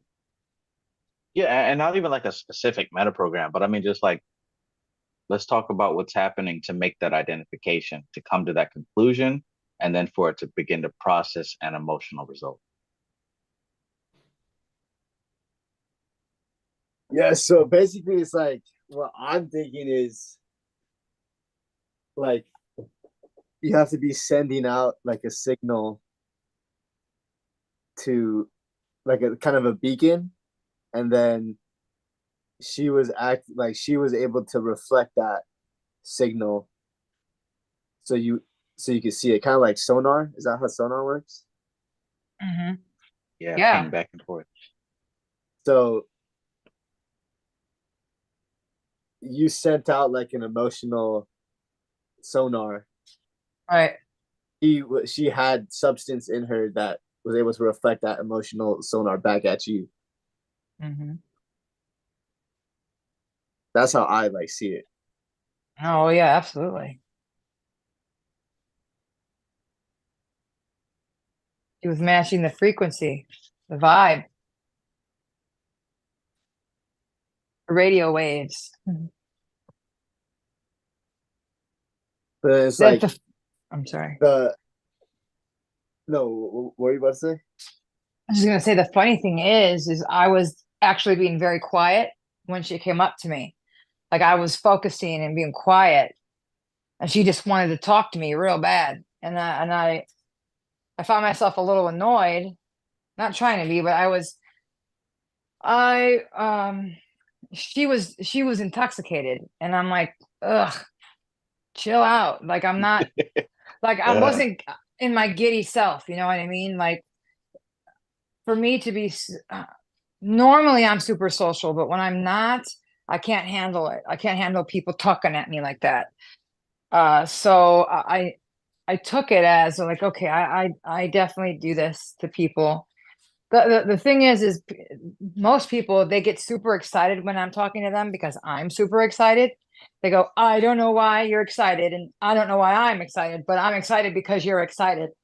And Yeah. then, or they're very smiley. They're like, you're so animated. You're like a kid. I get so happy around you. And so it's like kind of it's like, oh, good. Okay, so I'm making you feel good. So here's more of it. Here's more of it. Here's more of it.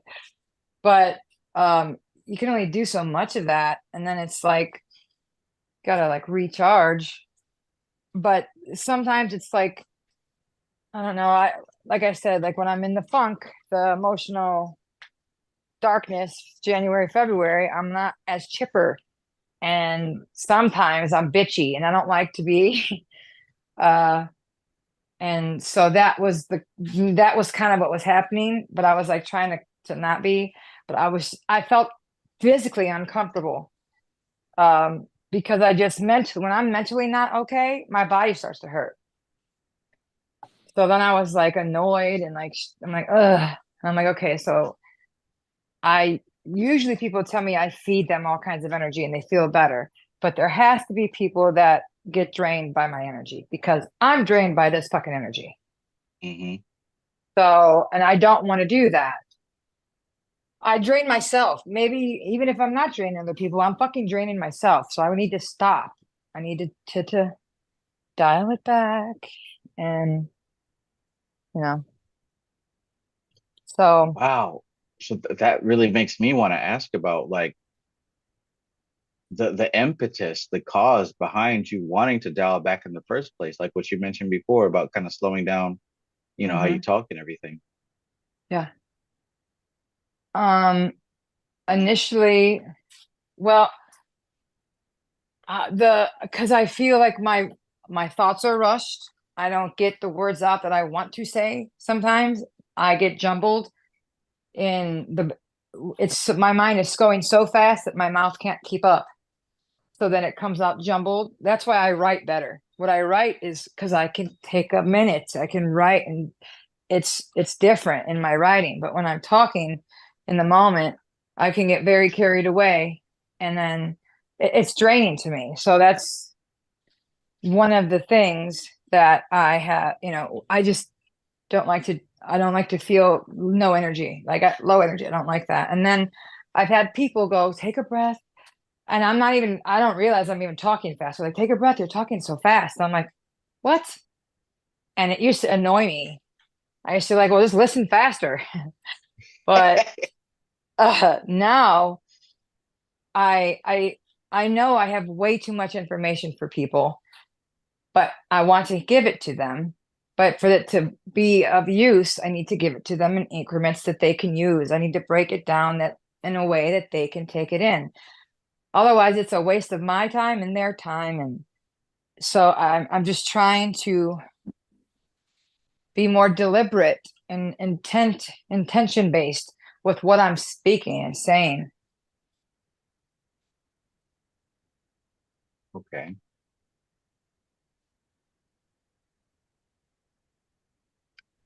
Maybe I'm a little biased, but I think as a Gemini, that's like a mark of our evolution because we're known to be Yeah. the sign of communication. And for Yeah. us to finally feel on the inside, like, yo, I need to refine how I communicate. Yeah. It's almost as if like we've accepted what it is that we're naturally skilled at, naturally gifted at, naturally put Yeah. here for, Yeah. and to sit back and like do better at that. I think that shows a mark of maturity. Absolutely. Like you're an example as well. Being a Gemini and all the years what I've done this with you, and you've been on here, and there's people that get on the live with us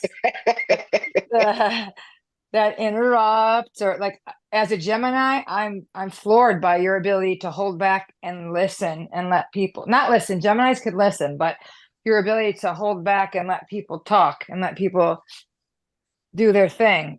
And I know why you do it, but it's like it's hard as for a Gemini to hold back or to be stifled at all. It's not the greatest thing for a Gemini to be stifled, but not saying that you're stifled. I'm just saying that how you are able to pause, hold back, even have the uncomfortable silence that we talked about before. Yeah. I always thought that was crazy. I was like, someone needs to say that something. But then when we talked about that, I'm like, you're right. Like what unnecessary, you got to be willing to have the uncomfortable silence. What is the point of filling that space with unnecessary words? Take a Yeah. minute, take a breath, think about, ponder what you said. Like, because I'm so opposite of that, I respect the hell out of it. You like, just like when you see someone who is ripped, you're like, all right, I want to do that. So I'm watching them and I respect the hell out of them because I want to get to where they're at. It's the same thing, I want to do those things. So I listen and I learn and I'm inspired by that person because they are the better version of me that I want to be. So it just helps to be around or see or study those people. It's As funny opposed because to people to just telling you to shut up. I'm sorry. As opposed to having people just telling you to shut up, because that only does so much, yeah, that doesn't communicate anything but you're not doing what I want you to do. So here's Yeah. my blunt force reaction. Yeah. It's funny because what you said, somebody said that in the comments as well about me kind of just listening, as opposed to talking. Mm-hmm. Yeah, it's true. It is. It's really, really true. I was always, I'm like, gosh, he's Gemini. It's amazing. But my father's Gemini as well, and he's stifled. My mother's Scorpio, and she has stifled him.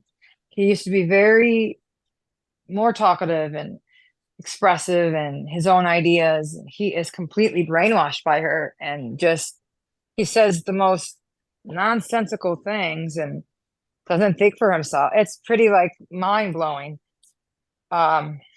to be honest. I'm like, I don't know how you're a Gemini. That is so weird to me.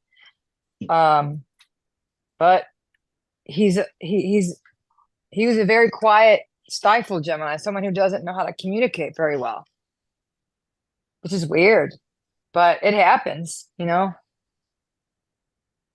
Holy shit, what was that? Did someone fall? Whoa. Oh, hey, Gina. Sorry, my son came down the steps. Boom, boom, boom. Yeah.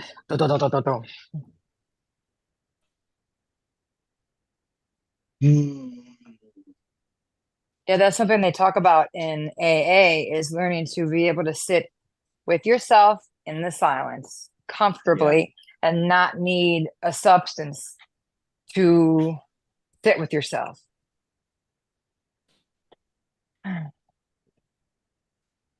That's important. My dad taught me that at a very early age. We, whenever I got in the car with my dad and we drive somewhere, there would be times where there would be no music playing and no dialogue, and it felt so uncomfortable.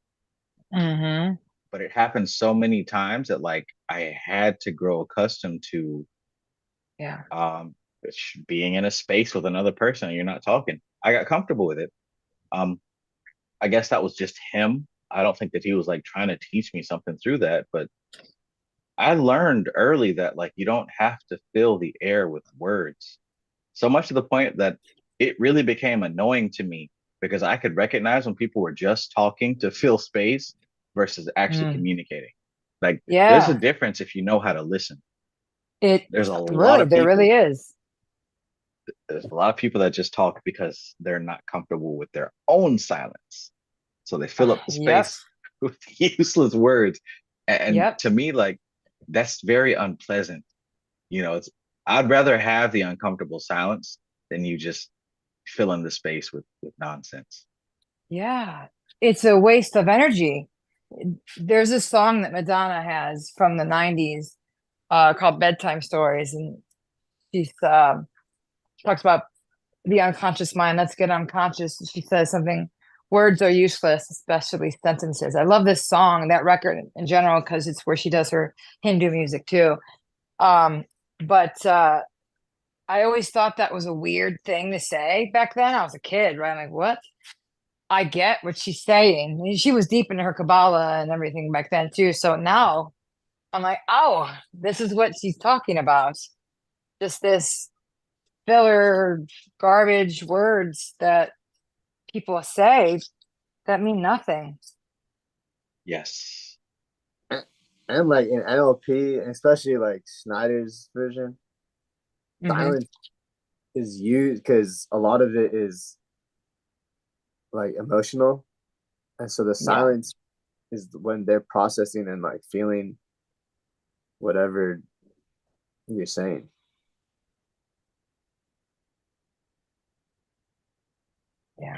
Yeah. See, like, and on talks like this, a lot of people say things that are pretty profound, pretty deep, that require processing.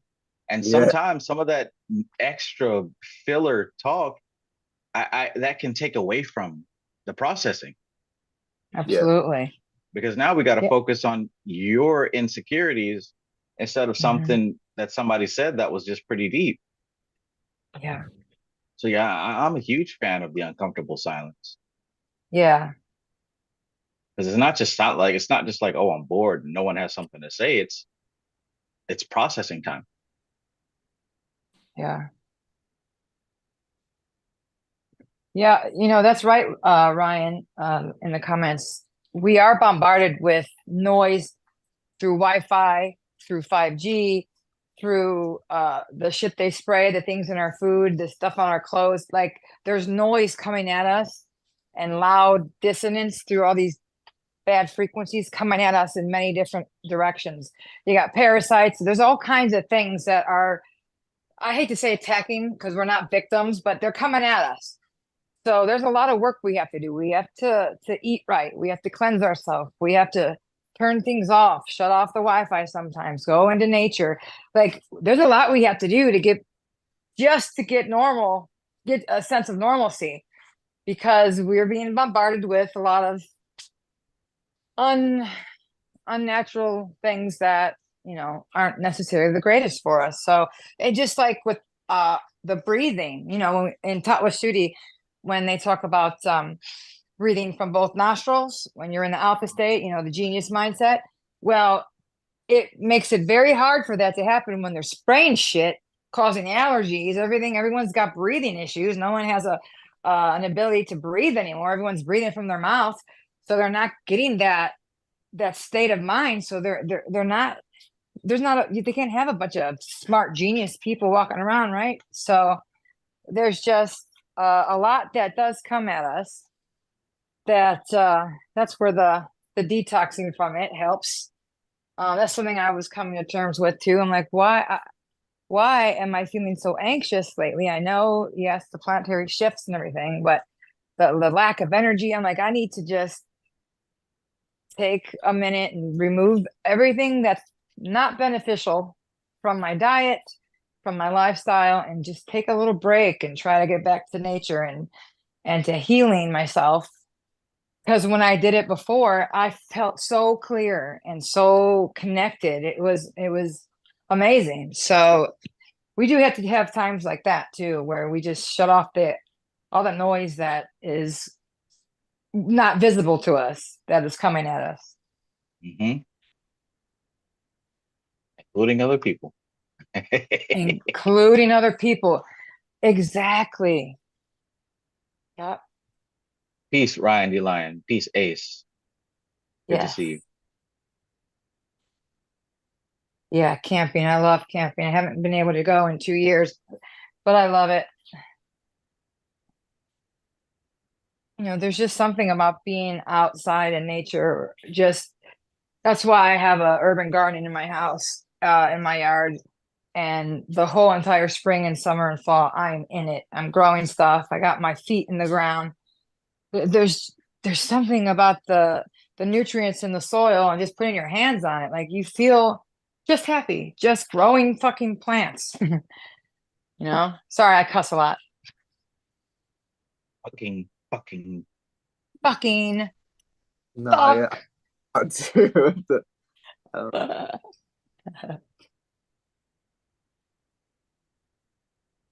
I actually feel not authentic if I like were to cut back on it. What do you mean?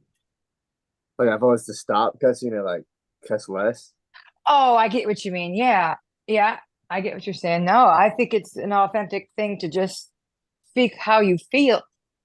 I don't try to cut cursing. Like if I'm at a certain place, I'm not like a trucker. Like I'm respectful, but we're all friends here. We're adults and we're Yeah. speaking from the heart. So it's going to come out right now because that's who I am. Yeah, I feel that. Yeah. I chose to kind of cut it out as much as I can, but that also doesn't mean like I feel bad or prohibit myself if I do. I get I mean, it. it's Yeah. the human language, the English language. We're Mhm. gonna say fuck, shit, ass, pussy, Yeah. damn, dick, whatever. But Yeah. I mean, I enjoy using language. You know what I'm saying? I enjoy like the Yeah. different types of words to use, but you know, Yeah. I think it reflects more on the individual if you're getting offended by language. It's Yeah. 2024. Oh yeah. Oh man. Yeah. A lot of policing of language nowadays. I can't believe you said that. Ah, my goodness. I am triggered and offended. God, all that nonsense. Yeah.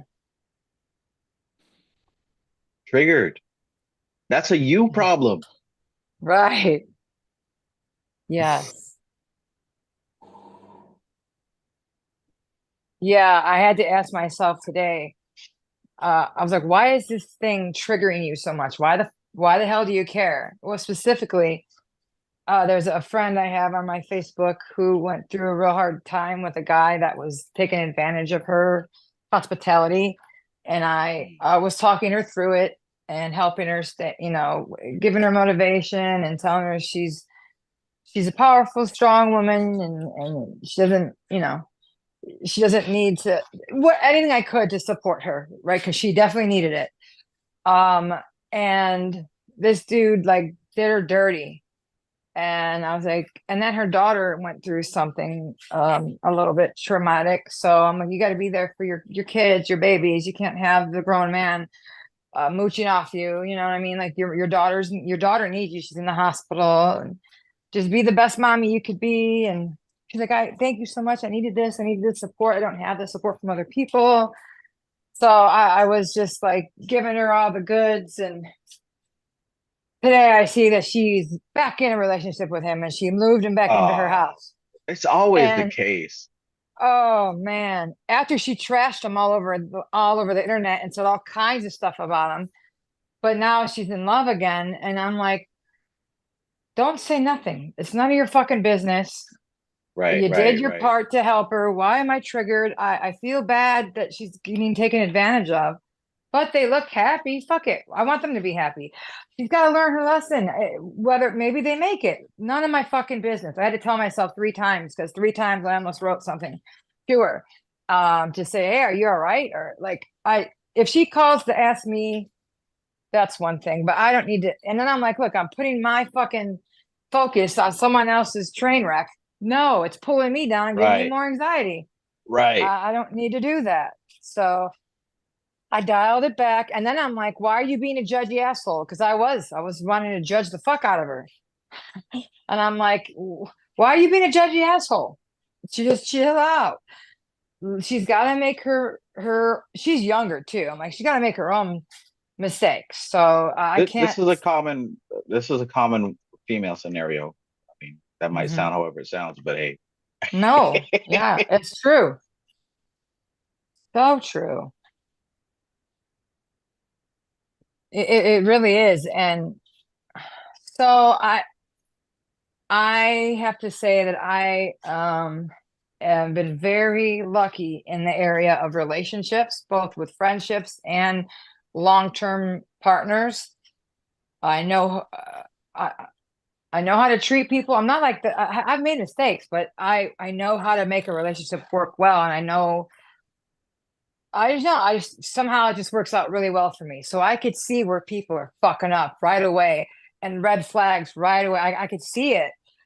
And so many people, and I see the oh my God, it's just like right in their face, but they can't see it. And so people are like, I'm so unlucky in love. I'm like, I don't know how, like the answers are in front of your face, but it's funny because some people are good with money and some people are not, right? Some people are good with relationships and some are not. So I keep telling myself, sure, I got the luck with the relationships. I would have loved to got the luck in the money, but you know, I'm working on that. Right. I'm grateful for what I have. I need to say that there. I have a lot to be grateful for. But I just mean, like, some people are just geniuses with making money and manifesting the hell out of their money.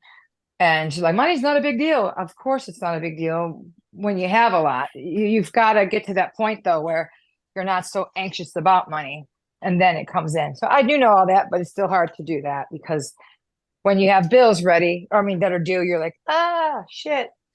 So it's like a vicious circle. But so then I tell myself, it's the same thing with people in relationships. They're the same way. They think they think this time it's going to be different. It's the same fucking shit though. They go back to the same scenario, expecting different outcomes. And I'm like, I could see where they're messing up, but they can. Each of us have a gift where we could see where other people are fucking up. But then we have something about us that we can't see. So it's just, I don't know. I see a lot of, and I don't want to sound chauvinistic or whatever, but not that guys don't mess up. They do. But the things I've seen girls do, the crazy games, the unnecessary things that just blow my mind. It just blows my mind. There's just a way to treat somebody. And then like to make things work out, like there's just things that you can do. It's not so hard, but that's not so hard for me. So Just like it's not so hard for Elon Musk to make billions. I don't know. I feel like I don't know. It sucks to see. There's so many people that are bad at relationships, like so many. And I'm like, wow. And everyone's attacking the other sex. It's men Right. against women, and it's like, what the As if hell? that's gonna solve anything. Yeah, like it's a partnership. I heard this mom say something about, because she's like a mom, like she's definitely like feminist, but Mhm. it was like, what'd she say? She had twins, and the daughter came out first. So then she was like, of course, like, he had it easy like a white man or something, like a white boy, something like that, because he just like followed the path that the sister baby had laid out. Mhm.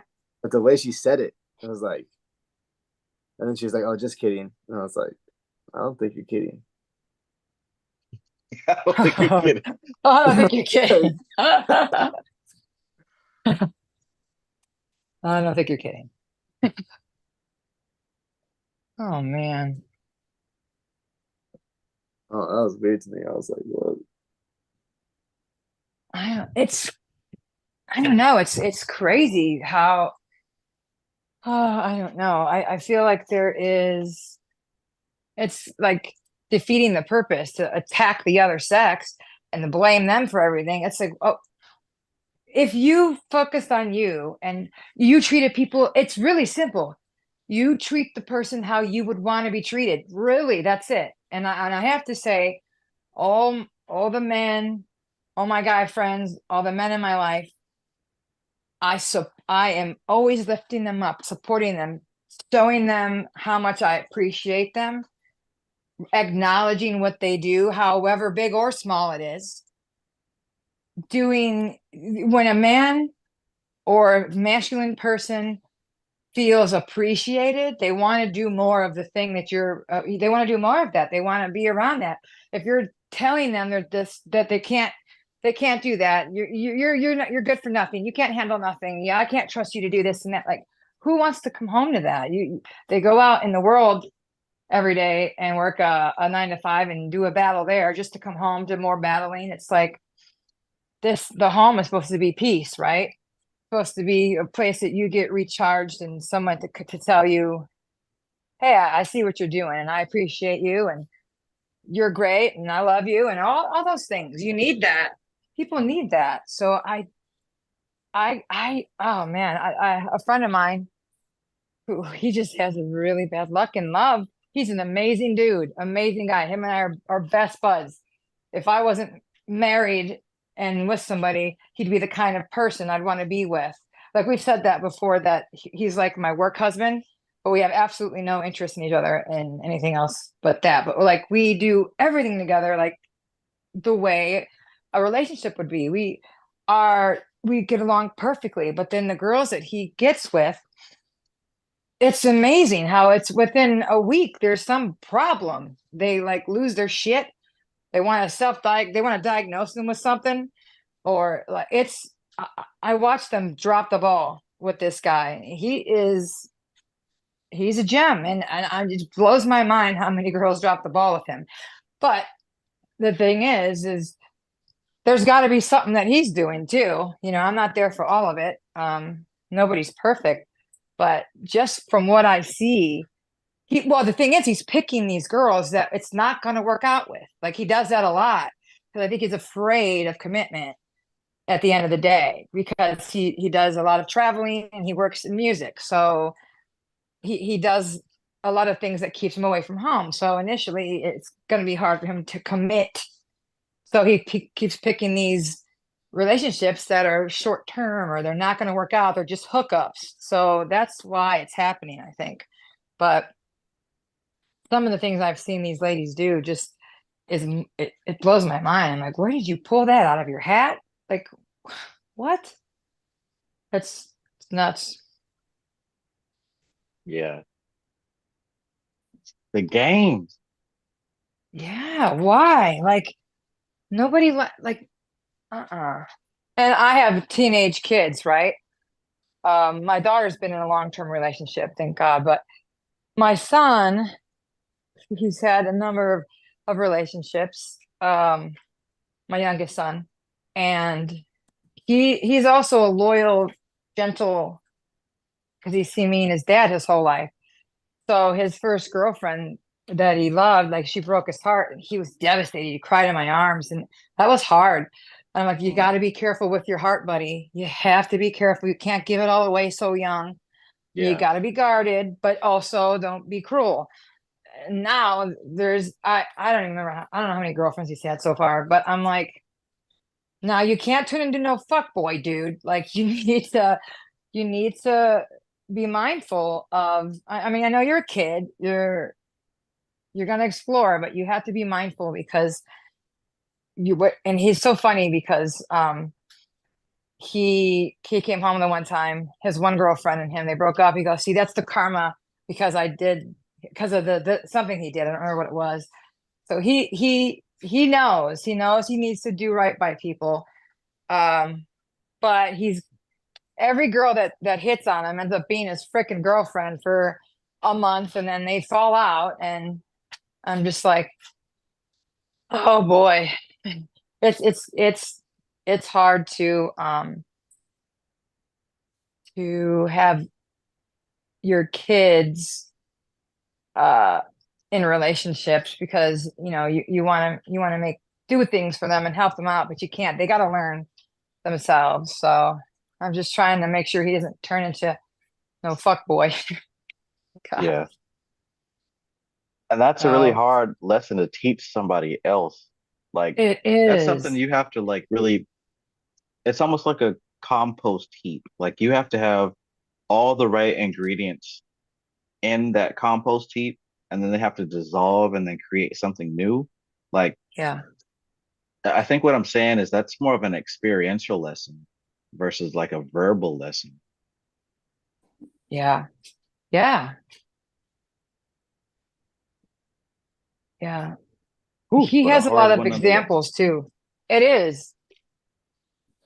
He's got a lot of I have to say my two youngest are lucky because their whole life they saw their parents are still together.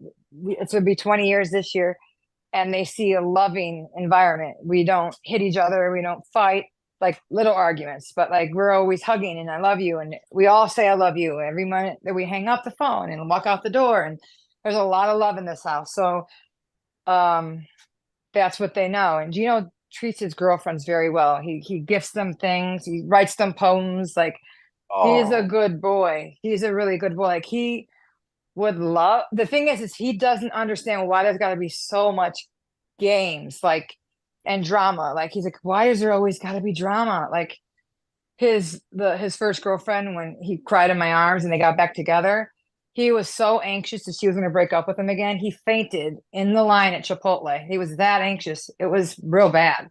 I'm like, all right, you got to dial it back. So they ended up breaking up. They're friends now, but that was very hard. So hard to deal with because at first when he grabbed me and he said she broke up with me and he started crying, I thought he was joking and I pushed him away, and then he was like bawling, weeping, and I went, oh my God, I didn't realize because the sound he made, I thought I was a joke.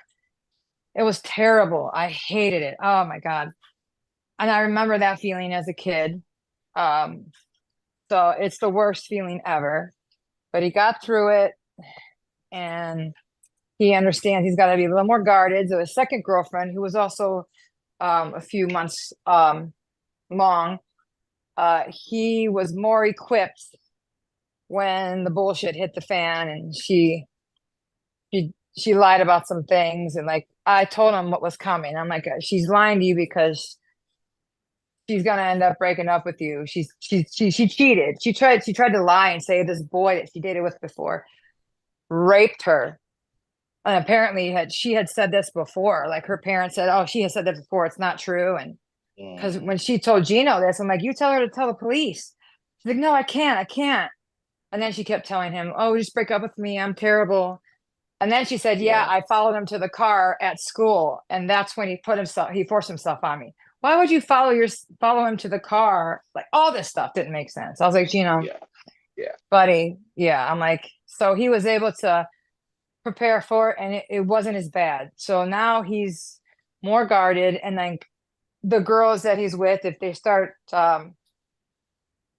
drinking or things that he, like substance use at all, he doesn't like that. So he breaks it off immediately.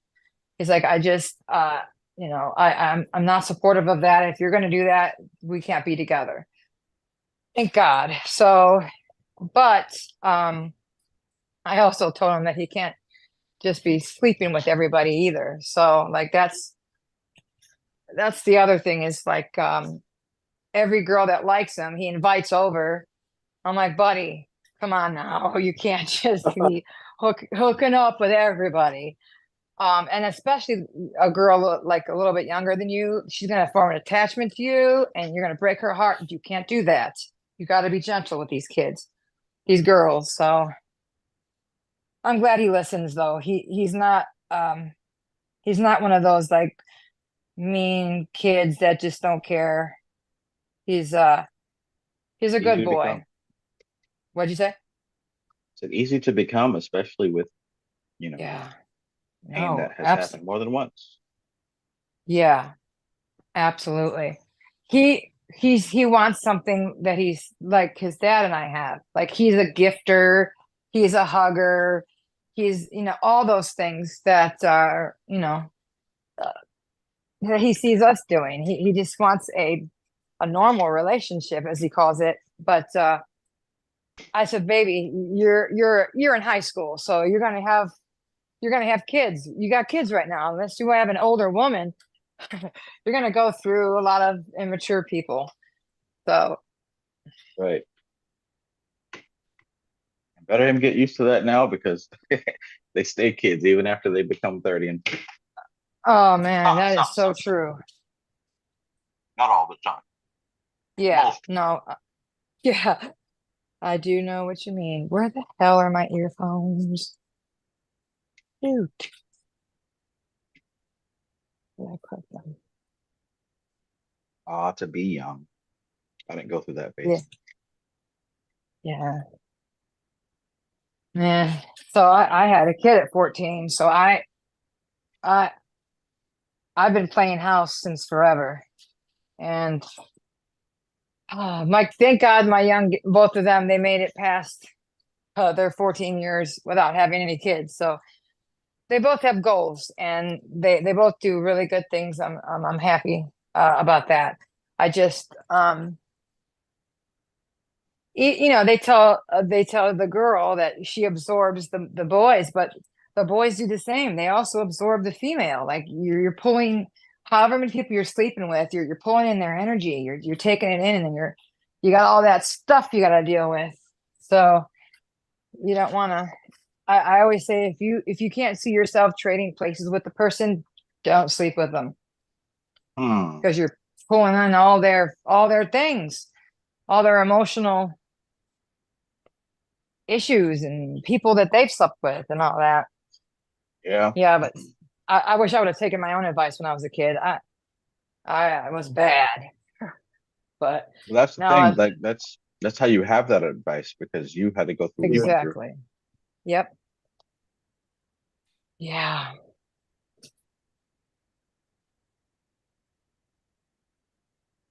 I haven't had very many relationships in my life, but I can certainly tell my son and his brother advice that would certainly be useful to them. Yeah.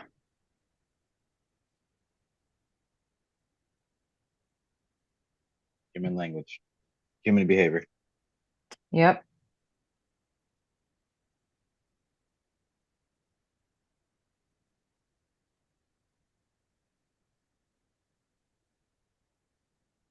We were in the negative digits just the other day, and then we're in the 60s. Like it's crazy. Welcome to Ohio. Negatives.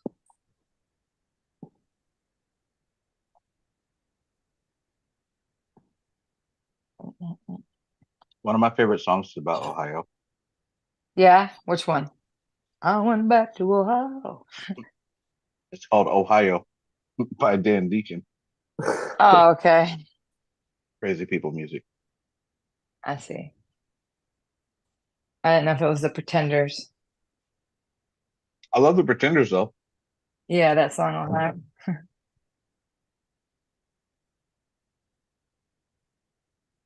Oh my God, my back itches. I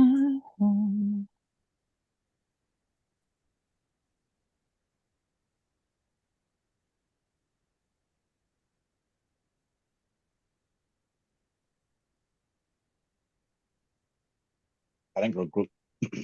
I didn't go grocery shopping, but I cooked myself some fish and threw them into some Nice. tortillas Ooh, fish taco. Oh no, fish enchiladas. with a dash of salsa and some sazon. That's funny that you say I got a bag of chips and salsa right here on my table from Chipotle. Chipotle is live. I love the green salsa. I've been like intending to snack on it this whole time, but been talking, so I wasn't gonna do that. I'm on the phone, crunching in the phone. I waited as long as I could. Yeah. Too good, right? I made chicken paprikash last night. Oh my Well, God. wait, chicken what? Chicken paprikash. What is that? What? You don't know Calling what the chicken police. paprikash? How dare you? Chicken That sounds illegal. paprikash. Hungarian dinner. That It's like sounds a illegal.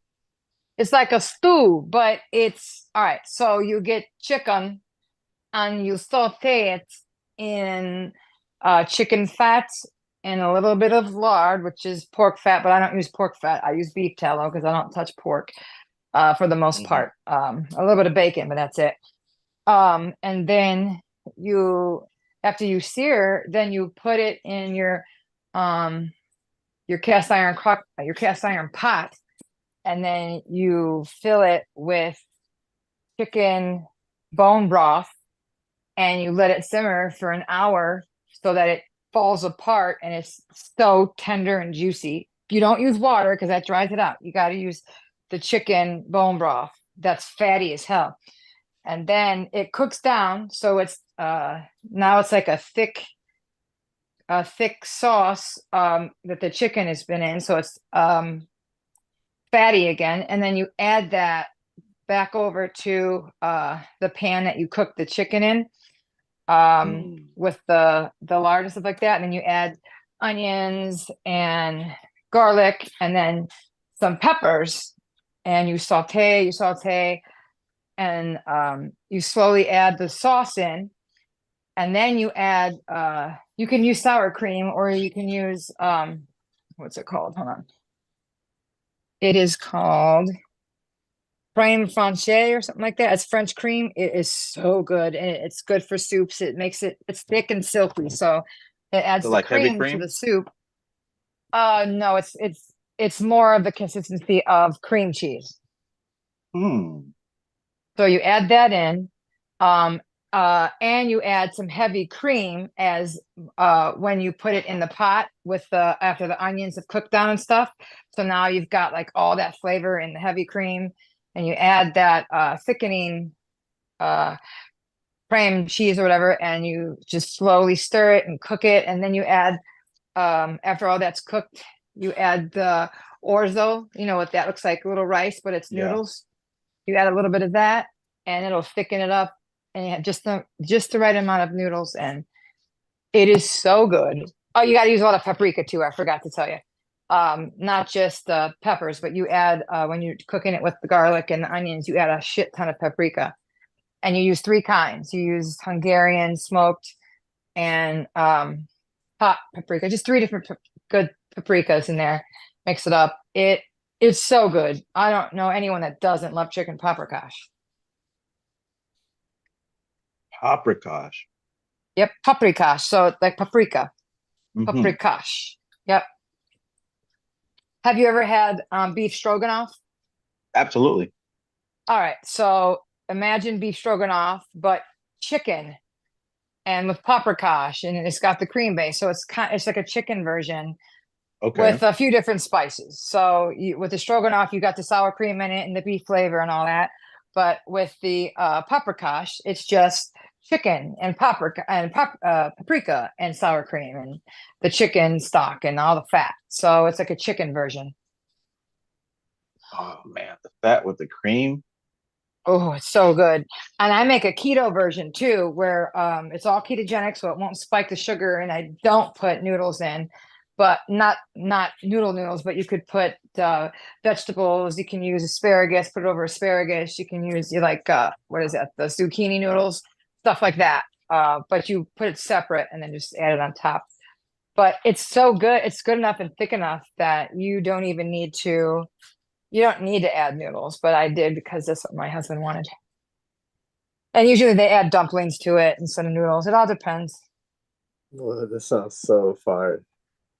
It's super good. See, and now I want to make some for you guys. When you mentioned the keto, how long have you been doing keto? Oh, for a while. So I've always either done the raw vegan or not, mostly raw. So I've done with like a cooked meal at the end of the day.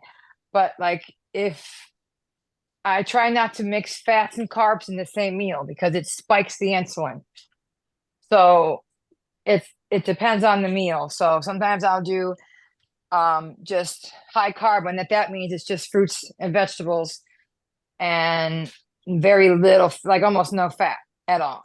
So so that there's no spiking of sugar, because the fats and the carbs fight for room in the cell, and that's what spikes the insulin, and then it causes insulin resistance, and then you can't lose weight and you start to pile it on. With ketogenic, I've been doing that for years now. Ketogenic works really well also with intermittent fasting, but I carb cycle. I've been fat adapted for so long, I still eat carbohydrates on certain days, because then I do my intermittent fasting and I drop right back down into ketosis because I'm fat adapted. So I can have a little bit of carbs. And I also use to make sure the carbs are fiber rich, because the fiber cancels out the carbohydrate. So all that makes a difference, but it does absolutely work. And with ketogenic, people get it wrong. They eat more protein than they should. Like, protein's good. Like, that's a carnivore diet. But like with ketogenic, it's high fat, moderate protein, low carb. So that might be where I've been kind of screwing it up. Yeah, see, that's because what happens is if you have too much protein, it starts to convert into carbohydrates. Geez, you just can't get around it. Yeah, because the body's like, oh, should I need carbs? Oh, this protein I could turn into carbohydrate too. So that happens. Now, if you want to do carnivore, you could do that too. Like, you could do carnivore and just eat like all meats and eggs. But the thing is, I'll tell you this, you can eat any fucking thing. And if you do intermittent fasting, it doesn't matter what you're eating. You will lose weight. It'll come off. You can eat ice cream every day. And if you eat only one meal a day, you will drop weight. You can eat 10,000 calories in that one meal. You will drop weight. I know that seems insane, but first you have to fix your insulin resistance. Once that happens, and the liver has dumped all the glycogen into the body, and then your pancreas has released the insulin that it needs to. Once that has all happened, and you're in a state of ketosis, and you're a fat burning machine, then you have fixed your insulin resistance. Then you could go into your intermittent fasting routine, and you could eat some carbs. You could eat a little bit of junk, as long as you are strict with, I would recommend for someone who's eating garbage, no more than 4-hour eating window. You could get away with it. Yeah, like if you're eating ice cream and you're eating junk food and you can't give it up, but you still want to lose weight, don't only eat 4 hours a day. Don't eat outside of that window. Try to do one meal, but if you can't do one meal, just do two within 4 hours. Don't eat outside of that window at all, and you will drop weight. It will fall off of you. Now, if you want to feel better, I mean, you're going to feel better still, even if you fast, do the intermittent fasting like that, and you still eat junk. You're going to feel amazing because you're in ketosis and autophagy most of the time. And what's happening is your body is eating the dead and dying cells and using them for fuel, regenerating. So then you start getting better sleep, better breathing, all this stuff starts to happen. And you're going to end up wanting to eat better anyways. You're just going to end up not craving that stuff anymore. So like the feeling that people that can't do 4 or 6 hours start with an 8-hour window, but don't eat ice cream. Don't eat junk food. Try not to cook your food. You know what I mean? Cook your food, make your stuff. Don't eat outside of 8 hours. Not even a drink of coffee with sugar. Coffee without anything is fine, but don't drink anything that has calories. Not more than 5 calories takes you out of autophagy. So then you're basically now just starving and then you're losing muscle.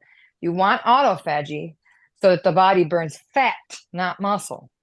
So you want to fast at least, 16 hours, and then you have your 8-hour window. That's the least amount that you could do. That's like a beginner's thing. If you could get to 6 hours and 4 hours, that is more. The longer you go without eating in that day, the better it is for you. The better your body can regenerate. Your circadian rhythm kicks in. Like, you'll be surprised how quickly you can adjust to one meal a day. Even like it happens quick, especially if you keep busy all day long, and then What's crazy to me is three fat meals a day. That's crazy to me. 3 what meals a day?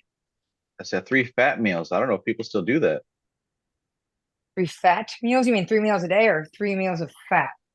Well, 3 healthy, big, gigantic meals. Oh, I get what you mean. Okay. Yeah. Oh, well, the thing is, people are eating 3 meals a day, or they're eating 6 little meals. What's really bad about that is, well, that's a lot 6 of tiny food. ones. Well, they're supposed to be little ones, but the reason they're doing that is because every 2 hours, your hunger hormone, it triggers. So they're trying to keep you out of the hunger state, so you don't go into that fat storing state. But the problem is, when you do that, every time you eat, no matter what you're eating, you spike insulin every single time. And too much insulin in the body, first of all, you die quicker, you die sooner, you become insulin resistant, you're aging the body with too much insulin. You want to be insulin sensitive, and then the other thing is, every time you spike insulin, you have 24 hours before the body can lose weight again. Because once you spike your insulin, it tells the body, hold on to fat and build it for 24 hours. So then you're fighting an uphill battle, because every day you eat, right? So you're having a hard time. So then the people that are eating the 6 meals that are losing weight, they're hitting their insulin still, they're aging themselves. They're causing inflammation. They're causing long-term metabolic issues. So it's better to, if you do 3 meals a day and you do it within a 6-hour window, that's fine. That's great. So you could eat a few meals if you keep it within a window. You know what I mean? So it's more about the window than it is about the time. So like if you have 6 little snacks between a 4-hour window, that's fine, because it's still within 4 hours. So it's different than when you're doing it all day long throughout the whole, like 9 o'clock, 12 o'clock, 2 o'clock, boom, boom, boom. Your body's never getting a chance to regenerate. If you keep it within a 4-hour window, that's the time when the body is going to start to eat and digest its food. So that's the allotted time. So the rest of the time, the body's regenerating. It's the people, what the Muslims that fast, they're onto something. Yeah. there's a reason.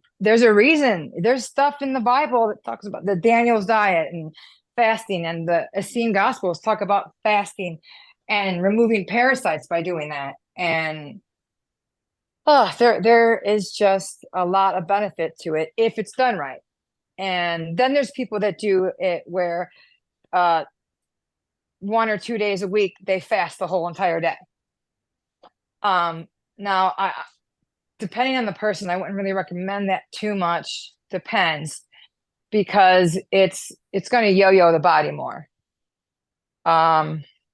It's probably better to do it daily, and have a typical schedule, because if you eat and then you fast, that day that you fast, you drop a lot of weight. But then if you eat normal again the next day, you pick up all that weight you just lost, and sometimes a little more. But then now if you were to fast a few days and then eat and then fast again, that's different. But most people get it wrong, and they're like, well, I fasted and I'm gaining weight. Yeah, you're doing it the way that actually causes you to gain weight. So it's probably better to do it, for my experience, for what I've seen and what I've helped people with, is a daily regimen with an eating window. Just starting at keeping it within 8 hours alone, just doing that alone, along with a healthy diet choice, you're going to see a ton of results. Yeah. I believe in fasting. Yeah, it does amazing things. Hey guys, I'm about to go to sleep. So talk to you guys soon. All right, bye, hon. Have a good one. All right. All right. Thanks for joining. Yeah, thank you Good guys. to hear from you.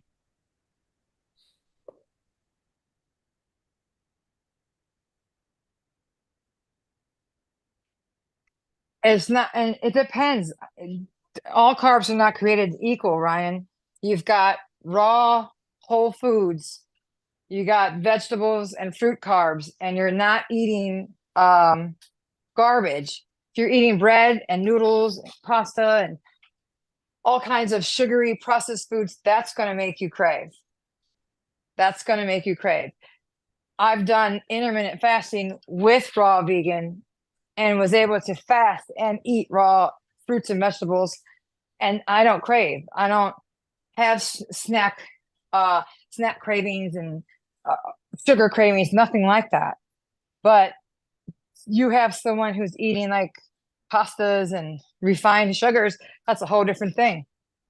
However, likewise, if you move to the other side with the ketogenic and you're eating the proteins and the fats, that's also going to be beneficial. It all just depends. As long as you're not mixing the two in the same meal, then they don't compete with each other.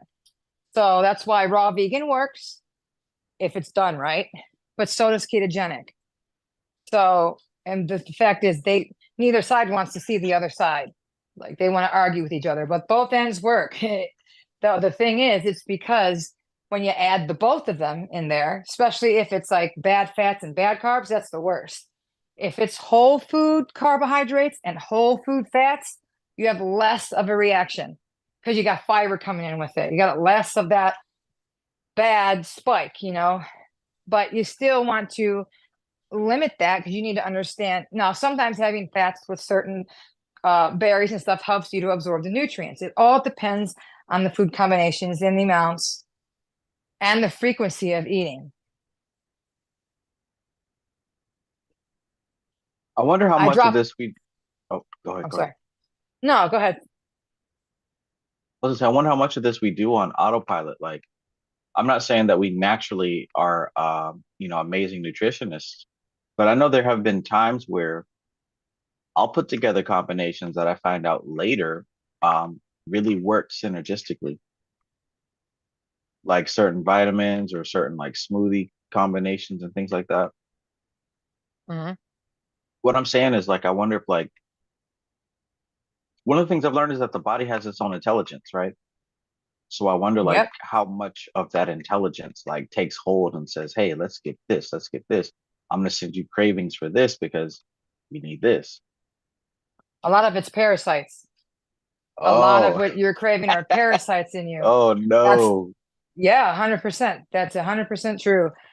And the gut, a lot of people have an unhealed gut. And so you're growing yeast and mold. Whatever you have on the food you're eating, let it sit on your counter and see what it's doing on your counter. It's doing that in your gut. This is why Mm. fermented foods are really important, because they feed the healthy microbiome, they feed the healthy gut, who then takes care of any bad guys, any kind of mold, any kind of yeast overgrowth, any kind of leaky gut. It takes a while. A lot of us have so much repairing to do in our gut because we've taken way too many antibiotics and things that are not good for our gut. Bone broth is also fantastic for the gut. But the other thing with smoothies, don't drink smoothies. It's not going to make you Oh lose weight. no. You're going to get fat. You need to Wait eat a the minute. fruit. Yes, Whoa. eat fruit. Eat your fruit. Let your body do the work to eat up the fruit. Don't cut it up. Don't juice either. Now, if you're going to juice and only drink juice because you need to detox from something, that's okay. And then you slowly ease back into eating.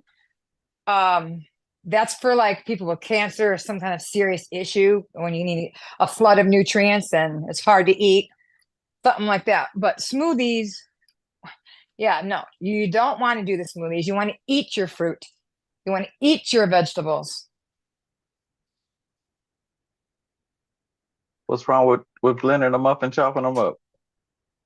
It releases the sugar too quickly into the body. That's why fiber Mm. is there, to slowly release it so you don't have a spike of sugar, so you don't spike Mm. your insulin so much. And also, if you're putting a banana in your smoothie with your berries, it cuts out your phytonutrients. The banana has something in it that's blocking the polyphenols. So bananas need to be by themselves. Berries need to be not with bananas, because it's blocking some of the nutrients absorbance. So you want to know what the combinations are best.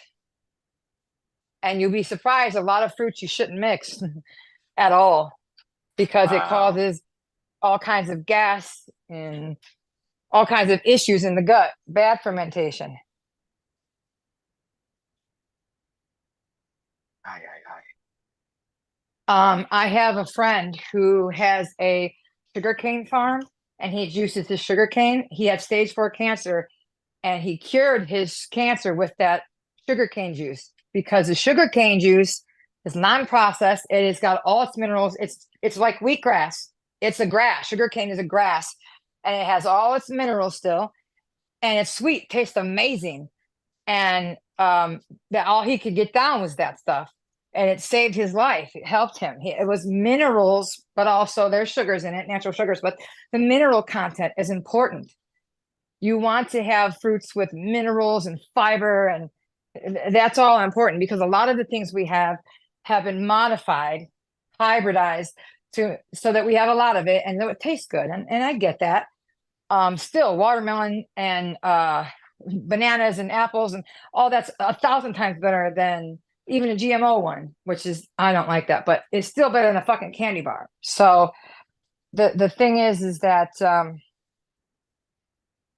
you want to increase your bitter, sour things, especially because of the parasites. And we should all be doing parasite cleanses a few times a year, because they're in there and they are causing a lot of inflammation and your cravings. And like sometimes your mental distress.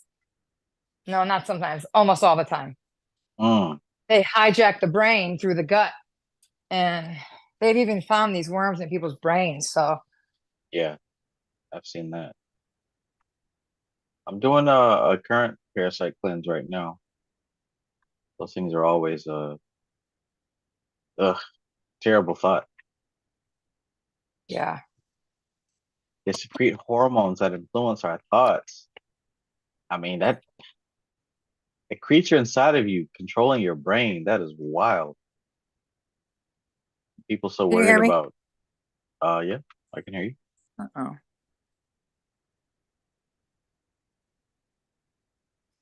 We worried about all these other things that don't matter.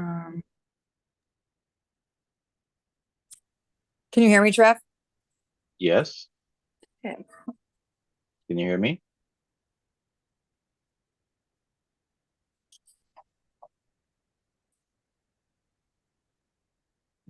Uh-oh. Looks like we might have some Oh, technical all right. difficulties. Hello? Hello? Shit.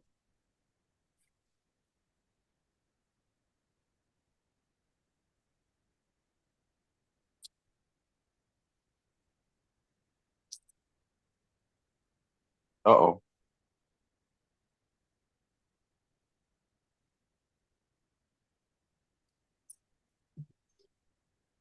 Oh, you can hear me? I can't.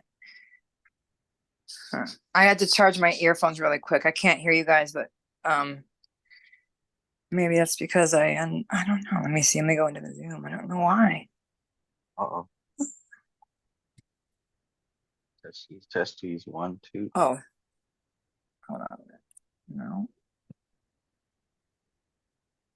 What's your Okay, here we go. There we go. Now I hear you. Jesus. Testes, 1, 2. Testing testes. Yeah, but I lost a whole entire human doing these things. So like a whole entire human off my body.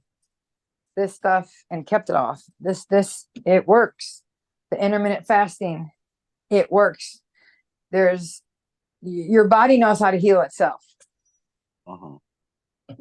And there is just before we have all this abundance, there was fasting and famine. Famine and feasting, so we'd have moments where we have to build our bodies up for the winter because it's going to be scarce, right? So that's why our bodies build the way they do.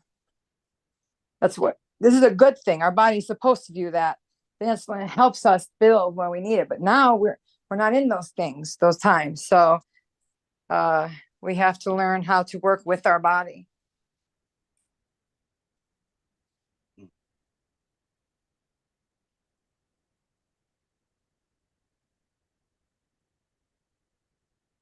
I don't know, that smoothie part, that's gonna mess me up a little bit. I mean, I did blend up my last bit of smoothie stuff, so I suppose maybe now is a good time to go back to just fruits as they are. Yeah. And you have you gotten any sea moss? I do, yes. Good. That's good. So the thing with I'll say this about the fruit diet. As long as if it's all whole food, fruits and vegetables, if that's all you're eating, you're gonna drop. That's just gonna happen. You want to make sure you're not adding any extra sugars or any unnecessary fats. Remember, the fat and the carb together is what's going to spike the sugars to the point where you're not going to be able to lose. Now, anyone who's insulin resistant, it's a little bit harder. It'll happen. It's a little bit harder for them to lose weight right away from fruits and vegetables. Well, vegetables, yeah, but fruits, because their liver is still dumping glycogen in their body, which is spiking the insulin, right? So until all of that, so like a 3-day fast, if you did a 3-day fast and then went into fruit, that's better, because at that point you've drained your liver glycogen and you're starting to become insulin sensitive. So now you're not going to be spiking the insulin by adding fats into it. So you go back into your fruits, eat the fruits and vegetables and eat them whole.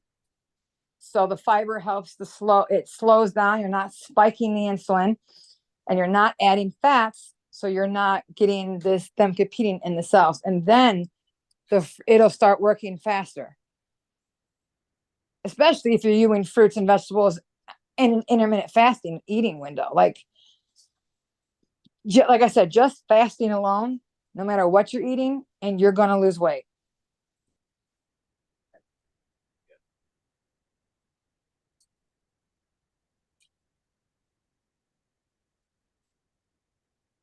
I think fasting's become just a part of my natural menu. Yeah, it is for most of us, especially when we were kids.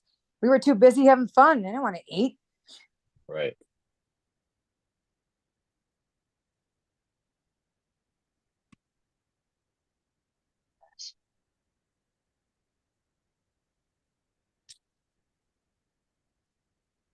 Once a day is usually good enough for me.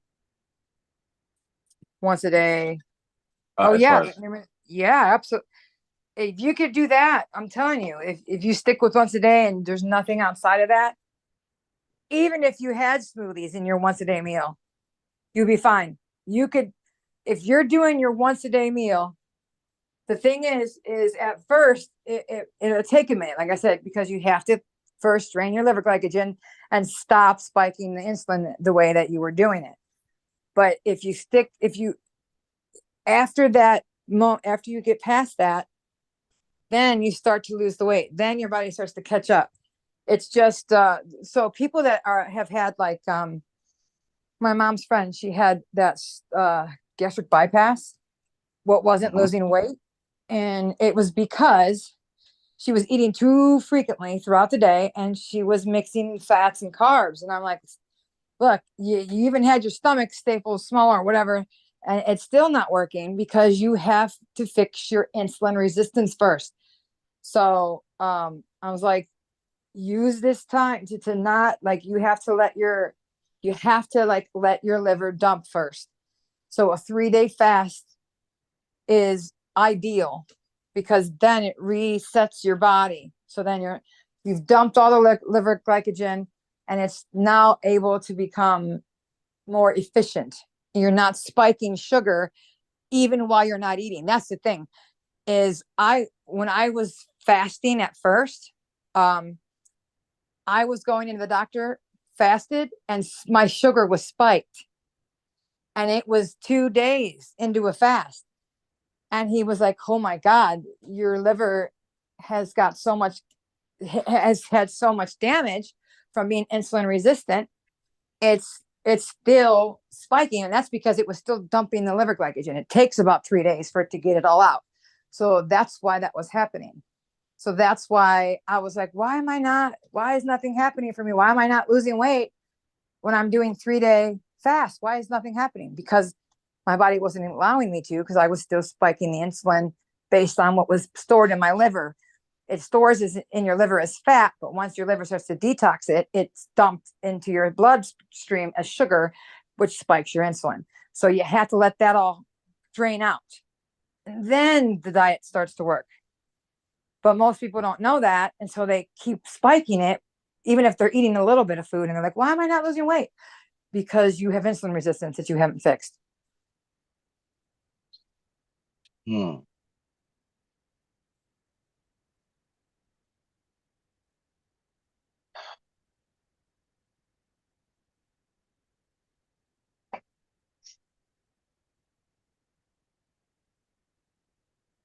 I love these like talks and insights about diet and health, because like on one hand it's like, yay, I know what to do, but on the other hand it's like, damn, I legit have to stop doing something I'm used to doing.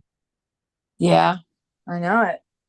It's not so easy at first, but I have learned that when the more information I have to understand it, I'm like, now I could catch myself, because a lot of us were like, what are we doing wrong? Our calories are low. I'm eating healthy. Yeah, but most people don't have any fucking clue they're insulin resistant. Even all the way up to they have diabetes. They had no idea because they don't really test for that. Like, there is a test for it, but they don't think the fucking test for it until it's too late and you're now diabetic. So anyone with 15 pounds or more of fat on their body, over 15, they have insulin resistance. If you have some form of it, sometimes it's not as extensive as others. If you've got like 300 pounds, that's a whole different ball game than someone with 20 extra pounds. So yeah, it's just that your body has kicked into the insulin resistant mode, the fat building mode. That's all. You just have to pick it back out of there.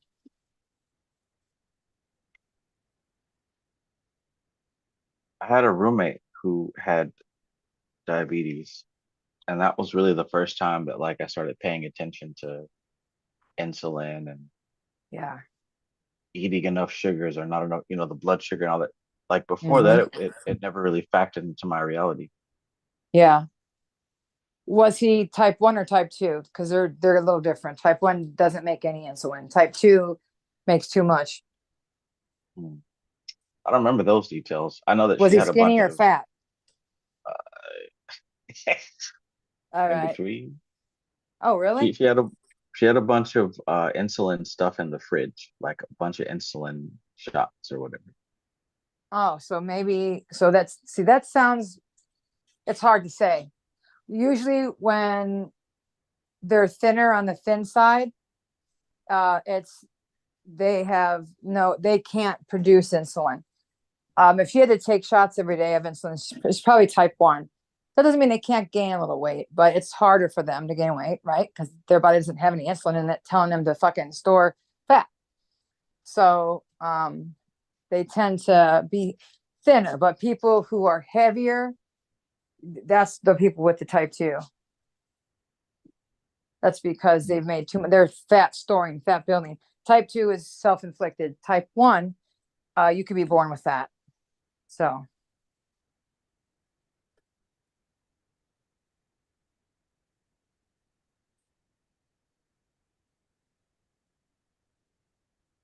Part of my karma is meeting people who have certain type of health situations like that, because like I don't have any, and I've never had to worry about that, but I've had to learn, at least through third person, that there are some people who have to be very delicate and careful with what they eat. Yeah. You know, one person's lactose intolerant, another person, they have a certain immune deficiency where they've got to be extra careful with what they eat, or else it'll cause their immune system to go haywire. Oh, yeah. And like the first time that this came to me, I didn't believe it. Like I literally thought they were just being extra dramatic. But, you know, as I matured and I learned, like, yeah, this person, just because I don't have the issue doesn't mean it doesn't exist. Exactly. So, yeah. Somewhat of a learning lesson to see that, like, you know, some people have to be extra careful with what they eat. Yeah, absolutely. They really do. Especially people with Crohn's disease. Oof. Like, they can't just eat a bunch of fruits and vegetables. That'll tear their gut up. Like, they can't, IBS, like you got to be careful. That's why the probiotic rich yogurts, they're really good. The fermented raw yogurts and stuff are really good. They're diverse.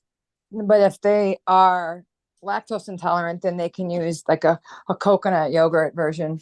But you just got to be careful. The wrong kind of combination could set all kinds of things off. And if you peel back all illnesses, all problems, whatever they are, you peel them all the way back to the source. The source is a mineral deficiency. You got to find out what that source is. That's where the cell salts come in to play. Yeah. Start to learn about the ones you're missing and then go from there. But it's all leading back to mineral deficiency, which then causes inflammation and mucus, which then causes disease in all kinds of forms. And then, and cancer is actually saving your life. It's doing its best to not spread that shit everywhere. It's trying to keep it within the thing it's turning into, within the tumor. It's trying to not, that's the body's way of not letting the shit get out of hand. But sometimes you let it go too long and now it's pressing on an organ, and you know what I mean? So our body works for us. We just have to learn to work with it and not think we're smarter than it. You just have to understand how it works and get out of its way and give it what it needs. A lot of times it's just don't do shit. Don't feed it. Let it fast. Yeah. Let her sleep. If you got extra body fat, you've got food. You're not going to starve. Drink water. You're good. What's that doctor on My 600-Pound Life? You're not going to starve. Do you look malnourished? That guy's hilarious. Do you think you're malnourished? You're not going to starve. So we're tapping into something different then. It isn't so much like I need to eat. It's basically there's an emotional thing with the food. It really is for a lot of us. It really is, because food is bonding, food is love, food is creative, and all kinds of wonderful things, where food used to just be survival. You know, that doesn't mean that they weren't enjoying it with their families and stuff, but it's a luxury a lot of times now, instead of like you're doing just what you need to be healthy. Now you're adding all these extras and these. It's one thing to have treats once in a while, but we are gorging ourselves constantly in extras and luxuries and goodies, and like, you know, it's everywhere. You know, it's easy access. It tastes great. Oh, it's right there in front of me. It's, you know, it takes a lot of reprogramming and knowledge to go, but that might taste good, but it makes me feel like shit. What's in the ingredients? Red, yellow dyes, poison. If it's not you want to turn and read it, and if it's got a shit ton of ingredients and the first ingredients are canola oil, soybean oil, put that shit down. Those omega-6s are causing so many problems in everybody. And the fucked up thing about omega-6s, you know, black seed oil and how amazing it is, right? Yeah. Well, especially if you can't have it heated, but black seed oil is an omega-6, a naturally occurring omega-6, but it's got the thermoquine or whatever it's called compound in it that makes it anti-inflammatory. Omega-6s are not the best for us, especially when they're heated. Now, the thing is, we're getting flooded with omega-6s in all of our foods, in every canned food, in your jar food, in your dressings. It's the first ingredient: soybean oil, canola oil, corn oil. Those things are cooked omega-6s that are extremely carcinogenic and inflammatory, which, because we're getting flooded with them, when you go to use your omega-6 black seed oil, it causes a problem in the estrogen. It's supposed to, like, so if you use black seed oil, you want to make sure your omega-6s are only coming from something like black seed oil or healthy sources. None of the cooked, rancid omega-6 oils. Rancid. Like grapeseed oil. Yeah, because once they're cooked, they're rancid. They go from beneficial to problematic and inflammatory. You can't add heat to the omega-6s. For just a lot of the oils, you can't add heat to them. Once you do, they are no longer beneficial and they're inflammatory. So if you read your black seed oil bottle, it tells you to keep it in a cool, dark place, away from heat. And that's because you will fuck yourself up if you get it hot and then take it. You don't, it's just, and then the thing is like something like olive oil. There is a little bit of linoleic acid, and that's an omega-6, but it's like 0.1%, 3%. It's predominantly oleic acid, omega-9. So things like that, like your sea buckthorn oil, your olive oil, your moringa oil, your castor oil, those things are your jojoba oil. Those are better because they're higher in 7s and 9s and 5s. Pomegranate oil, stuff like that. And if they have any omega-6 naturally occurring, it's in a lesser amount and it's not the dominant. So the other counteracts. You need a little bit of omega-6, especially naturally occurring omega-6, but all that cooked shit, vegetable oil, corn oil, canola oil, soybean oil, no, that is the worst for you. The worst. Soybean especially. They pay farmers a stipend to grow the soybeans. The government does, right? And then they're allowed to turn around and also sell them. And they're GMO. And what they do is they make them glyphosate resistant, so they don't die from it, but it's sprayed all over it so that it kills all the pests. So all of the soy is full of that. And then all of these farmers, you know, they're getting double pay, of course, to make it the way that the government wants, so that they can then turn around and sell it to the billionaires, who then put it in all of our food. And then the other half of it goes to the feed to the animals that are conventional, and that's unregulated soy. So that's why you read some things that say these chickens were not fed soy, this cow was not fed soy, because they're feeding it to and it's like terrible soy. Unregulated soy. Unregulated soy, GMO, it's all GMO, all of it. It's like 95% of soy is GMO. Now, the soy that is grown in Japan and fermented is a whole different thing. And it's, like I said, it's in Japan. So, it's hard to get a hold of, and fermented things are much better for you, but it's grown clean too. And then it's got phytoestrogens. So the thing with phytoestrogens is it's like, oh, it increases the estrogens in the body. Well, the thing is what it does is it blocks the bad estrogens and allows the good estrogens to build up. But we're being bombarded with estrogen. So you also don't want to be taking in extra estrogens. There's already too many of them coming to us, and that causes cancer. So there's just, And we got this coming in from every angle. So, I mean, the world is... Exactly. That's what I was saying with earlier. It's our food, our clothes. We should be wearing linen, wool, cotton, not together, but separately. Like the clothing we wear, they know that the frequencies it gives off is toxic, is death. And we're wearing them, just wearing the stuff on our bodies. Not good. That's why you're supposed to wear linen or wool or cotton, 100% cotton. There's that. And then you've got the air. Everyone's got fucking allergies. No one could breathe. The water, let's not even get into that. Man, okay, so I done gave up tap water years ago. Yeah. And I see some wild dude on TikTok talking about how now tap water is bad for us because it has microplastics, and you can't drink the tap water because of all the microplastics in it. Right.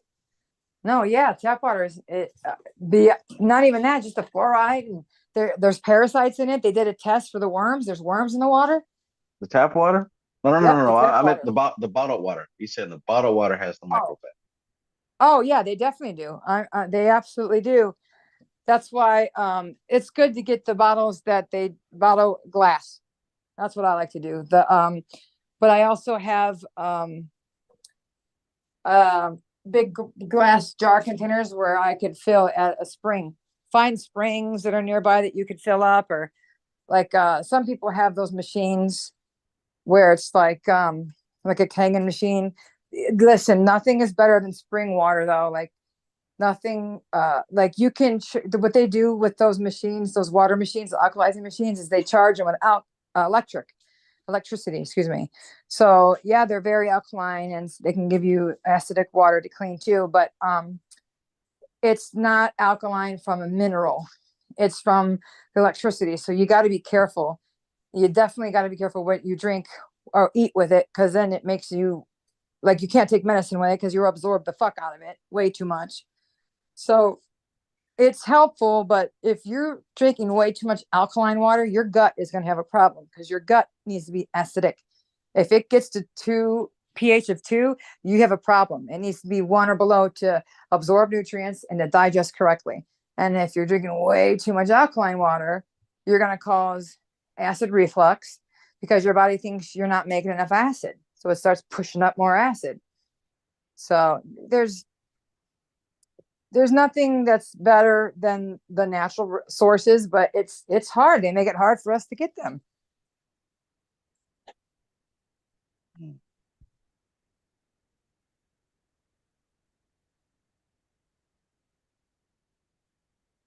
I like mean, to clean rainwater too. Straight from the source. Yeah. But I mean, the sky got them, they spray all kinds of shit, but what I do is I test my rainwater on my plants, and I see the noticeable difference between when I use distilled water, tap water, and rainwater on my plants, and the rainwater makes them grow huge and quickly. So I use the rainwater. With the Ormus? Oh yeah, I use Ormus too, yeah. Speaking of which, I need to go ahead and take mine. Heck Oh, yeah. I forgot. Past This is couple why days. acid rain was good, because it helps you, it helped the ground to absorb nutrients. You need acidity for that. Too alkaline and the ground dries up. So, you know, there's fads out there. Your body, alkalinity comes from the food you eat. Like the fruit, like the citric acid is an acid that makes your body alkaline. So like it's through the process of digestion becomes alkaline in the places it's supposed to. When we try to like force it with putting alkaline substances down our gullet too much, instead of letting the body do it and then turn it in that, you know, we can cause a disruption in our pH, just like people that overwash their body or people that put soap on their vagina, which is terrible. Oh, No soap in the vagina. no, I can't tell you how many women don't know better. Like, and there's a lot of soapers in my community who make yoni soap. So I'm like, girl, no, you cannot. You are going to cause more of a problem. It's too alkaline. So, wait a minute now. How are we supposed to clean that thing? You're supposed to, it's self-cleaning, but and it's every time a woman has sex, she's supposed to rinse, because the men's sperm is alkaline and her vagina is acidic. And that's where smells start to build up, and you have to cleanse it out, wash it out. But you could use, that's where vinegar came from, vinegar douches, because it needs to be acidic. Or you can use something like that, or raw yogurt, probiotics. You feed the good bacteria, you clean with it. Now, if you're sweaty and stuff, you obviously wash your legs and stuff, but you don't put soap up there. The soap immediately starts to kill all the good bacteria, and you'll get a fishy smell immediately from that. Immediately from the soap. Yep. So you have to use pH balance, probiotic type things down there. It has to be the right, because if you're killing all the good stuff, it's a problem. So if you just keep up with, soap on the outside, not on the inside. Yes, God, never on the inside. But also you're That not makes even sense. put it on the lips or anything like that, because it gets on the inside. You're supposed to just rinse that area and use yogurt, raw plain yogurt with probiotics in it. Not only will it smell good, but it'll taste good. Okay. Not even on the lips. Trust me.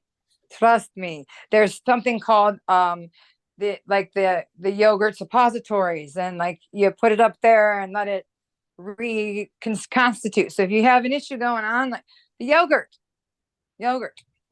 people have put fucking garlic in their vagina. I'm like, no, antibacterial, because it's antibacterial, but it's killing all your good bacteria now. Now it's put you way out of balance. Now you need boric acid. Now you need probiotics. It's just the whole thing.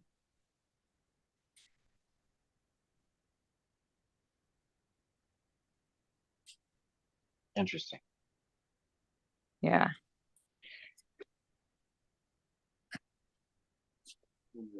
All right, hon. Apple cider vinegar is a friend. Yeah. It's good for you.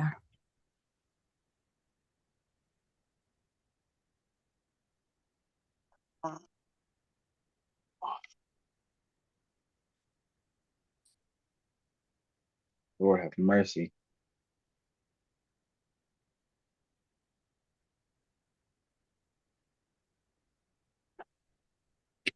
Yeah, it's real important for the women to sit in the tub and just soak a little bit. It's Epsom salt, some minerals, and just you'd be surprised. It's all you need to do. But what'd you say? I wonder if sea moss would be a good thing. Oh my God. Listen, I wouldn't wash down there with sea moss. Sea moss smells like the sea. You want to hear something hilarious? My son said to his sister, how come some women smell like the sea? I was like, oh, Gino. I was like, who was it? He's like, no, I'm just wondering. That's what I've heard. I was like, which girl? I was like, oh man. And I was like, she's gotta, after you, I was like, if you guys are doing, you gotta make sure she goes and flushes and cleanses and So I was like, because when you have sex, your sperm is alkaline and her vagina is acidic, which makes a funky smell. It changes the pH in there. So you gotta work all that, clean all that up. Oh God, that's why you're supposed to pee after sex, all of that. It was so funny though. I'm sorry, go ahead. Everyone's different, but yeah. Yeah. It's so funny though, the way he said, how come some women smell like the sea, the salty sea, or something like that? I was like, that's a nice way of putting it. That's a nice way of putting it. Usually a different term is used, but that you get the picture. Yeah. Yeah.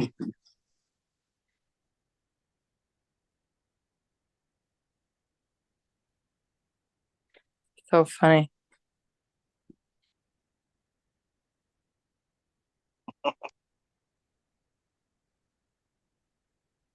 I haven't experienced that, so I guess I can count myself fortunate. That's good.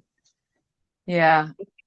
But I know it exists because everyone else talks about it. But every girl that does the overwashing, puts the soap up there, and she's thinking she's doing it right. I don't know what's wrong, and she's fighting against herself, and she makes it worse by soaping it up every fucking time. And I'm like, you've killed all of your good bacteria. I knew this back in high school. I had so many friends asking me things that their parents should have been telling them, but like I'm like, you made it 1,000 times worse. You got a yeast infection now you got bacterial vaginosis. Damn. You need to get all that and get it regulated. You need to get that back in order. It's basically just like the gut, out of balance. Your vagina's microbiome is out of balance. You need to put it back in balance, clean yourself up. Oh God. But it needs to be done in the right way. You got to work with your body's pH.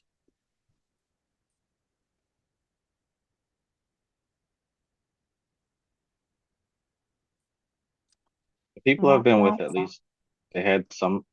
I don't know. They were never really like spiritual, but they seem to have some type of knowledge about themselves to That's at good. least take care of that part of it. That's good. Yeah, there's a lot that know, and then there's a lot that don't.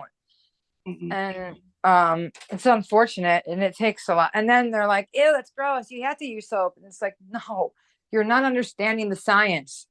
Right. No, you're making it worse, sweetheart. I know in your brain you think I have to wash.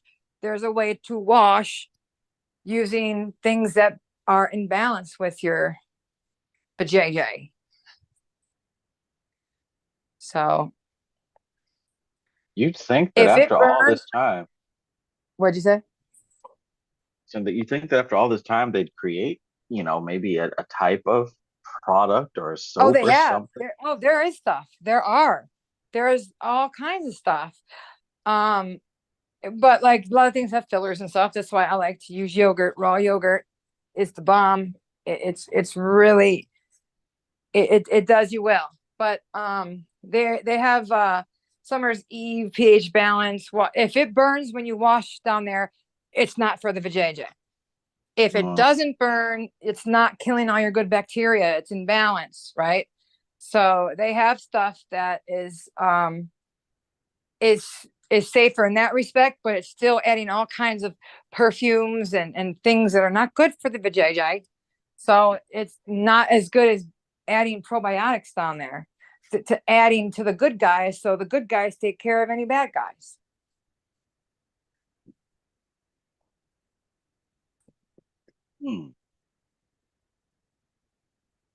There's this lady online years ago. I used to watch her. I forgot her name, but she used to talk about filling her the old-fashioned douchebags, the big red douchebags, with the raw probiotic yogurt and spring water, and then she would insert it into herself and flush all up in there, and like have a whole 15-minute holding session, you know, where it's all up in there. And then she'd wash the back too after. And she swore by it. She swore by it. And she was one of the naturopathic doctors. And this is where I knew about the washing with yogurt, but she would like sit it up inside of her. And like she goes, it helps to regulate up there and keep things going. And he goes, oh, and it makes it taste good. But she's not wrong. You know, the raw yogurt, the raw milks, probiotic rich is important because then it helps to feed your good guys down there.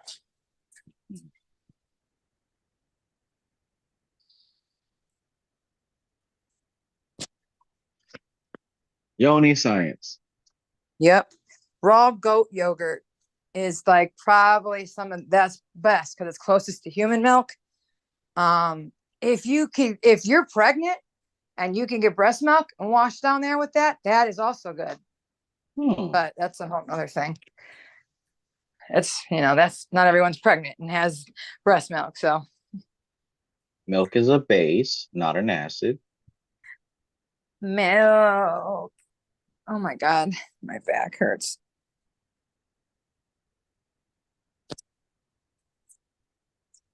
Brian DeLion, which I'm going to assume is a man, says you can use Castile soap. Castile soap. No. Castile soap is good for that's like raw soap. That's the soap that I make. But you don't put it in your vagina ever. Never, never, never. You wash it's still, all soap is alkaline, unfortunately, which is why you don't want to overwash because it strips your skin's barrier. So you wash when needed and you use things that have fats that are like jojoba, apricot, sea buckthorn, olive, less coconut oil. Coconut oil is very alkaline. It's very stripping, but it's really good for like a soap for a mechanic that needs to get all the grease off. So it depends on how much you need to strip off your skin. It depends. But Castile soap, Bastille soap is real gentle on the skin out of all the soaps. But you still don't want to put it in your vagina. Ace says, whoa, breast milk. I can start that tomorrow. Awesome. Are you kidding? You're lucky. Oh, that's awesome. I wanted to make breast milk soap. I was recently pregnant, but I miscarried, so I didn't get a chance to do that. But I was like so excited to make breast milk soap, but I gotta wait for someone else to get pregnant. Yeah, because just like goat's milk soap, you just use the breast milk. But obviously that breast milk, you use it in the family it came from. You don't sell it to anyone. But I get people who are pregnant who ask me to use their breast milk in the soap that they ordered for them. Oh, congratulations on your baby, your 10-month-old. That's awesome. Yeah, breast milk is so, you could put it on cuts. You could put it like it's good for all kinds of stuff, for your face. It's really good, really, really good. You know, there's bodybuilders that drink the breast milk, like the colostrum especially. But yeah, I take that too. Oh yeah, it's good I've been stuff. taking that for years. It's a good stuff. Oh my gosh. Just take some today. Oh yeah, that's awesome. Cool. Yeah, the STDs do spread through toys, like, and not even just STDs, just like all kinds of, I don't know. There's a lot of things that could spread through the toys and like plastic. They're all kinds of things. Great, just add more to my paranoia. See, this is why I keep to myself, so I don't use have a glass any problem. one. Use a glass one or a crystal one. 7 teeth and breastfeeding. Ouch. Oh. Yeah, but guys, if you got your girl and you like to give her the yogurt, tell her to wash with it. You'll enjoy the next time you guys are alone in the bedroom. Yogurt. Yep. Makes the kitty cat taste wonderful. Look, I know you don't believe in all this demon stuff and all these gods and spirits, but at least try the yogurt, all right?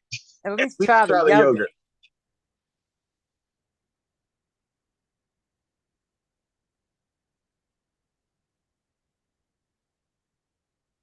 You're talking about urine therapy. We all did it in the womb, but you need to be in a clean diet, and you need to be in the healthy position to be taking in the urine therapy. I can't bring myself to do it. I have friends that do urine therapy, but I can't. You can take do the homeopathic where you drop drips in it in like your eye or under the tongue, real small ones, but urine, I can't do it. Like, we did it in the womb. We all did it in the womb. Urine is literally blood plasma. It's literally the same thing, and it helps to build the body up. It does. It's sterile, but I'm good. I'll take spring water, mineral water over pee pee. Yeah.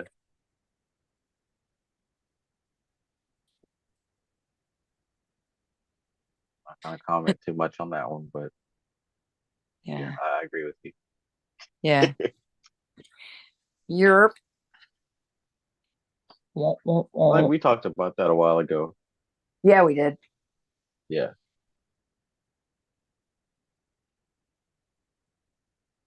It sucks because like there's a lot of good things, and there's probably most of these good things can be done in moderation and be okay, but Yeah. the fact that so many things become fads, it's like Yeah. it blows them out of proportion to the point that a lot of people just throw it all in the trash.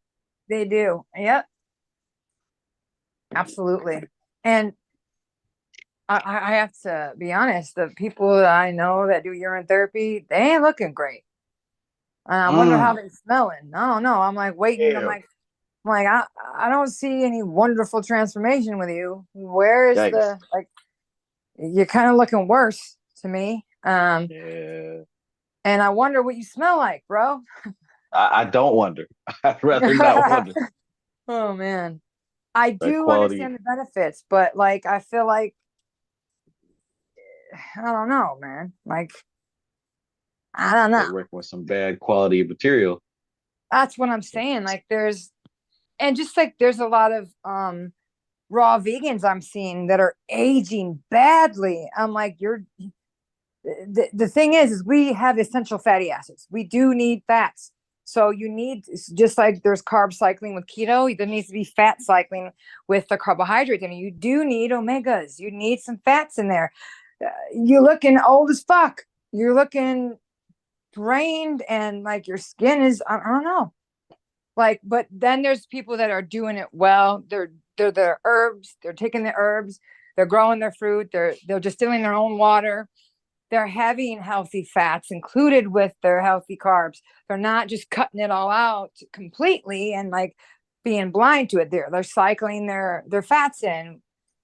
You know, I don't know. I feel like each side demonizes the other macro so much that they're afraid of it, when all you have to do is just learn how to cycle it in and learn when to eat it and when not to. Yeah,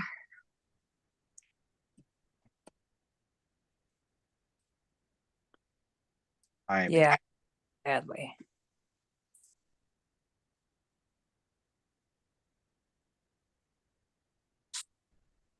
Yeah, some milk does have blood in it.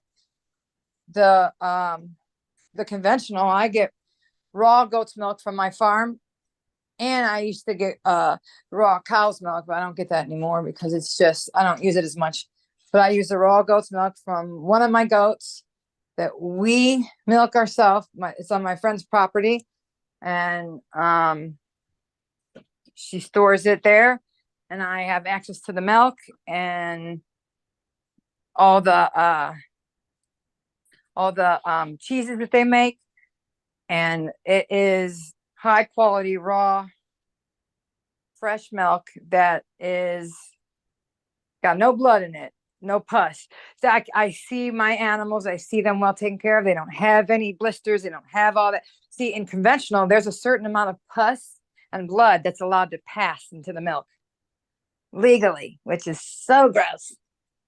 But when you have access to your own milk, you know what's coming out and what's not. And the you could see the udders, you could see you're the one putting the milk in the barrel. So you could see what's happening. You could see if blood gets into it or not. Raw is always going to be better than conventional. As soon as you cook it, just like omega-6s, you cook it, it is no longer beneficial in the way that it was. Your body now is like, what is this? They give you a mucus response. The enzymes that you need to digest are in the raw milk.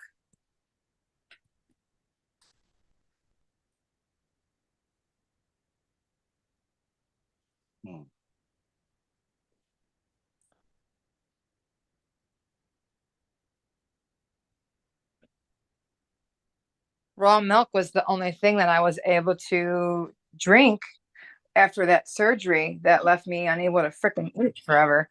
The raw goat's milk is what saved my life. I couldn't get anything down. I couldn't even get water down because it was the weirdest thing. But milk, the raw goat's milk was what I was able to get down, and it saved my ass because I was so weak and a lot of my hair fell out. I don't know if I told you that, like 85% of my hair fell out. It was that bad. But that, and I started taking olive oil extract and high polyphenol olive oil, and I started feeling better and my hair started growing back. Was that you telling me about the rice water or no? Yes, the fermented rice water, absolutely.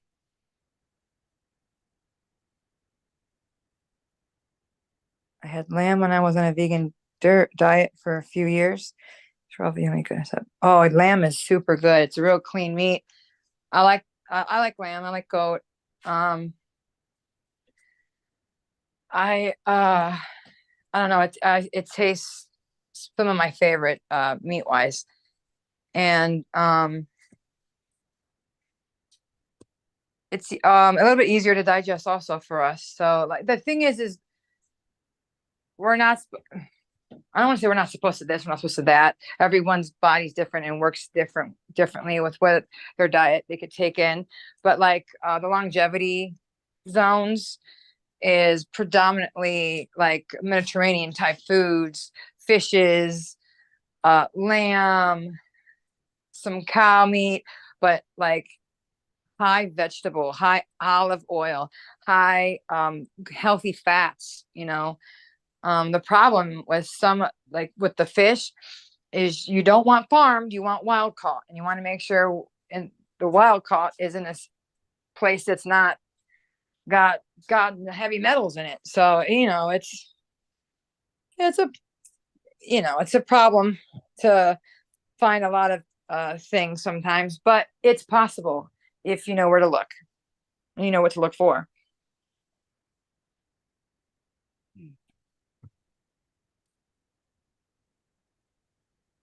You know what, Ryan? During World War II, when they had blood plasma shortage, they used coconut water in its place. Coconut water is another really good source, a really good thing to drink for building up the blood, like chlorophyll.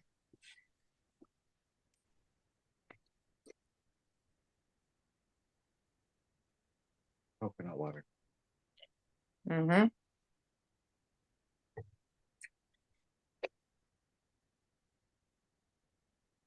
Well, they didn't tell you to avoid lamb or goat in the Bible. It was pork. And that's because of the parasites that are in the pork. Pork and a couple of things. But like if you follow the Daniel diet, water and pulse, basically that's like fruits and vegetables.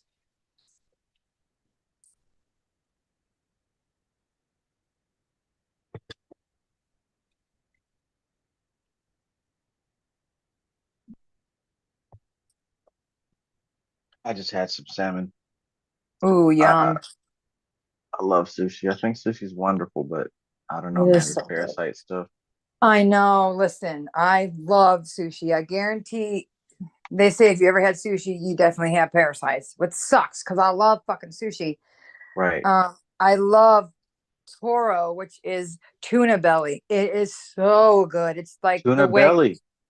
Yeah, it's the wagyu steak of the sea. It is the best fucking fish raw. Like it's like butter. It's so good. And then I love sea urchin. Oh, so good. So good. But so there's a lot of benefits to it all, but the problem is like there's probably, parasites in there. So just do parasite cleanse 3 times a year. Well, as I said, I'm doing mine now.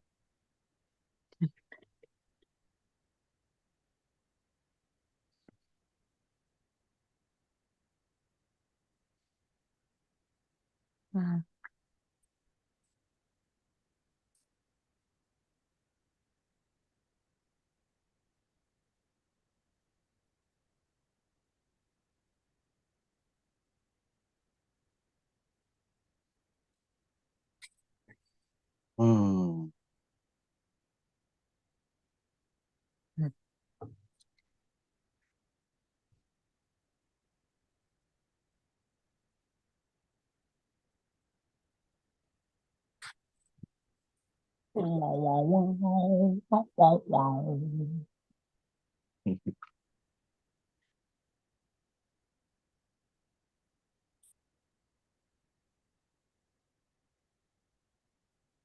I cannot believe how long we have been on this live.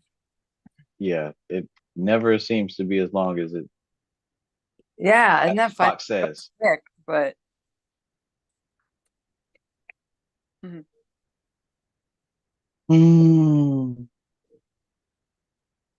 But yeah, I think we're getting close to that time where the sun's coming. yeah, my kids will be getting up in 2 hours for school. Thank God it's Friday. Oh yeah, my kids should be arriving today after school. Nice. We got a little cookout we're doing this weekend. Heck yeah. I love cookout. Hey, buddy. Do you need me to do your hair? You all right with it? It's a little frizzy this morning. Oh, that's nice. You were on live. Everyone heard you do that. I'm on Travis's thing.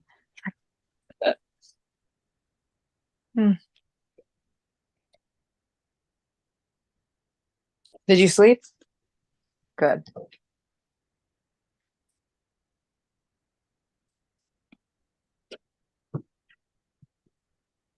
There's cereal. I think. It's the granola stuff. I think your dad ate it all. I thought I had, the grain-free granola stuff. Do you want me to make Belgian waffles? Belgian. Yeah, I got a waffle maker, and oh my God, I made the best freaking Belgian waffles the other day. I was like, holy crap, I never made Belgian waffles before, and then it was like fancy as hell. So now I'm like looking for excuses to make it. No, that's mine. I've been waiting to eat it because I've been on the phone. Hold on, you looking for something else? Do you have any more chips in your room from Chipotle? Oh, look, I forgot I got these grapes right here. Brand new. The red grapes from Whole Foods. The good ones, the table grapes. Those are the real good ones.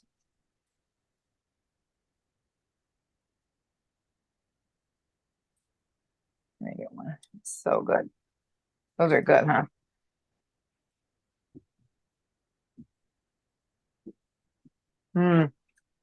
Yeah, he took off with the grapes.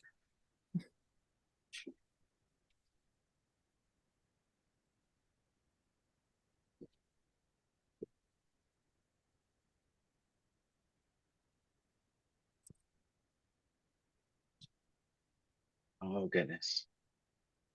Well, Kristen, I hope that our conversation can leave you with positive feelings. I can say that it did for me, even though Yeah. my equipment was fucking up. Hold on, let me write something down.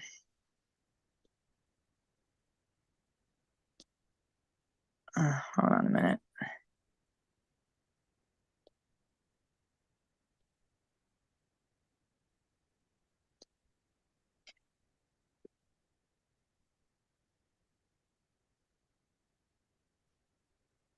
Did it? Okay, yeah. But I left my Facebook information for anybody that wanted it. All right. And That.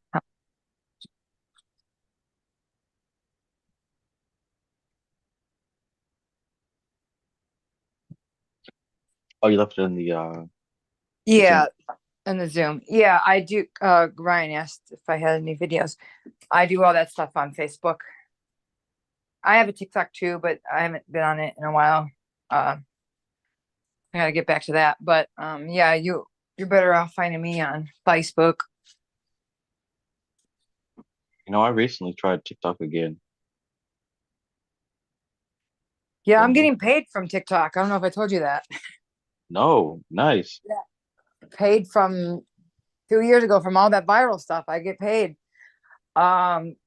just by doing nothing because I already did it. So I have to get back to my channel and get back at it. I just want to do the right thing again. I don't know if I want to go back to doing the paranormal shit that, so I just want to plan what I'm going to do. And I got it. Like I said, I have to have the energy and the focus back on it. I don't want to be half-assing it, So yeah, I'm going to go back to it and make videos again and follow the algorithm I did that. I can't even believe I woke up to 7 million fucking views. That was insane. Oh, my son's like, more people have seen your video than live in our town. I said, holy shit. That's dope. That's nuts. That's crazy.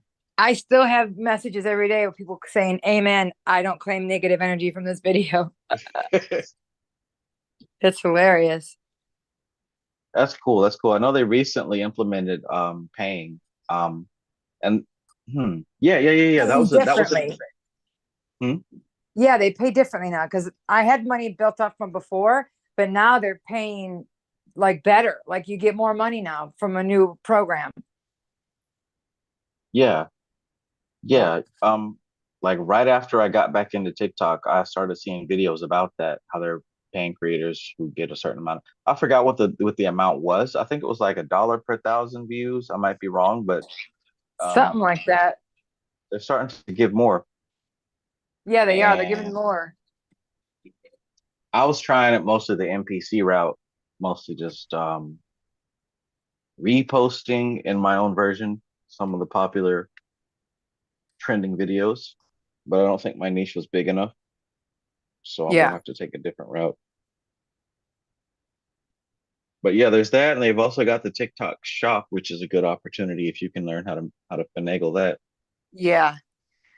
I see a lot of people making their soaps and stuff like that going viral. So I'll probably take video of my soaps and stuff like that and see how that goes. But most of, they all love my paranormal and like the shots of fucked up shit, like the kids that had that were left behind and abandoned by their mother and like the studies on them and stuff like that. That's the stuff people liked on my channel. It's TikTok. That's a different audience. Give those people what they want and get your money.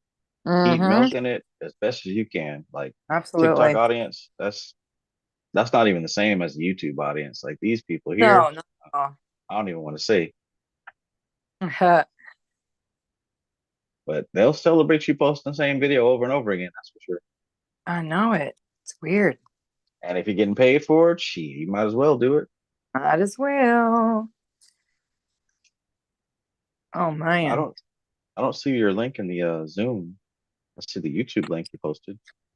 Yeah. Wait, what? Yeah. Did you say you posted a Facebook link in the Zoom? Oh no, I put it in the comments on the YouTube.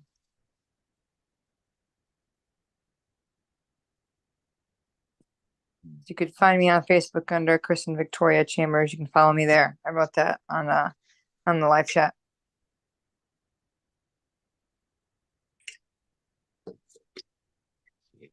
Yeah, residual payments.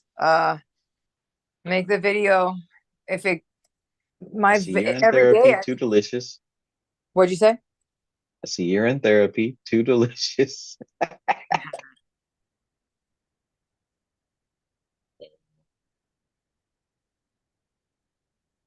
I mean, man. I guess I know a lot of times some of the stuff doesn't pop up for me in the chat. Yeah. Oh man. Well, I think I'm gonna jump off here so I can start getting ready and getting the kids up and getting them ready for dropping them off at school. But it was a pleasure connecting and talking with everybody. Yes, ma'am. It was a pleasure to have you back. Absolutely. We have to do this again soon. Yes. Thank you, everybody in the chat. Have a very good weekend. Yeah, we're still on live. We went 18 hours, 20 hours before. Shoot, they don't know. These new folks They don't don't know. Y'all still on. I do have an IG, but I'm never on it. Like at all. Even people message me and I don't even know it because I'm never on it. It's Witchy Woman Beauty. Which is, yeah. Hold on. She said she didn't see the Facebook link either. Hold on a minute. You guys, it says here, under Witchy Crafter, that's me. And it says you could find me on Facebook under Kristen Victoria Chambers. You can follow me there. If you scroll up a little bit. Here, I'll write it in one more time.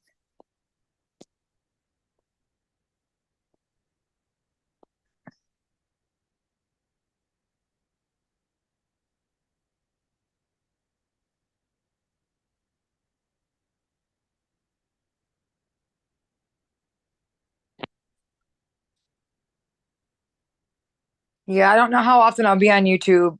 I can't promise anything, but I do plan on, coming back when I can. But if you have, any questions or something, you can find me there. Thank you, Ryan. All right, guys. Well, have a very wonderful weekend, and I will talk to you guys on the flip side. All right. All right, bye, Peace. Trav. Peace. Have a good weekend. You too, hon.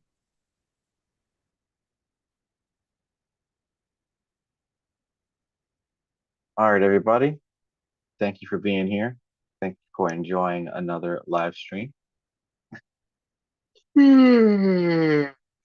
Oh my goodness. It is late or early, depending on what time you woke up or fell asleep. Very interesting subjects covered, as usual. And yeah, please bear with me as I get my technology straight. You've probably heard me bemoan the fact that my computer and my phone and now my microphone are out of commission. So I've got to do some investments in my tools. Surprise. But hey, we make do with what we have. So currently this is what I got to work with. All right. So appreciate you guys hanging in there. I think we had a decent conversation. Pretty cool with Alora, with MC Maestro, with Amar, with Kristen, not Christian, Kristen. And everybody had some pretty insightful, interesting things to add to this conversation. So hopefully you guys hit the like button and hopefully you tune in next time. Listen up. Cyclomancy class. We did it.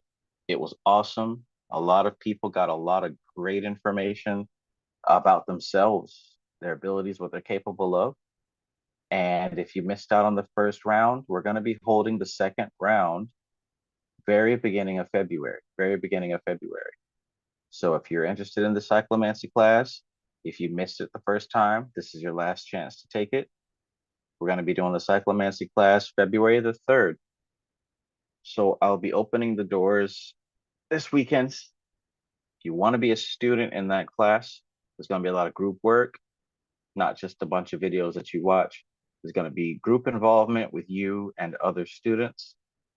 So like I said, if you missed out the first time, this will be your last time to take it. So decide if that's what you want to do. And I will give you the necessary information here in the next couple of days. Until then, be aware of your chart, be aware of what's going on. And, you know, we got this Pluto and Aquarius thing, as well as a couple of other combinations happening. But if you've been feeling like life has been a bit hard on you lately, if it's been a bit overwhelming, stressful, if things seem to be falling apart, whether it's your computer or your bathroom and kitchen, like what Alora talked about, please understand that this is not a curse. Nobody's hexed you. You're not in trouble. You didn't do something wrong. But rather think of this as an opportunity to explore maybe where you've taken something for granted and how you can adapt to your current circumstances and maybe even come out better than you were before. All right, all right. All right. So thanks for being here. And I hope you got something very beneficial from our conversation. Timon, peace. Timon says, when are you doing the Capricorn reading? We'll do that next time. Yes, we'll do that next time. Next time I pull out these cards, it may be on Wednesday. Wait, what is today? Thursday? Shit. I'd love to give you a date, but I mean, we can say within the next couple of days. More than likely, probably next Wednesday, I'll be doing another read. So, yeah, just be sure to tune in. And as soon as I see your name, we'll make sure that we get the Capricorn reading.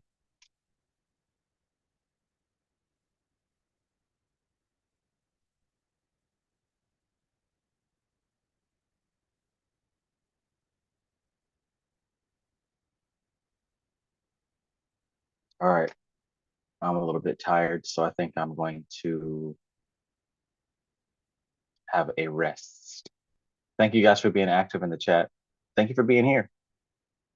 And that's it for me. I'm going to wish you good night. Good night, and keep being awesome. So this is TK Trav, aka Travis Magus, here with LVX777. I love you all. Have a splendid night. Peace.